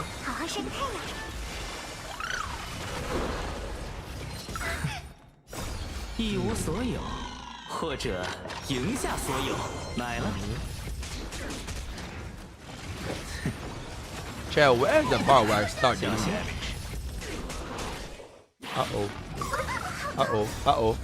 Oh no, where got us a heal here? Where got us a heal here? Alright, let's see it. Alright, gets us a heal back up. Alright. Fantastic. Alright, holy HP deflation. Oh my goodness, HP deflation has arrived. Oh my goodness, a beautiful, beautiful clear. If I, oh right, there's a phase 2.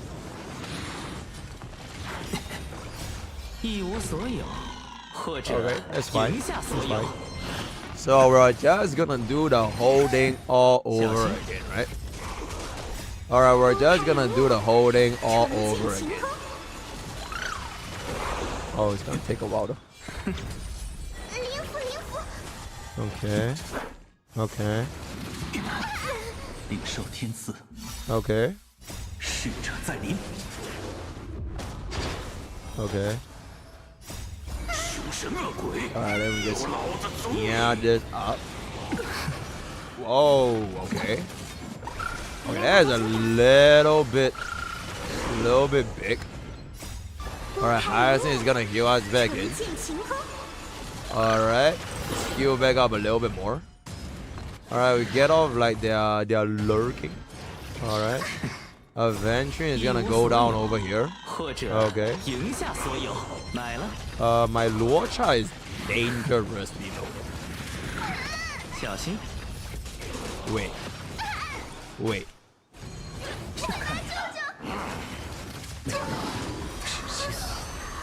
We have global passive! 还晒个太阳。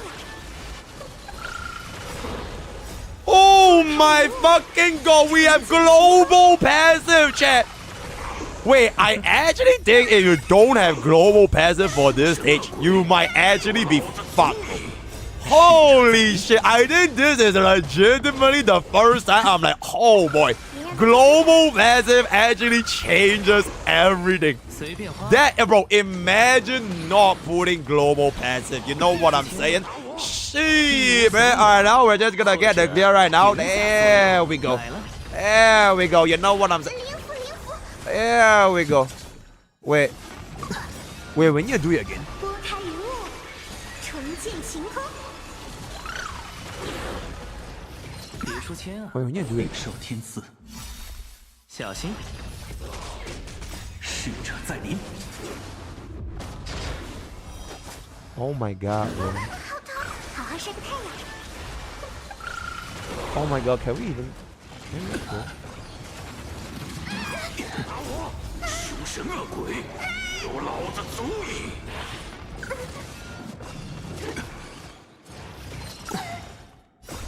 Yo. 重见晴空。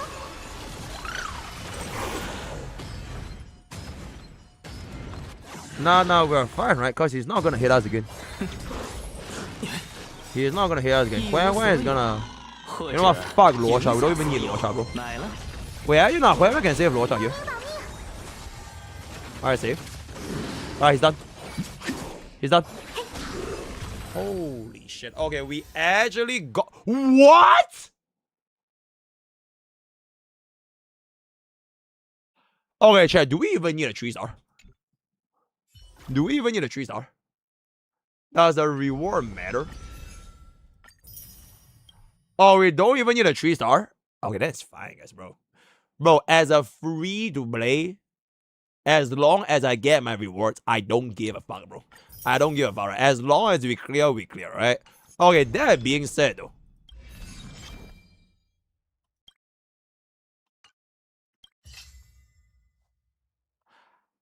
I mean, I literally don't have Aventurine. I don't have Hui. I only have Hyacinth. I guess Gallagher, right? Can I not just Remembrance Flagship this shit? Is it not possible? Can I not just Remembrance Flagship? Hey, you know what, bro? I'm just gonna try it. Wait, bro, chat. We're playing Honkai Star Rail, bro. When in doubt, you use what? You use the Remembrance Flagship, right?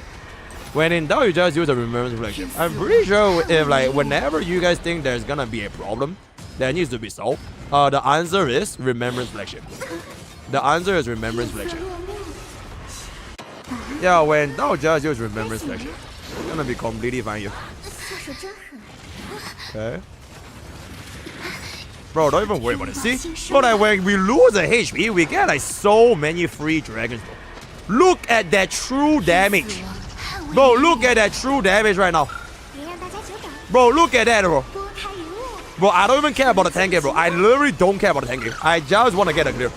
I just want to get a clear. 群星为英雄闪耀，重来一次，后会有期。为你所求，拥抱新生。 Are we? Wait.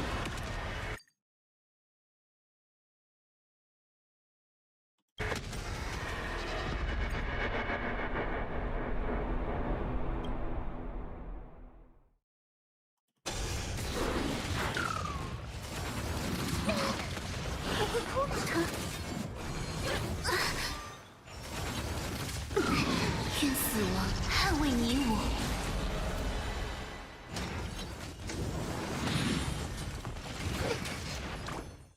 Okay. So it's fine. Because I didn't even proc my global passive, right? I used my knowledge as a HSR player to keep Pollux on field, and Pollux died for us. Right? Hey, chat, I think this is gonna be what you might call a walk in the motherfucking park, if you can say so myself. You know what I'm saying? You know what I'm saying, though, chat? Do you know what I'm saying? There we go. Alright, chat, I'm gonna agree for this. I'm gonna agree for this first. Alright, let me agree for this first. Alright, we're gonna agree for this real quick. Alright, hopefully Avonite gets the energy gonna out. Alright. Alright.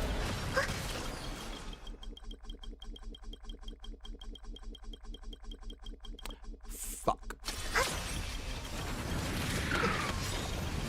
Bro. Holy shit, bro. You are so cringe.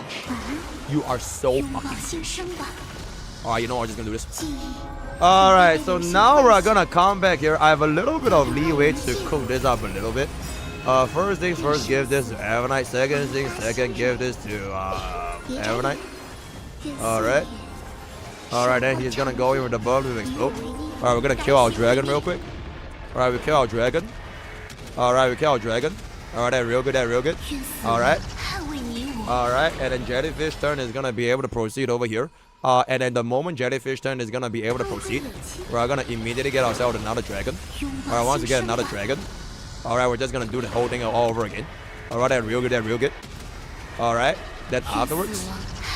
Alright, this is gonna keep us back up. Okay, then afterwards we're just gonna do this. Alright, now that we do this, we'll cast our Hyacinth out. Alright, that's real good.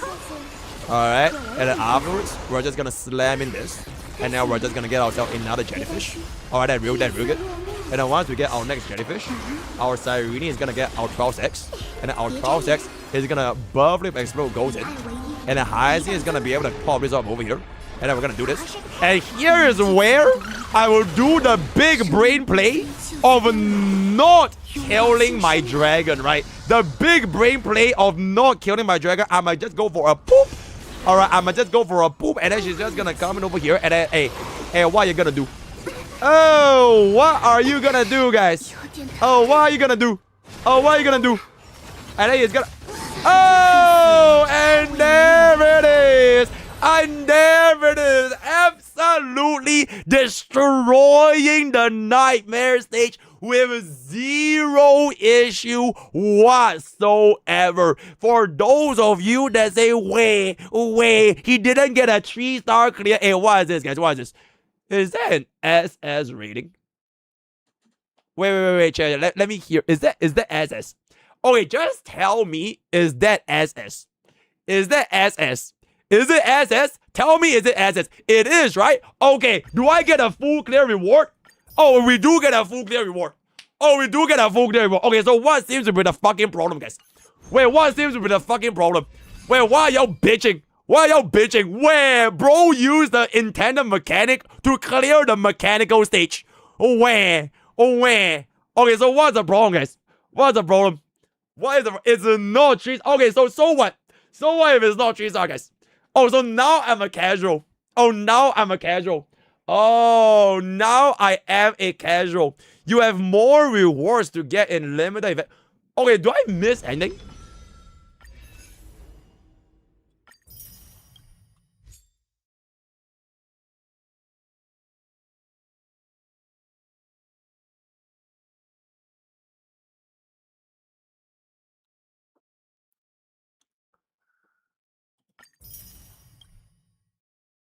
Okay, chat.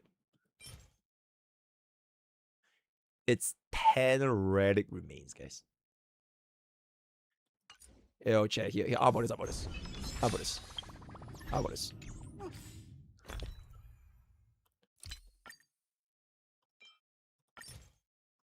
Whoa! Bro, And there it is, right? Okay, so now that so we basically full cleared the whole event, right? So we basically full cleared the whole event. Also, that's gonna be that absolutely exceptional. Bro, y'all say as if like I'm gonna lose 500,000 synergies. Bro, relax, guys. Tranquilo. Tranquilo, chat. Una, dos, diez. Bro, tranquilo, bro. We don't even care about it that much. It literally changes nothing. It literally changes nothing. I just killed that one, right? Bro, I didn't even need it. Alright, tranquilo, chat. Tranquilo, right? Okay, anyways, we are now gonna move on into the Great Sword Guard, right? What about the credits?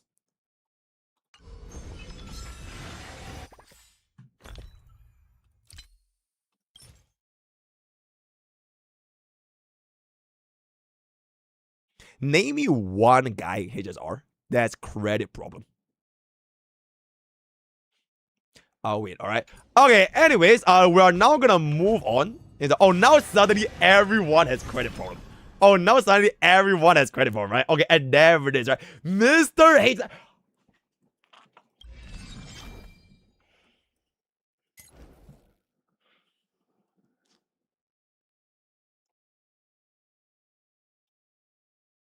I'm literally getting rage baited by my chat, calling me a casual just because I can't 3-star Endgame content.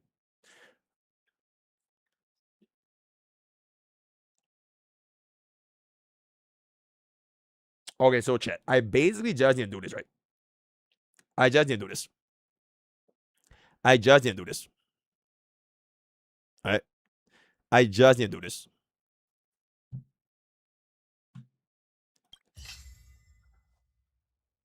I legitimately think the weakest link here is this. And we do this. Actually do this. And then we do this. What the fuck is DHPD? Okay. This should be fine. This should be fine. Actually, bro. Balu! Alright, take a peek. Alright, I'll just run off here. I think it should be completely fine. Alright.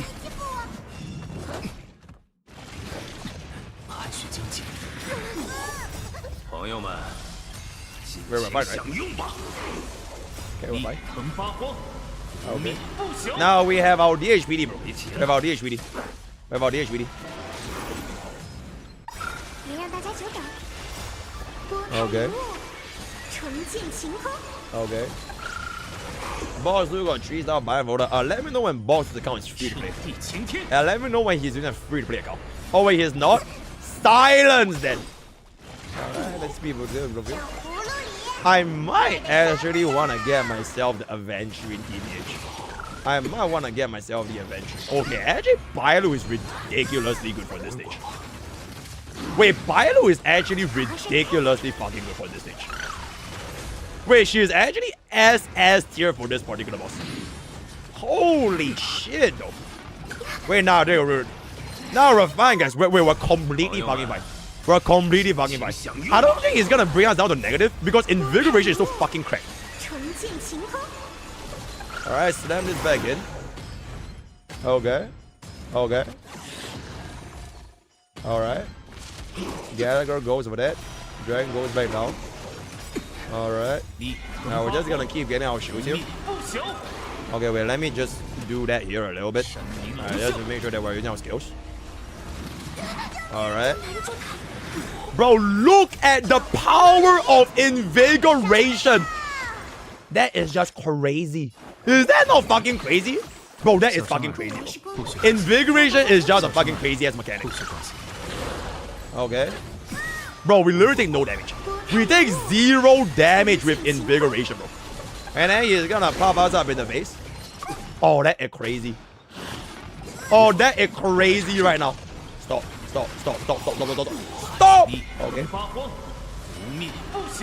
Alright. Alright, there we go. Alright, he ain't gonna do nothing. Alright, no reaction. And then little Ega flies the fuck back in with a 225 kabillion. Alright, and then we get ourselves the 3-star clear as a complete free-to-play because I literally got rage baited by my chat, right? I literally got rage baited by my chat just for the sake of getting the fucking... Are you happy now? Are you happy now? Are you happy now? Alright, is this to your satisfaction, chat? Can I finally move on? Even though I literally lost nothing. I literally lost nothing. Oh my... Okay, we're done. W plus 10. Okay, we're done. Yay. Yay. Now, thank you for doing this. Okay, you're so very welcome, right? I can now proclaim my title as Mr. HSR again, right? Okay, very, very good. Great sword. I can't believe that literally just... We spent 15 minutes just to satisfy chat. Find me another streamer that will be this nice, right? You are absolutely welcome. A great sword guardian. HP count, both ally and enemy units have HP count. Instead of losing HP, they lose HP count. When HP count reaches 0, the units will be knocked down. Any units can recover HP count by defeating units. Prioritize enemies with lower HP count. Try to have allies with lower HP count to deal... What? Okay, I'll just take a look at this. High attack frequency.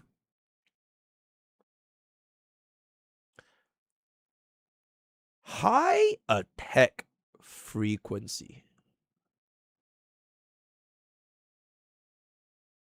Wait, is this meant to be sustainless then?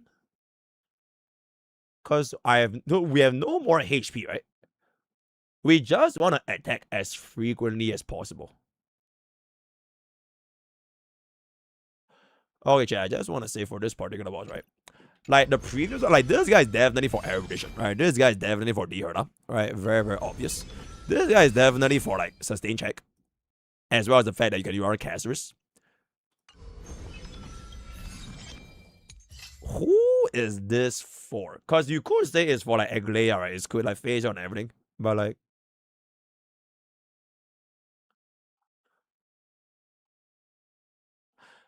Okay, anyways, let's just go for this right now. Right, I think the trial unit should be more than sufficient for us. Okay. HP count will not decrease when attacked, but the HP count will decrease instead when it reaches 0. So as long as we hit them as many times as possible, they die. Alright? Okay. Okay. Alright. Argenti. Okay. Alright, really, really good. Alright, really, really good. And also we want to be fast. Alright, we cannot be too slow, otherwise the enemies are gonna outlap us.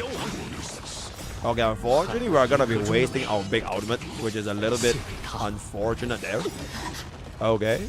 But because it's easy mode, we'll just let the AI cook a little bit and then I'll take over towards the end. Alright, 6, 5, 4, 3, 2, 1, and then he is gonna go above and explode right now. Bye-bye. Okay, this is like really, really straightforward, I guess, right? This should be very, very straightforward. So now we're gonna go on the side too. Frankly speaking, I hate Argenti, so we're just gonna run Mosey over here, then we'll just see what's up. Because Mosey will give us a lot of them additional hits. Right, we'll just do get us. There we go. Okay. Okay. Get us the Mimi. Alright, he's gonna do the AoE. Okay, wait, I will not let AI auto this because I actually want to win. So we'll go for the basic here. 100% action video advance from Mimi. Actually, if I pull up Aglaya's Garment Maker, it might be better. No, we pull up Aglaya. Because we get a buff back in for the Garment Maker as well. So we slam this back in. Alright, really, really good. Alright, Moses is gonna come back over here. Alright, really, really good. Alright, let's just cast this right now. Okay, Chad, do you think the AI gave Moses Eagle 4-piece? I actually don't think it's gonna be possible over here. Yeah, we have a lot of them HP counts right now, right? Almost gonna be back up to full over here. Take a little bit of them hits. Okay. Okay, can we please? There we go. Can we please get this? Okay, there we go. Joint attack is now gonna be able to activate. Slams the far back in for the T follow-up attack. Alright, really, really good right now. Moses is gonna exit the field right here. Team goes for this, gets us the DDD. Alright, last 3 count, and then he is gonna go above it. Oh yeah, I think legitimately this one is probably like the easiest out of everything. Alright, this is actually the easiest out of it. So we basically won, and then above it explode, he dies. and then he's just gonna come back in, and he's gonna spawn in. And I think at this point we can kind of just let AI take it away. Okay, I don't want to waste Mimi's hit over here, so this should be really, really good. Alright, we get in for our joint attack, and then this is gonna cast our skill, and then this is gonna be 100%. I pull out my Aglea again, Aglea comes back in. Alright, really, really good. Alright, it's gonna be 7. It's gonna be 7. I'm gonna need one more hit from the AoE. Alright, then this is gonna be 6. Alright, beautiful. 6 comes back in. Alright, follow-up attack is gonna be 5. Alright, that's real good, that's real good. We are gonna hit this one more time. Aglea, unfortunately, is gonna run out of the stacks here because we do have Sunday, we don't have Cyrene. So we know what to do. Alright, this is gonna come back in for 17. Alright, that's gonna be for 16. Alright, we're gonna let this go. Get ourselves Garment Maker a little bit. Just before. Yep, okay. Oh my, Trout Tribi is not using DDD. But I just realized Trout Tribi is not using DDD. That's fucking insane, bro.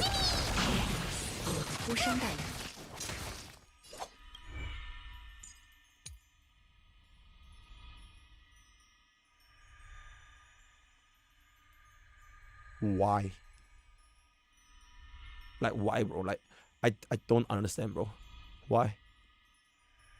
Yo, help me get that clip. Help me get that clip. Please help me get that clip. Alright. Da Wei needs to know this. Da Wei needs to know this. Alright, get this back in. Alright, 100% action video advance. Pulls up my Aglea over here. And then this is gonna be 7 out of 9. This is gonna be 6. And then Moses is gonna go back for the follow-up attack. And then it's gonna be 5. And then he's gonna come back in. Alright, no reaction. Bada boom, bada bing, bada bang. Slams down ultimate again. Alright, that's real good. Alright, Keith is gonna go for that. Alright, really, really good. Alright, then Moses is gonna go for that. Alright, really, really good. Alright, almost at full energy. Causes back in. And there we go. Very, very, very, very easy.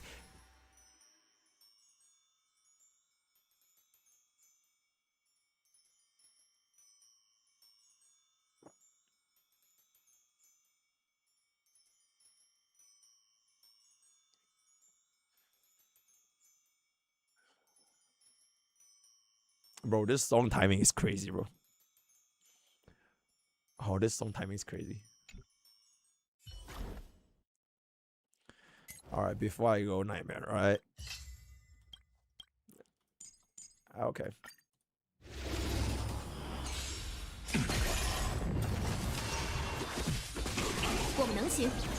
I don't even worry about it. I don't even worry about it. I don't even worry about it.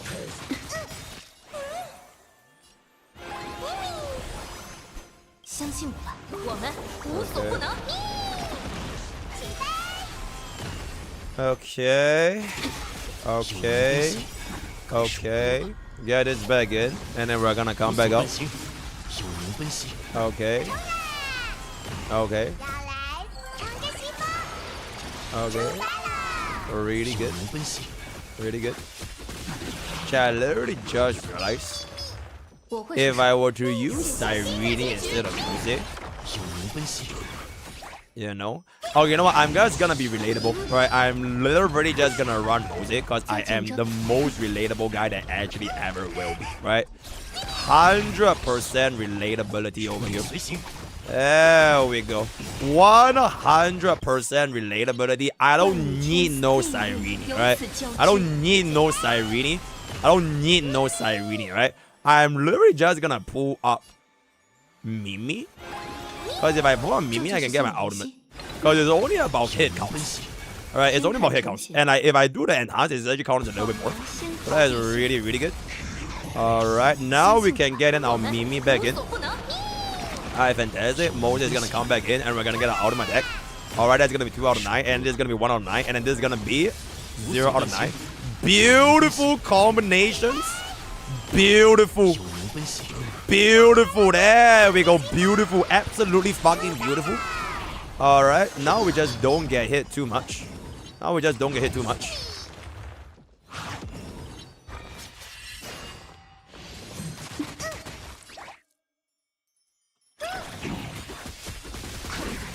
Okay. Okay.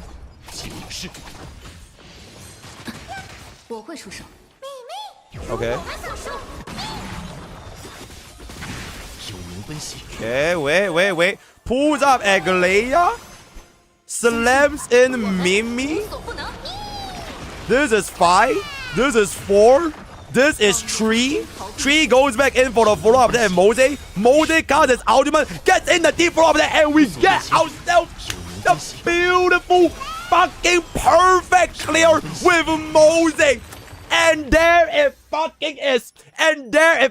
Holy Mose showcase, right? So our silence, nobody fucking needs Irene. This is just gonna be an exceptional showcase for one of my favorite 4 stars in HSR, which is really, really unfortunate because we're never getting 4 stars ever again. So W Mose. Now, Mr. Nightmare.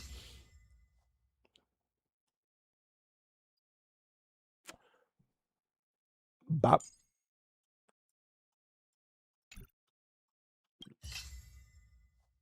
Bop. Bop. And bop. I think this is a exceptional fucking way. I can't track. Oh, I can't track. Let me put this here. Okay, I think this is an exceptional fucking clear, guys. Is this not an exceptional fucking clear? I think this is an exceptional fucking clear. Oh, Sarija is better. Yeah, let me know when I get Sarija. Oh, wait. Yeah, okay. I think this should be fine, guys. I think this should be completely fine for Nightmare.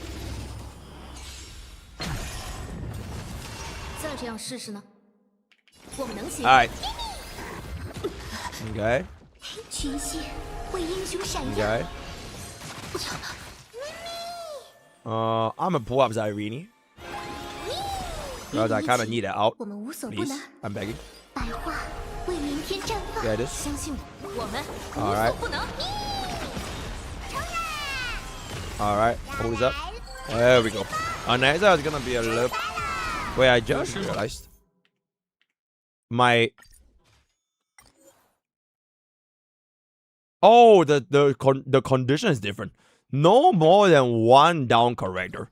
Wait, Mimo sprites don't count, right, chat? There's no fucking way it counts, right? Mimo sprites do not count, right? It's not counted. So I think it should be fine here. Okay, Mimo sprites don't count. Okay, that's fantastic. That's fantastic. Okay.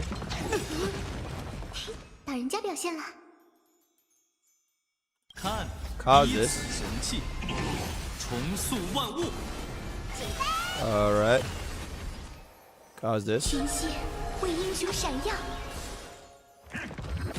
Alright. All this. Next that comes in with double. Alright, good shit. Comes back in with the. Oh, I could pull up Cyrene actually. Nah, actually we don't need to pull up Cyrene, right? Nah, actually I just pull up Cyrene. Cause if we pull, okay, actually if we do this, it doesn't give the stack because it doesn't duplicate. So we just pull up Cyrene. We have to. Yeah, because our next are getting extra turn doesn't give me the stack. It's fine. I could have greeted for Mimi though, because Mimi's turn would have given us the extra stacks. But it should be okay over here. So let's just go for the basic. Then I can greet for the skill. Then once we get out, we can get a T-bow. Once you get a T-bow. Bro, stop. Okay, let's get this first. Then we get this. Alright, now we come back in over here. I don't need to out on next out. We just out keep as well as RMC. Not that the damage even matters at all. So we're just. Okay, honestly, the damage just doesn't matter. We should probably have just given that 1 out to RMC, and the rest of them just spam it on our side. But I think it should be A-okay here. Because he's about to die right here. Alright, 2. Alright, that's fine. Alright, just comes back up over here. I want to save my out when he transitions face. So frankly speaking, I'm just gonna do this. And then this is gonna bug it. Oh. Okay, then it's gonna come back in. Alright, now we can go back this. Alright. Then we're just gonna get ourselves double. Alright, double. And we are gonna DDD. Okay, probably should have saved DDD after he summons the demons anyways. But and I want to do. Oh, that's fine.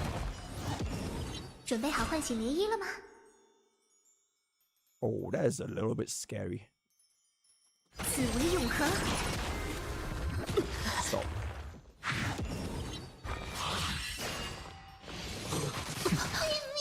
出手。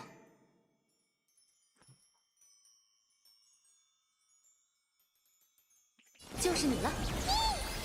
Nah, it's fine, it's fine, it's fine. Cause this gives me extra turn, so we can pull up an Nexa immediately, right? 彻底疯狂！ It's fine. 别眨眼， It's fine. 愿领谢，启蒙真理。 It's fine.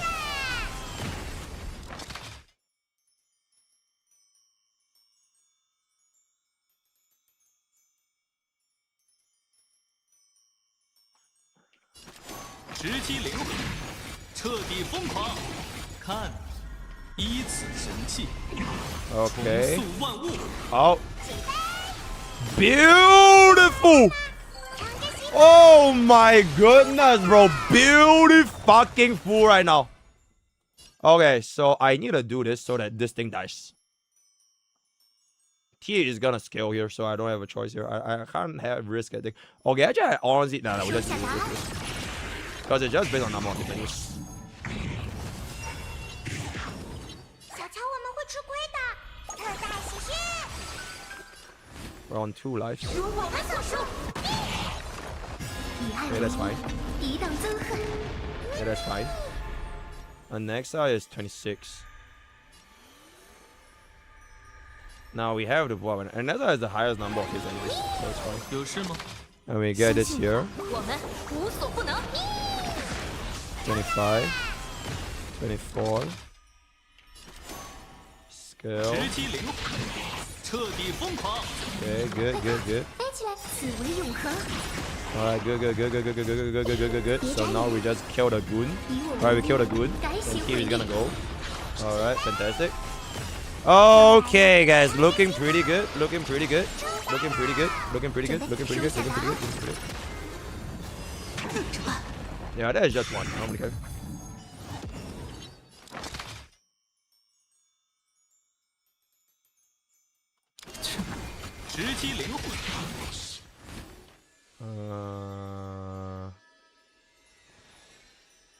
I need to clear the malls, bro.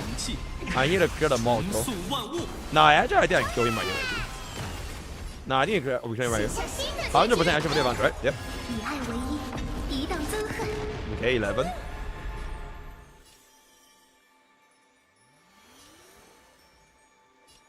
And next I have double balls for 5.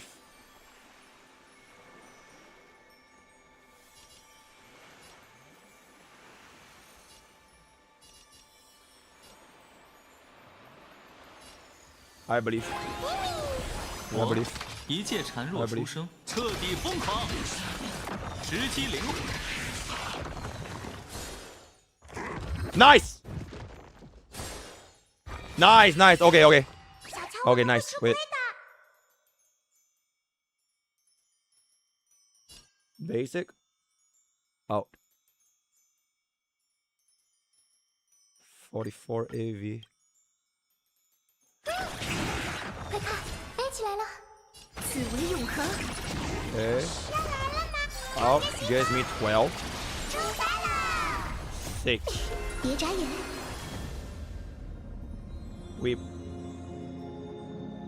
We have to pull up a Nexa. We pull up a Nexa. TV is gonna pull up that. Mimi goes in. This 5. And this 4. 以我为衣，改写毁灭。有事吗？ 3, 2, out 1. Oh my god, we were off by 1, guys. Oh my god, we were off by 1. Oh my god, we're off by 1. Oh my god, my Bob is gonna die. Oh my god, we're off by 1, bro. We are literally off by 1. By 1 action value. 若心中仍有疑惑，请大胆发问。 Wait, we can save this. His second hit, if it's the double strike, right? We can out in between. We can out in between. If it's double strike AoE twice, we can out in between. 彻底疯狂，直击灵魂。 Stop. 看，依此神器，重塑万物。 Olay! With a beautiful, beautiful SS 3-star full clear on our free-to-play account. On our free-to-play full clear. Okay, but this was like, this doesn't really feel like HSR. It feels like a puzzle. is like a Mr. Puzzle. Because if you want to think about it, there's no damage, right? It is only the number of times you hit. So for example, you could technically just not skill with Chibi, right? You don't even need Chibi skill, but if you skill with Chibi, you get more energy because of ultimate, right? So it's quite an interesting little concept. Luckily, because I am Mr. Puzzle, we cleared this on a very first fucking try. So exceptional great sword guardian, if I can say so myself. Now we are gonna go into synergy duo. All targets are split between two battlefields. Friendly and non-friendly targets cannot attack. Huh? At the start of battle, half of allies will be selected out of dark duelist, while the other half will go white guard.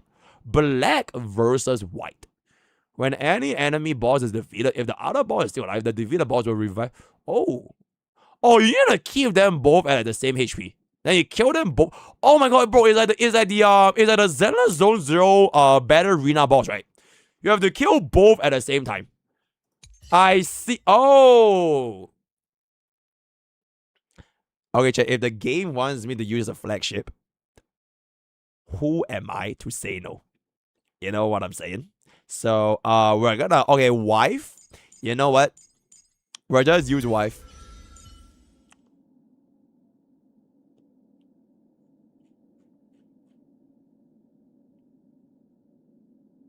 That's crazy, bro. Oh my god. That is fucking crazy, bro. Bro, this is not my wife, guys. This is not my wife. This is wife from like fucking like I don't even know. That's not my wife, right? So don't worry about it. We are just gonna use someone else. Let me wonder who do I use, guys. I think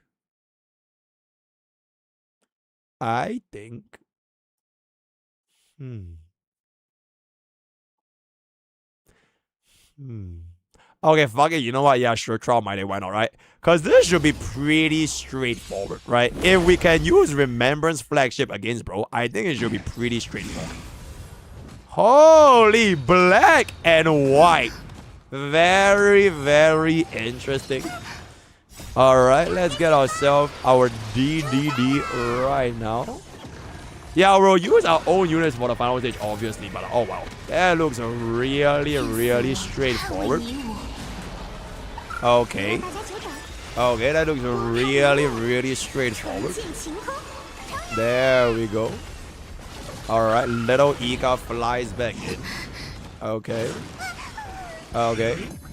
Alright, white guy is gonna slam back up, but Mighty will get the additional action value advance. Oh, but a black guy is gonna be able to take too much damage though. Because the caster is only gonna kill bro, right? Oh, defeat the white guy as fast as possible. Oh shit, can we kill the white guy as fast as possible? And then once this gonna be able to come up over here, I think we'll deal the damage. Little Ika destroy war armor. Mighty is gonna... Oh, so basically you need 2 DPS that deals around the same amount of damage.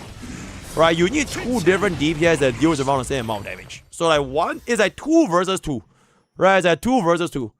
So the other DPS cannot be that slow. Okay, I'm gonna buff my Mighty's damage with bro. Because we actually have our own Mighty. Yeah, I think this was pretty good. You can just run 3 men with Mighty solo. Oh wait, we can just do this, right? Wait, it's literally perfect for Remembrance Flagship, guys.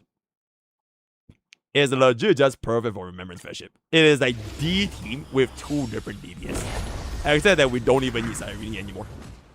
Okay. Okay. There we go. Okay, this team at least... Okay, compared to Night 2, this feels a lot more straightforward, right? Gets in our Casterist. I actually think the Trial Casterist deal is like a good as... Holy shit, yep. The Trial Casterist can help us deal a good as amount of damage. Okay, then we come back in over here. Little Ika comes back in over there. Alright, we'll just let the AI take it away.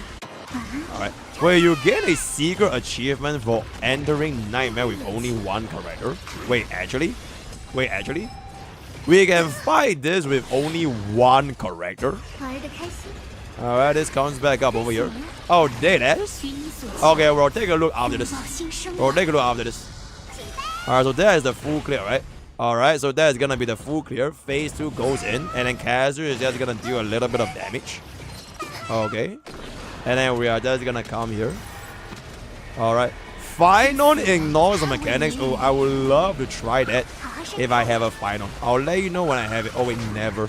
I'm never getting final auto free to play account. So it is what it is. Alright, very, very good. Alright, it's gonna summon the clones over here. Alright, good amount of arrows. Alright, Avana is gonna just go in. Beautiful amount of damage right now. Beautiful amount of damage right now.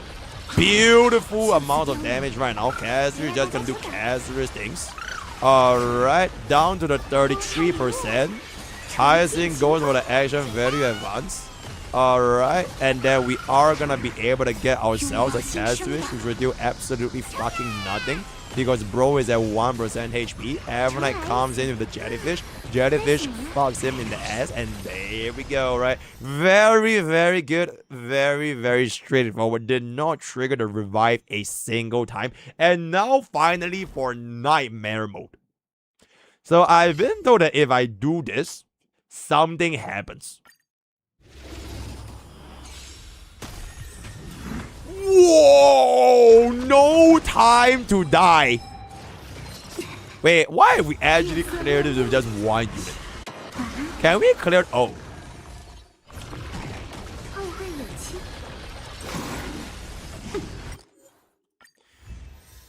Okay, let's go for a proper clear here. Yep. I believe we should not fuck around and find out. Right? We have two different DPS. So we have a single DPS and a single DPS. I think this is a really... Okay, you know what? Let me swap out Hyacinth and T's position a little bit. There we go. I think this is a WW team.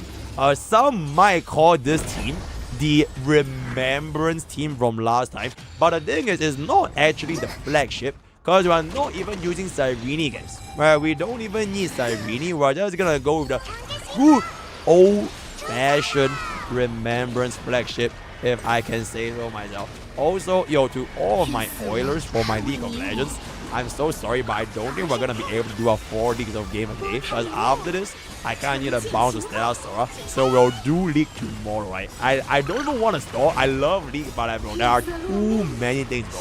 And I still need to do thank you, right? Because Brett's Creamy did give us 100 up. So after this, we're gonna do our Stella Sora. Then I'll do my thank you all shit. And tomorrow I'll see you for the League, as well as whatever else that needs to be done, right? Watering Waste Salt again, absolutely. Okay, respectively, I wasn't even playing on Watering Waste, alright? Because today is gonna be a very, very big and beautiful day, right? Very, very good.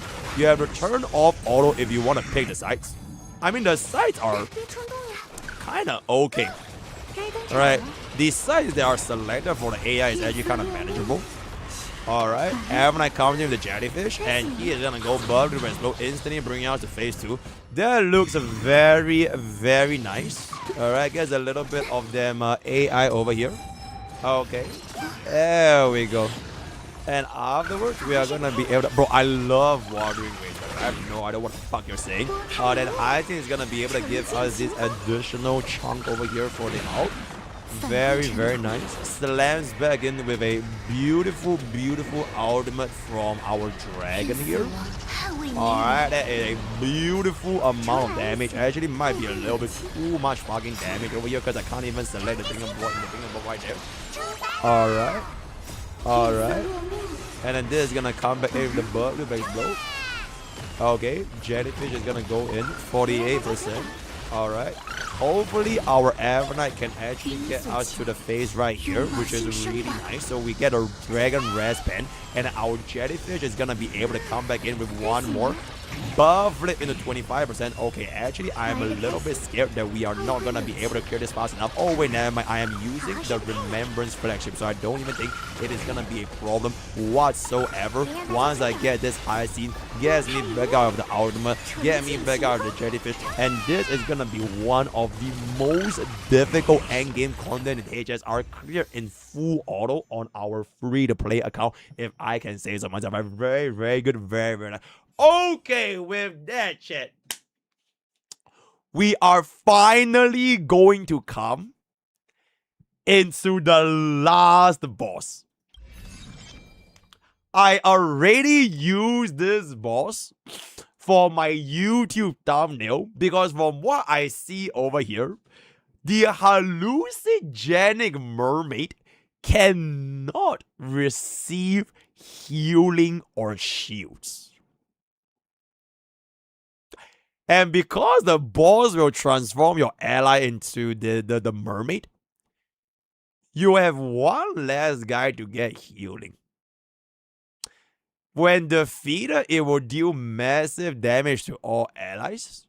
And when the blah blah is a skill, apply DOT. So is this supposed to be a DOT shield?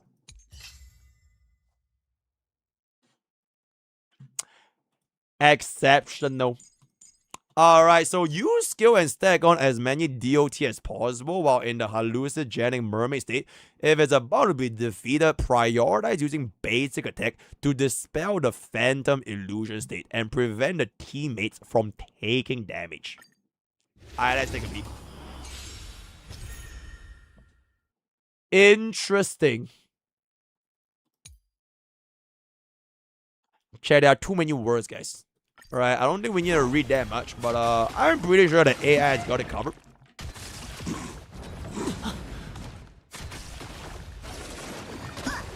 Alright.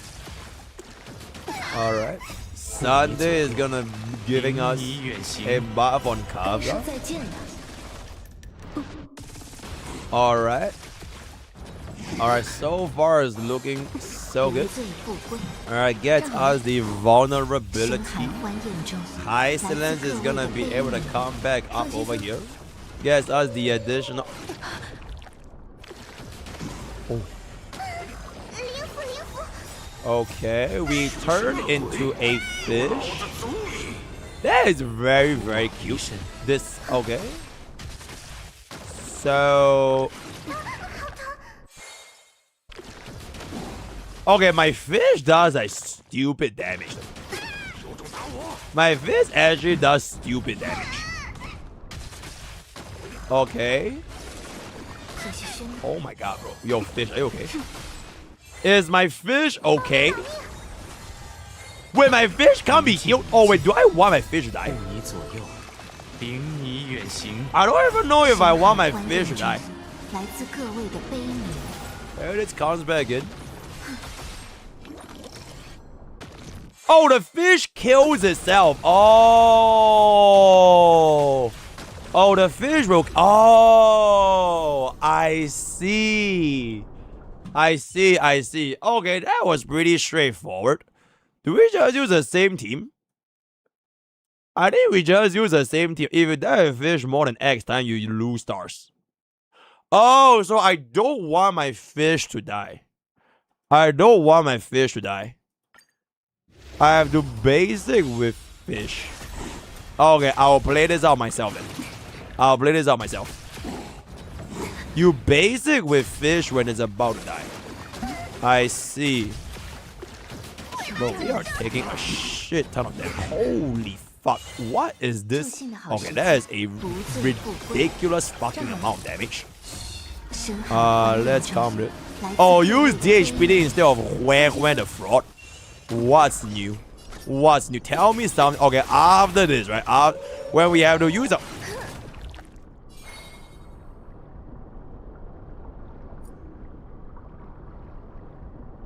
Oh, okay. So if we stay in the fish mode, we deal a lot of damage. And then when we are about to die, we kill ourselves. Okay, got it. Alright, that is really good. Okay, so if our fish is gonna be our DPS. Okay. The fish is our DPS. I see. I see. Okay, then when we are about to go buff to explode, we kill ourselves. Okay. It reminds me a little bit of like the other mechanic with like Hule. When I return to a wolf. Holy, okay, the fish legit does like stupid fucking damage. I see. Oh my goodness, bro. The amount of DOT is a little bit silly, right? It actually is a little bit silly. We're just gonna go for our skill over here because I'm really stupid. Then we're just gonna go for this. I don't think we need a skill with Hue Hue. Alright, we can just go for our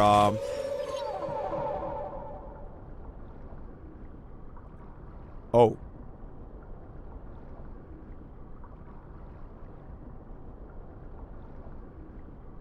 I mean, double fish is good, right? Yay! More fish! Yay! Fish team! Oh my goodness, fish team! Okay, now I think this fish can just kind of kill himself. Yay! Oh my god, this team is so cute! This team is so... Oh, this team is so cute! And then we're just gonna go in for the buff flip explode. Yippee! Oh my god! Oh shit, there's a phase 2.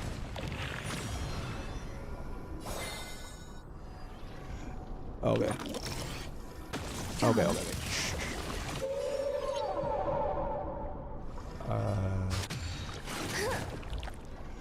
Okay, I think it's...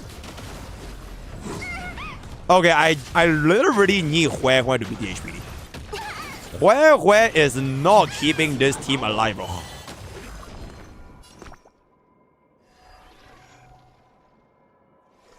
Holy fuck. That is fucking crazy.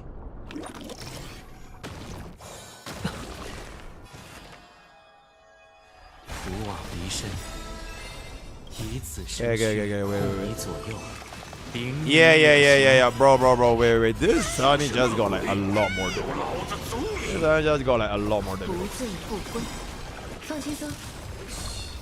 Yeah, bro, we actually might die.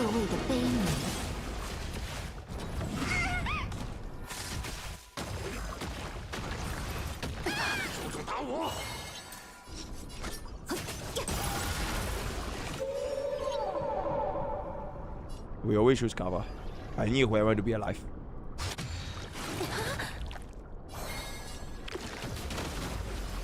Okay.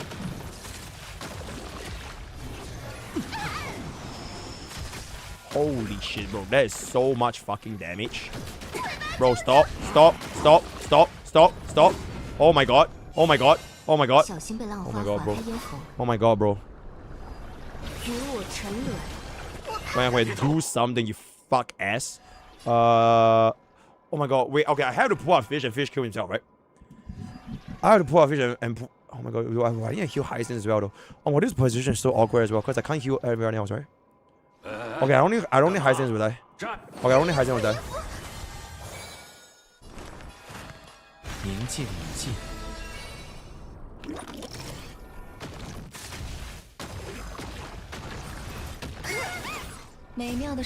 Oh my goodness, bro. Bro, I swear they made Hue Hue a trial unit to bait casuals. Bro, this sustain is crazy bad. Stop. Oh my fucking god. Okay, wait. Holy, yeah, bro, I swear they added Hue Hue to bait casuals, bro. Like, if you literally just use DHPD, this will be done in like 5 seconds. Like, you won't even need to worry about it. Holy shit. Okay, so that is gonna be our S rank clear with our second difficulty. Now we are gonna go into Nightmare, which is pretty much also our final stage for the best event in HSR. Oh my god, bro, that was so fucking cool, bro. I mean, I have no Hyacinths. I do have a Cyrene. Oh wait, we could just do this.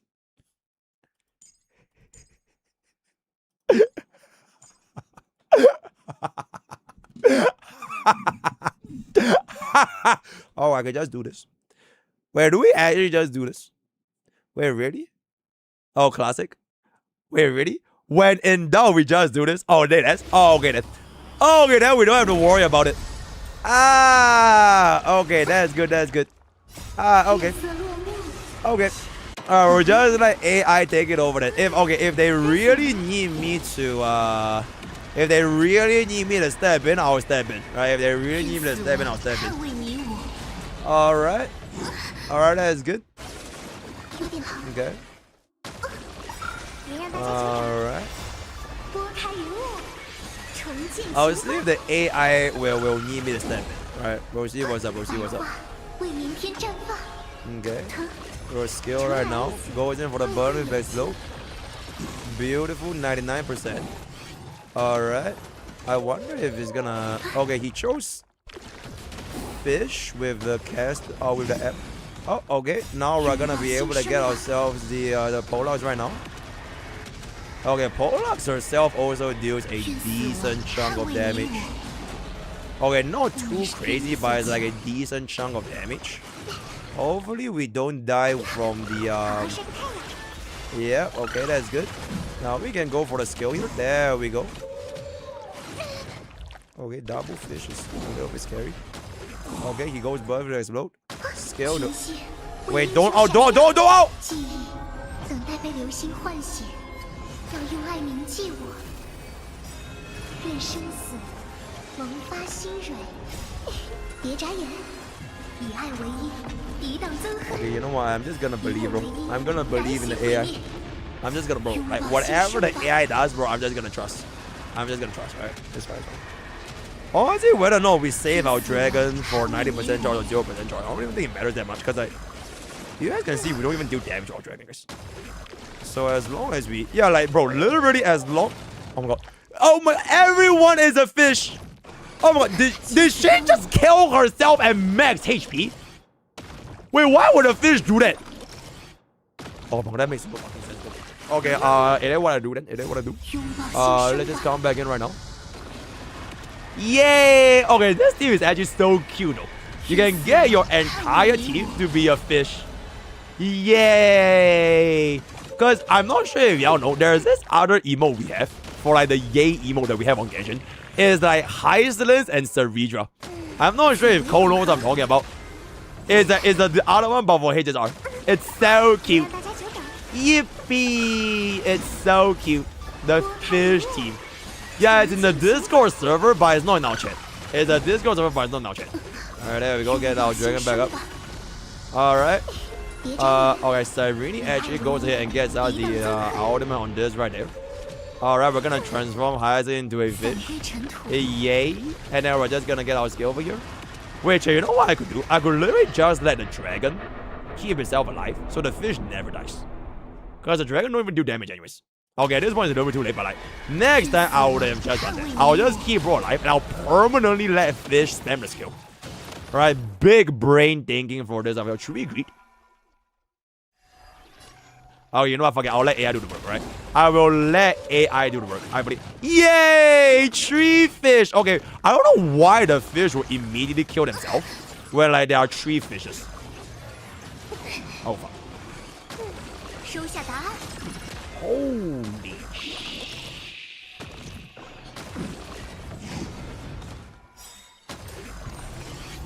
No! 拥抱新生吧， Wait. Okay, we have one more try. We have one more try. We have one more try. 月色落 We have one more try. We have one more try. We have one more try. 该醒了。 Oh my god, the fish died, Chad. Nah, the fish died, bro. 愿死亡 Bro, the AI doesn't know how to manage the fish. The AI is a bad aquarium owner. 守望长夜， Yeah, that's fine. 有点疼。 Alright, that's 为 fine. 你所求 Alright, that's all good. 别让大家久等。 Holy shit, bro. What the fuck? 拥抱新生吧， Oh, that is a crazy amount of DOT damage. 愿死亡捍卫你我， Okay. Alright. 此为永恒。 What is that? Wait, why am I getting cooked? 拦住他！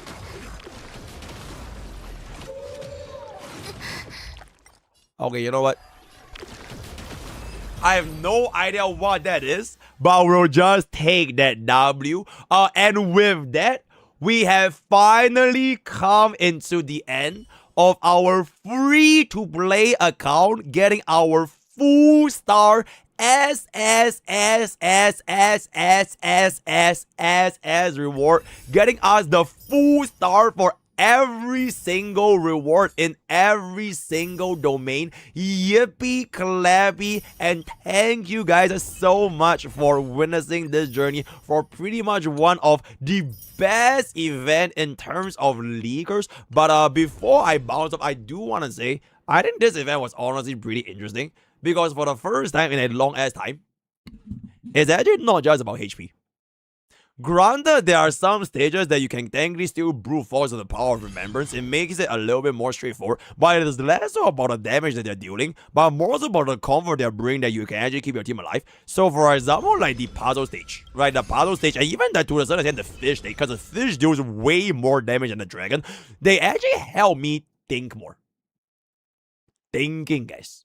Which is pretty good, right? Which always is pretty good. So hopefully we can see more of these kind of content going forward in HSR, where it is not just a simple check of like deal X amount of damage and you go buff the expo, right? So let me know what you guys think in the comments below. I think out of these 4 things, because we already know for a fact that Hoyoverse loves to hide their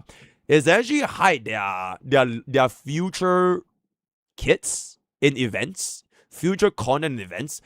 Out of these 5 things over here, I think the duo stage was pretty interesting. I think the fish stage was probably not going to be translated into something else in the future. Maybe, like, for example, if Aha turns us into, like, a cloud or something, right? If Aha will transform our unit into something else, because we really see this from, like, Hule, the facial fight. And then this one is, maybe we'll see bosses which eliminates HP count, and you want to hit the target like as frequently as possible. So maybe we might see some kind of the DPS that will hit the target a lot of times, right? Then this one is basically sustained more. I don't think that's gonna be too deep about it. And the very first is pretty much back row targeting for the AoE. So that right. Let me know what you guys think in the comments below. Holy event 1.5 hour. Where of the day is gonna be? Fish. Join to join. Use code POKE for 10% game subs. All the best for a Gacha post. And I'll see you guys. Fish. Thank you, chat. Thank you, chat. We're gonna call this Elation Early Access Event. We'll call this the Elation Early Access Event.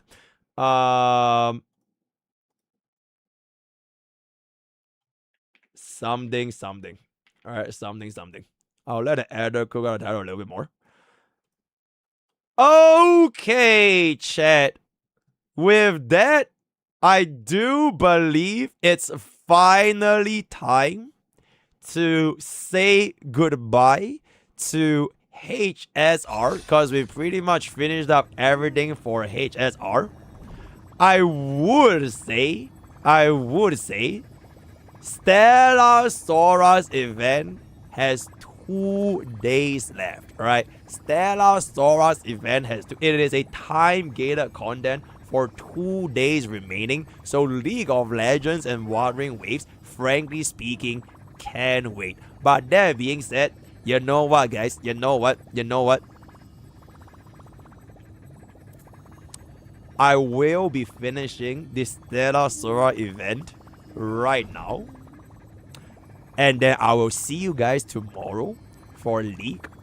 A little bit more of a HSR if there's gonna be HSR, and maybe if we have enough time, we'll take a look at Wuthering Waves endgame content. So HSR friends, thank you guys so much for coming. We are just gonna go ahead and finish up our Stella endgame, and we'll see how that is gonna be going. There we go. Thank you for coming, HSR friends. Thank you for coming. Thank you. Alright, we good. Oh. Mortami said to Stella,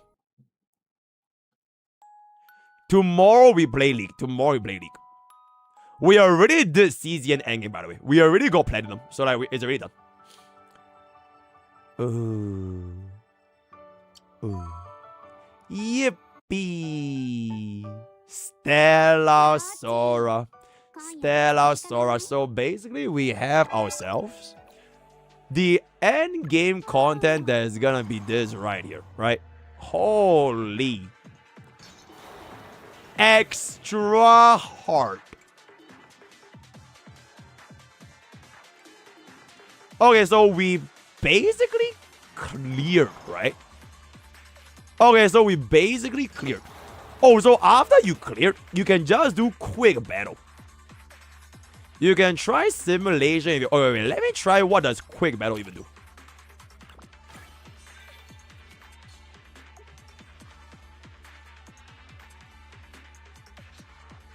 Oh, okay, so every single time you clear something, there will be like a cumulative reward that you will keep clearing, and then you'll see who gets the highest point at the end of the day. Oh,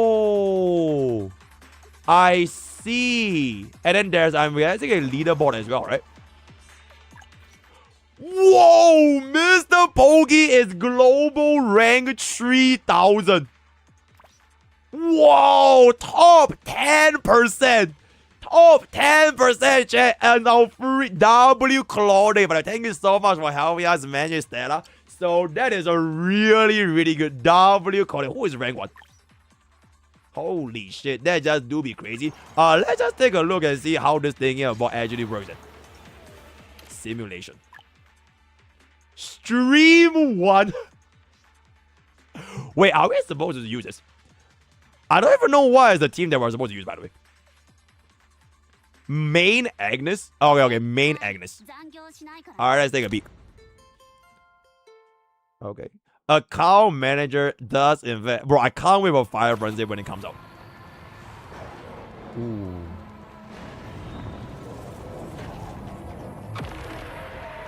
Ooh. Okay. Chat, as a auto battler, the only thing I know how to do is to go ahead and dodge when necessary. Okay, good. Okay, holy shit. Okay. Very nice. Are we supposed to kill the goons? Okay, the goon's gonna die from himself in the AoE anyways, so I think it should be fine here. So I don't want to step into the circle, yeah? Okay. Okay. Okay. Now Fire Frenzy is a dark character. She will literally change everything for Umbra. And Umbra will finally she will make Yada really fucking strong. Because for the longest time, Yada never really had any use since there was no Umbra Vanguard. But now that she comes in, it's gonna be actually good. So yeah. Presento. You wanna clear the minions right away because of the resistance? Oh, I wanna clear minions first. Oh, okay. There we go. There we go. Oh, should I get cooked? We are getting kind of cooked.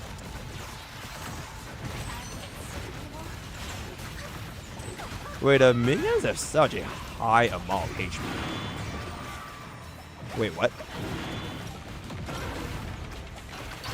Holy shit! We're dead! Bro, I did. Oh, wait. Oh, okay. Bro, how the hell are we supposed to beat this thing, bro? He still has 48 bars of HP. Okay, we broke him.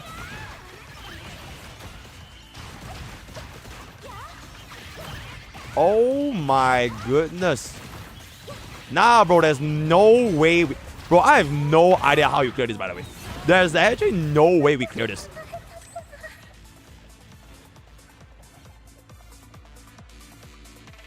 Bro, I have no idea how the bro clear this. Oh, you're supposed to use 3 different teams. Blast this is. Oh, so you combine 3 different teams to get the highest possible amount of scores. I see. I see. So it's basically a 3-team endgame content, and then you make all the different units in the same 3 teams, get the scores. Okay, do you even manage to clear? Or like we don't even need a clear. We just go for as high of a score as humanly possible. Oh, you actually full cleared? Oh, okay. Holy. I don't remember what was Bro's max HP at the start. But yeah, we already got a quick battle because our executive Stella manager already managed to clear it. So that's fantastic. Yeah. Okay, it looks like our green team is kind of dealing a lot more damage though. Bro, and the tornado is like 3 DPS. I just understand it. And then bro just goes like nervelet. Oh, there's a phase 2. Whoa! Phase 2!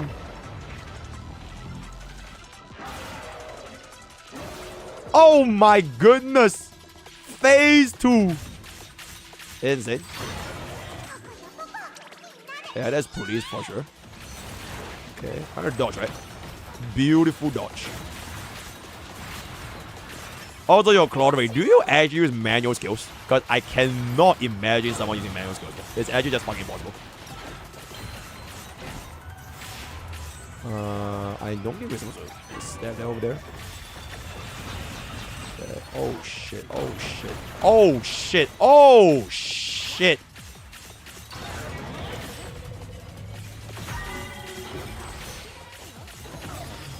Okay.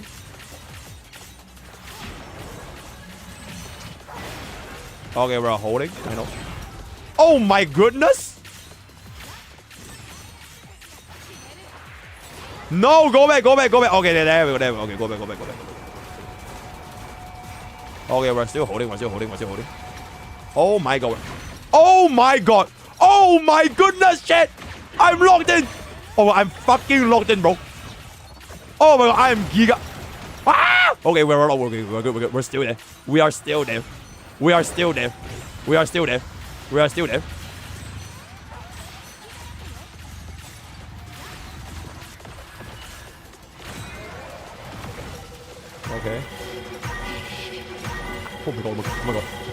Oh my god. Oh my goodness, shit! I'm locked in. Break. Holy shit, bro. I did some ultra insane shit, bro. I don't even know how the fight is surviving this long. Wait, we might not even need a third team. Actually, one more of Naruto's Flower will just do crazy ass fucking damage right now. Okay, this is immunity. 12. Oh god, please. Yeah, chilling. Bro, I'm so aware. I'm so aware of like my ground right now. Boom! Okay. 7, 6. Oh my god. Oh, there's a time! Oh, there's a fucking time limit. Oh. Okay, but I just survived all the way though. That is actually fucking crazy. Bro, there's auto battle, but auto battle only lets you auto battle your skills. Yeah, so you still have to like manually dodge and everything. Yeah, it only automatically uses your ultimate skills. So MrPokke will now just go ahead and get myself. I'm guessing. Yeah, if my first team did like way better, that would have been a 2-man clear. Now it's not Mark. Alright. We'll just clear it out right now. Bro, the fact that we survived on that with like the last bit of 1% and we didn't even take anything else is crazy, bro.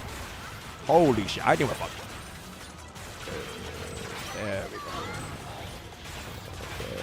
Okay. Chill. Oh shit. I'm grieving. Oh my god, I'm grieving. Oh my god, I'm grieving, bro. Oh my god, I'm grieving. Oh my god, I'm so bad. I'm so bad. Oh, I'm so bad. Okay. Yeah, I'm trying to kill the X. I'm literally trying to kill the X.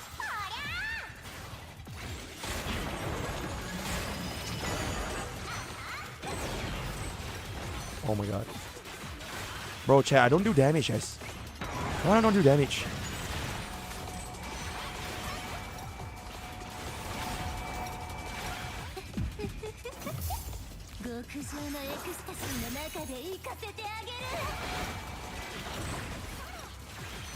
Bro.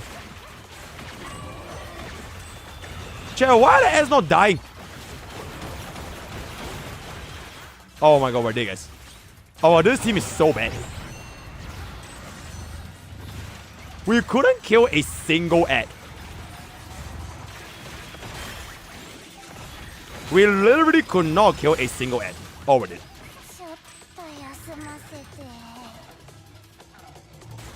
You got no marks there, right? Oh my god, bro. The last team is edgy. So, okay, frankly speaking, we're not even supposed to need that third team. Because I'm pretty sure if I just played that first team better, I would have already gotten it. Yeah, as long as we clear the first team better, we've already gotten it. Because we have 3 tries, right? We have 3 tries. Okay, we have 2 tries left. Okay, chat. We'll do this once. And hopefully, we clear. If we don't, we're just gonna quick battle. Alright? Okay. Okay, we just need login for this. Ding, ding, ding. Yo, Naru, thank you. Thank you so much. Poke heart. Yes, sir. Okay, so we kill the ads. Okay, let's kill ads. Oh my god. Kill ads.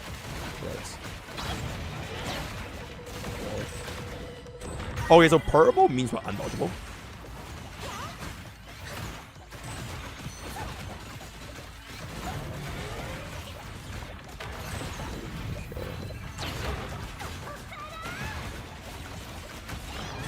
Okay. Oh my god.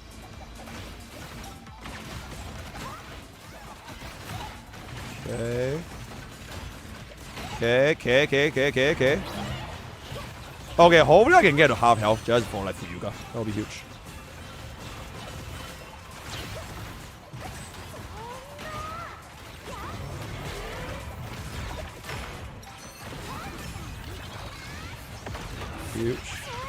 Huge.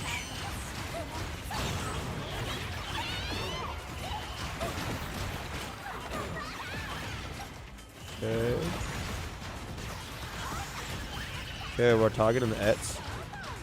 Targeting the Ets.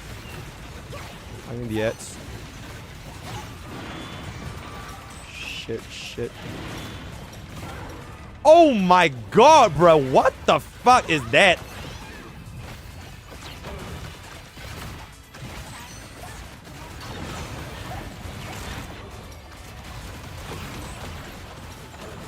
Bro. Okay.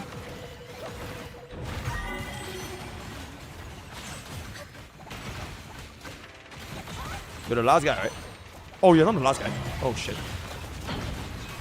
Okay, we clear both. Okay, we're done with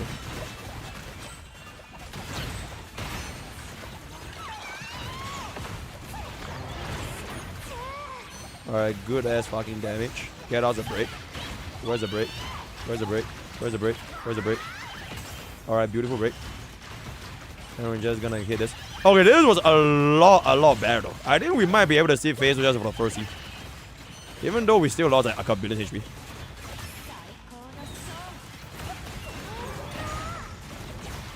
Okay, now we'll do the same thing again.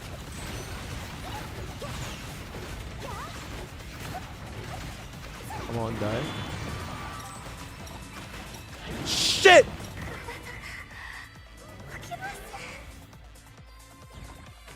Okay, you know what? I don't even need it. The green team will get it anyways. The green team will get it.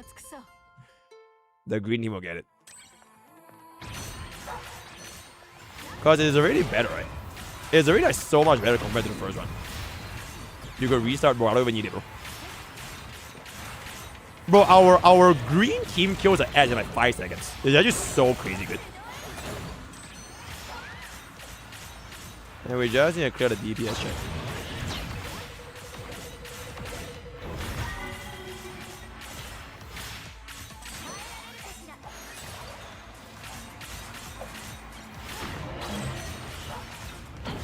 Can I see that phase 2? Let's do that phase 2. Oh, there we go. There we go, phase 2. So we still want to clear X, yeah? Oh, I'm immune here. Alright, chillin'. Bro, the Nautica's sea petal flourish is so good, bro. It's actually so insanely good. Because the petal can just stay on field. And like it also has an insane single target DPS. And the range that's so big.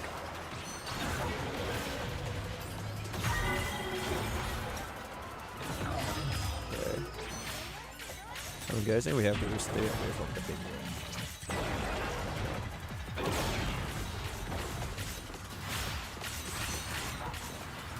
Alright, good shit.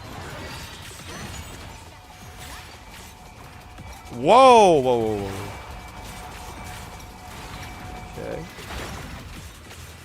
Holy shit, bro. Bro, please show.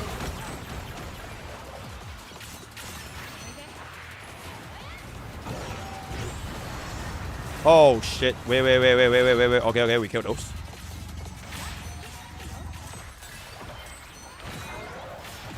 Okay, oh, okay. Okay. It's fine. Right. Oh my god, okay, it's fine. Alright, it's fine. Oh boy, it's not fine. Ah! Oh my fucking god, it's not fine, bro. It's not fine, bro. It's not fine.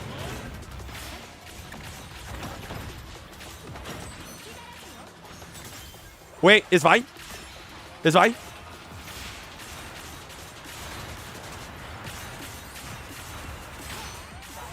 Oh my god, it's fine. It's fine. It's fine.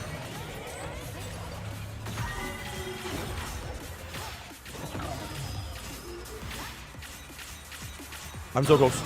I'm so fucking close, bro. I am so fucking close. 7, 6. Oh my god. Oh my god. Oh my god. It literally came from nowhere. It literally came from nowhere, bro. I couldn't even predict that thing coming out, bro. It just fucking spawned and killed me instantly, bro. Oh my god, but we're so close, guys. We are so fucking close. Alright, do we just run Nazna Mark? Can we clear? Can we clear? Bro, it's so fucking close, bro. And he's almost broken as well, right? Why does my Nazna Mark do no damage? Oh my god, it's literally 3 health bars away. Hey, ignore the X. Oh, ignore the X. Okay, ignore the X.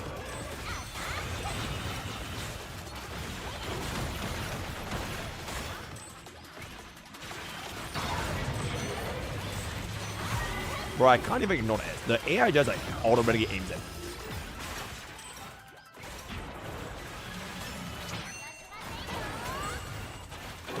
Bro, chat, they were nuggets. Bro, we legit deal 0 damage with this team. Okay, a little bit of damage, actually. A little bit of damage. Oh boy. Bro, what the fuck?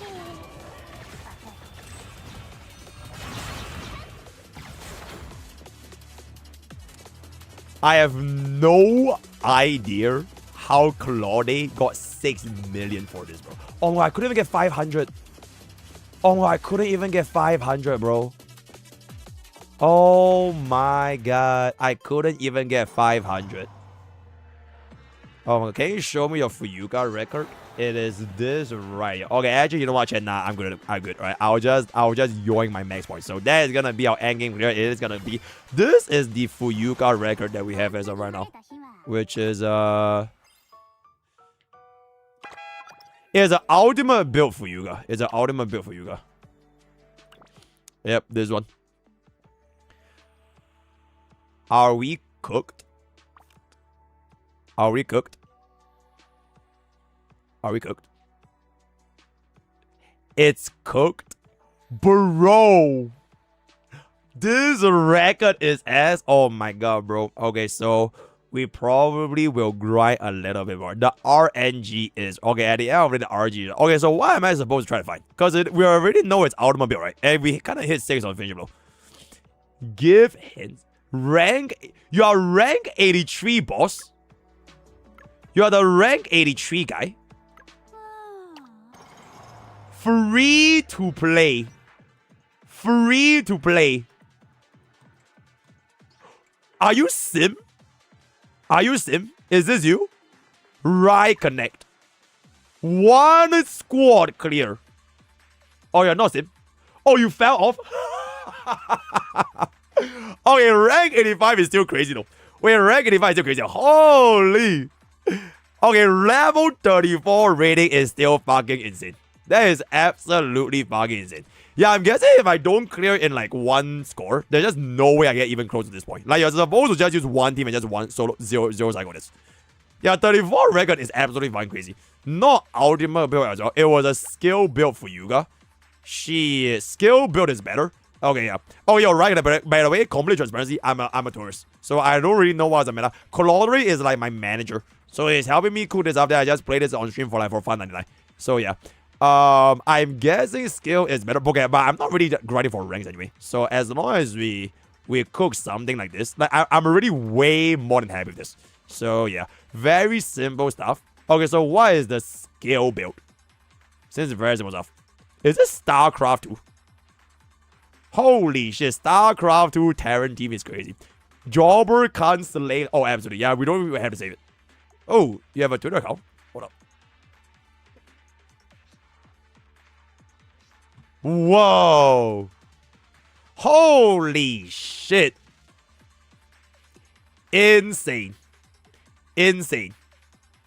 Oh shit, guys, we don't have the we don't have this though. Oh my god, we missed out on the signature icons. We missed out on signature. Damn, that is a crazy ass fucking build. That is in fact that is a crazy bro. For you guys, I already have 31 slots or 31 talents. That's absolutely crazy. But okay, yo, I will send this up to Mr. Claudry. Then we'll cook a little bit more. Yeah, 110 pen. Absolutely fucking insane stuff, says. But alright, chat. I do believe I am gonna just wrap it up over here for our quick little Stella Saga segment. And tomorrow I will see y'all again. It is 1 a.m. But thank you guys so much for coming. I will do up League as well as Wawa if possible. Hopefully also a earlier stream, so it's gonna be a little bit faster. But thank you guys so much for coming today. Join our Twitch, YouTube, Discord, and all that kind of stuff. And I'm gonna go ahead and grab Saber, and that is gonna be there, right? Yeah, what? Alright, thank you guys for coming. Thank you. I will also do the thank you emo off stream. Right? I'll do a thank you. Thank you. Bye. Thank you. Download. Yeah, sorry. Bye.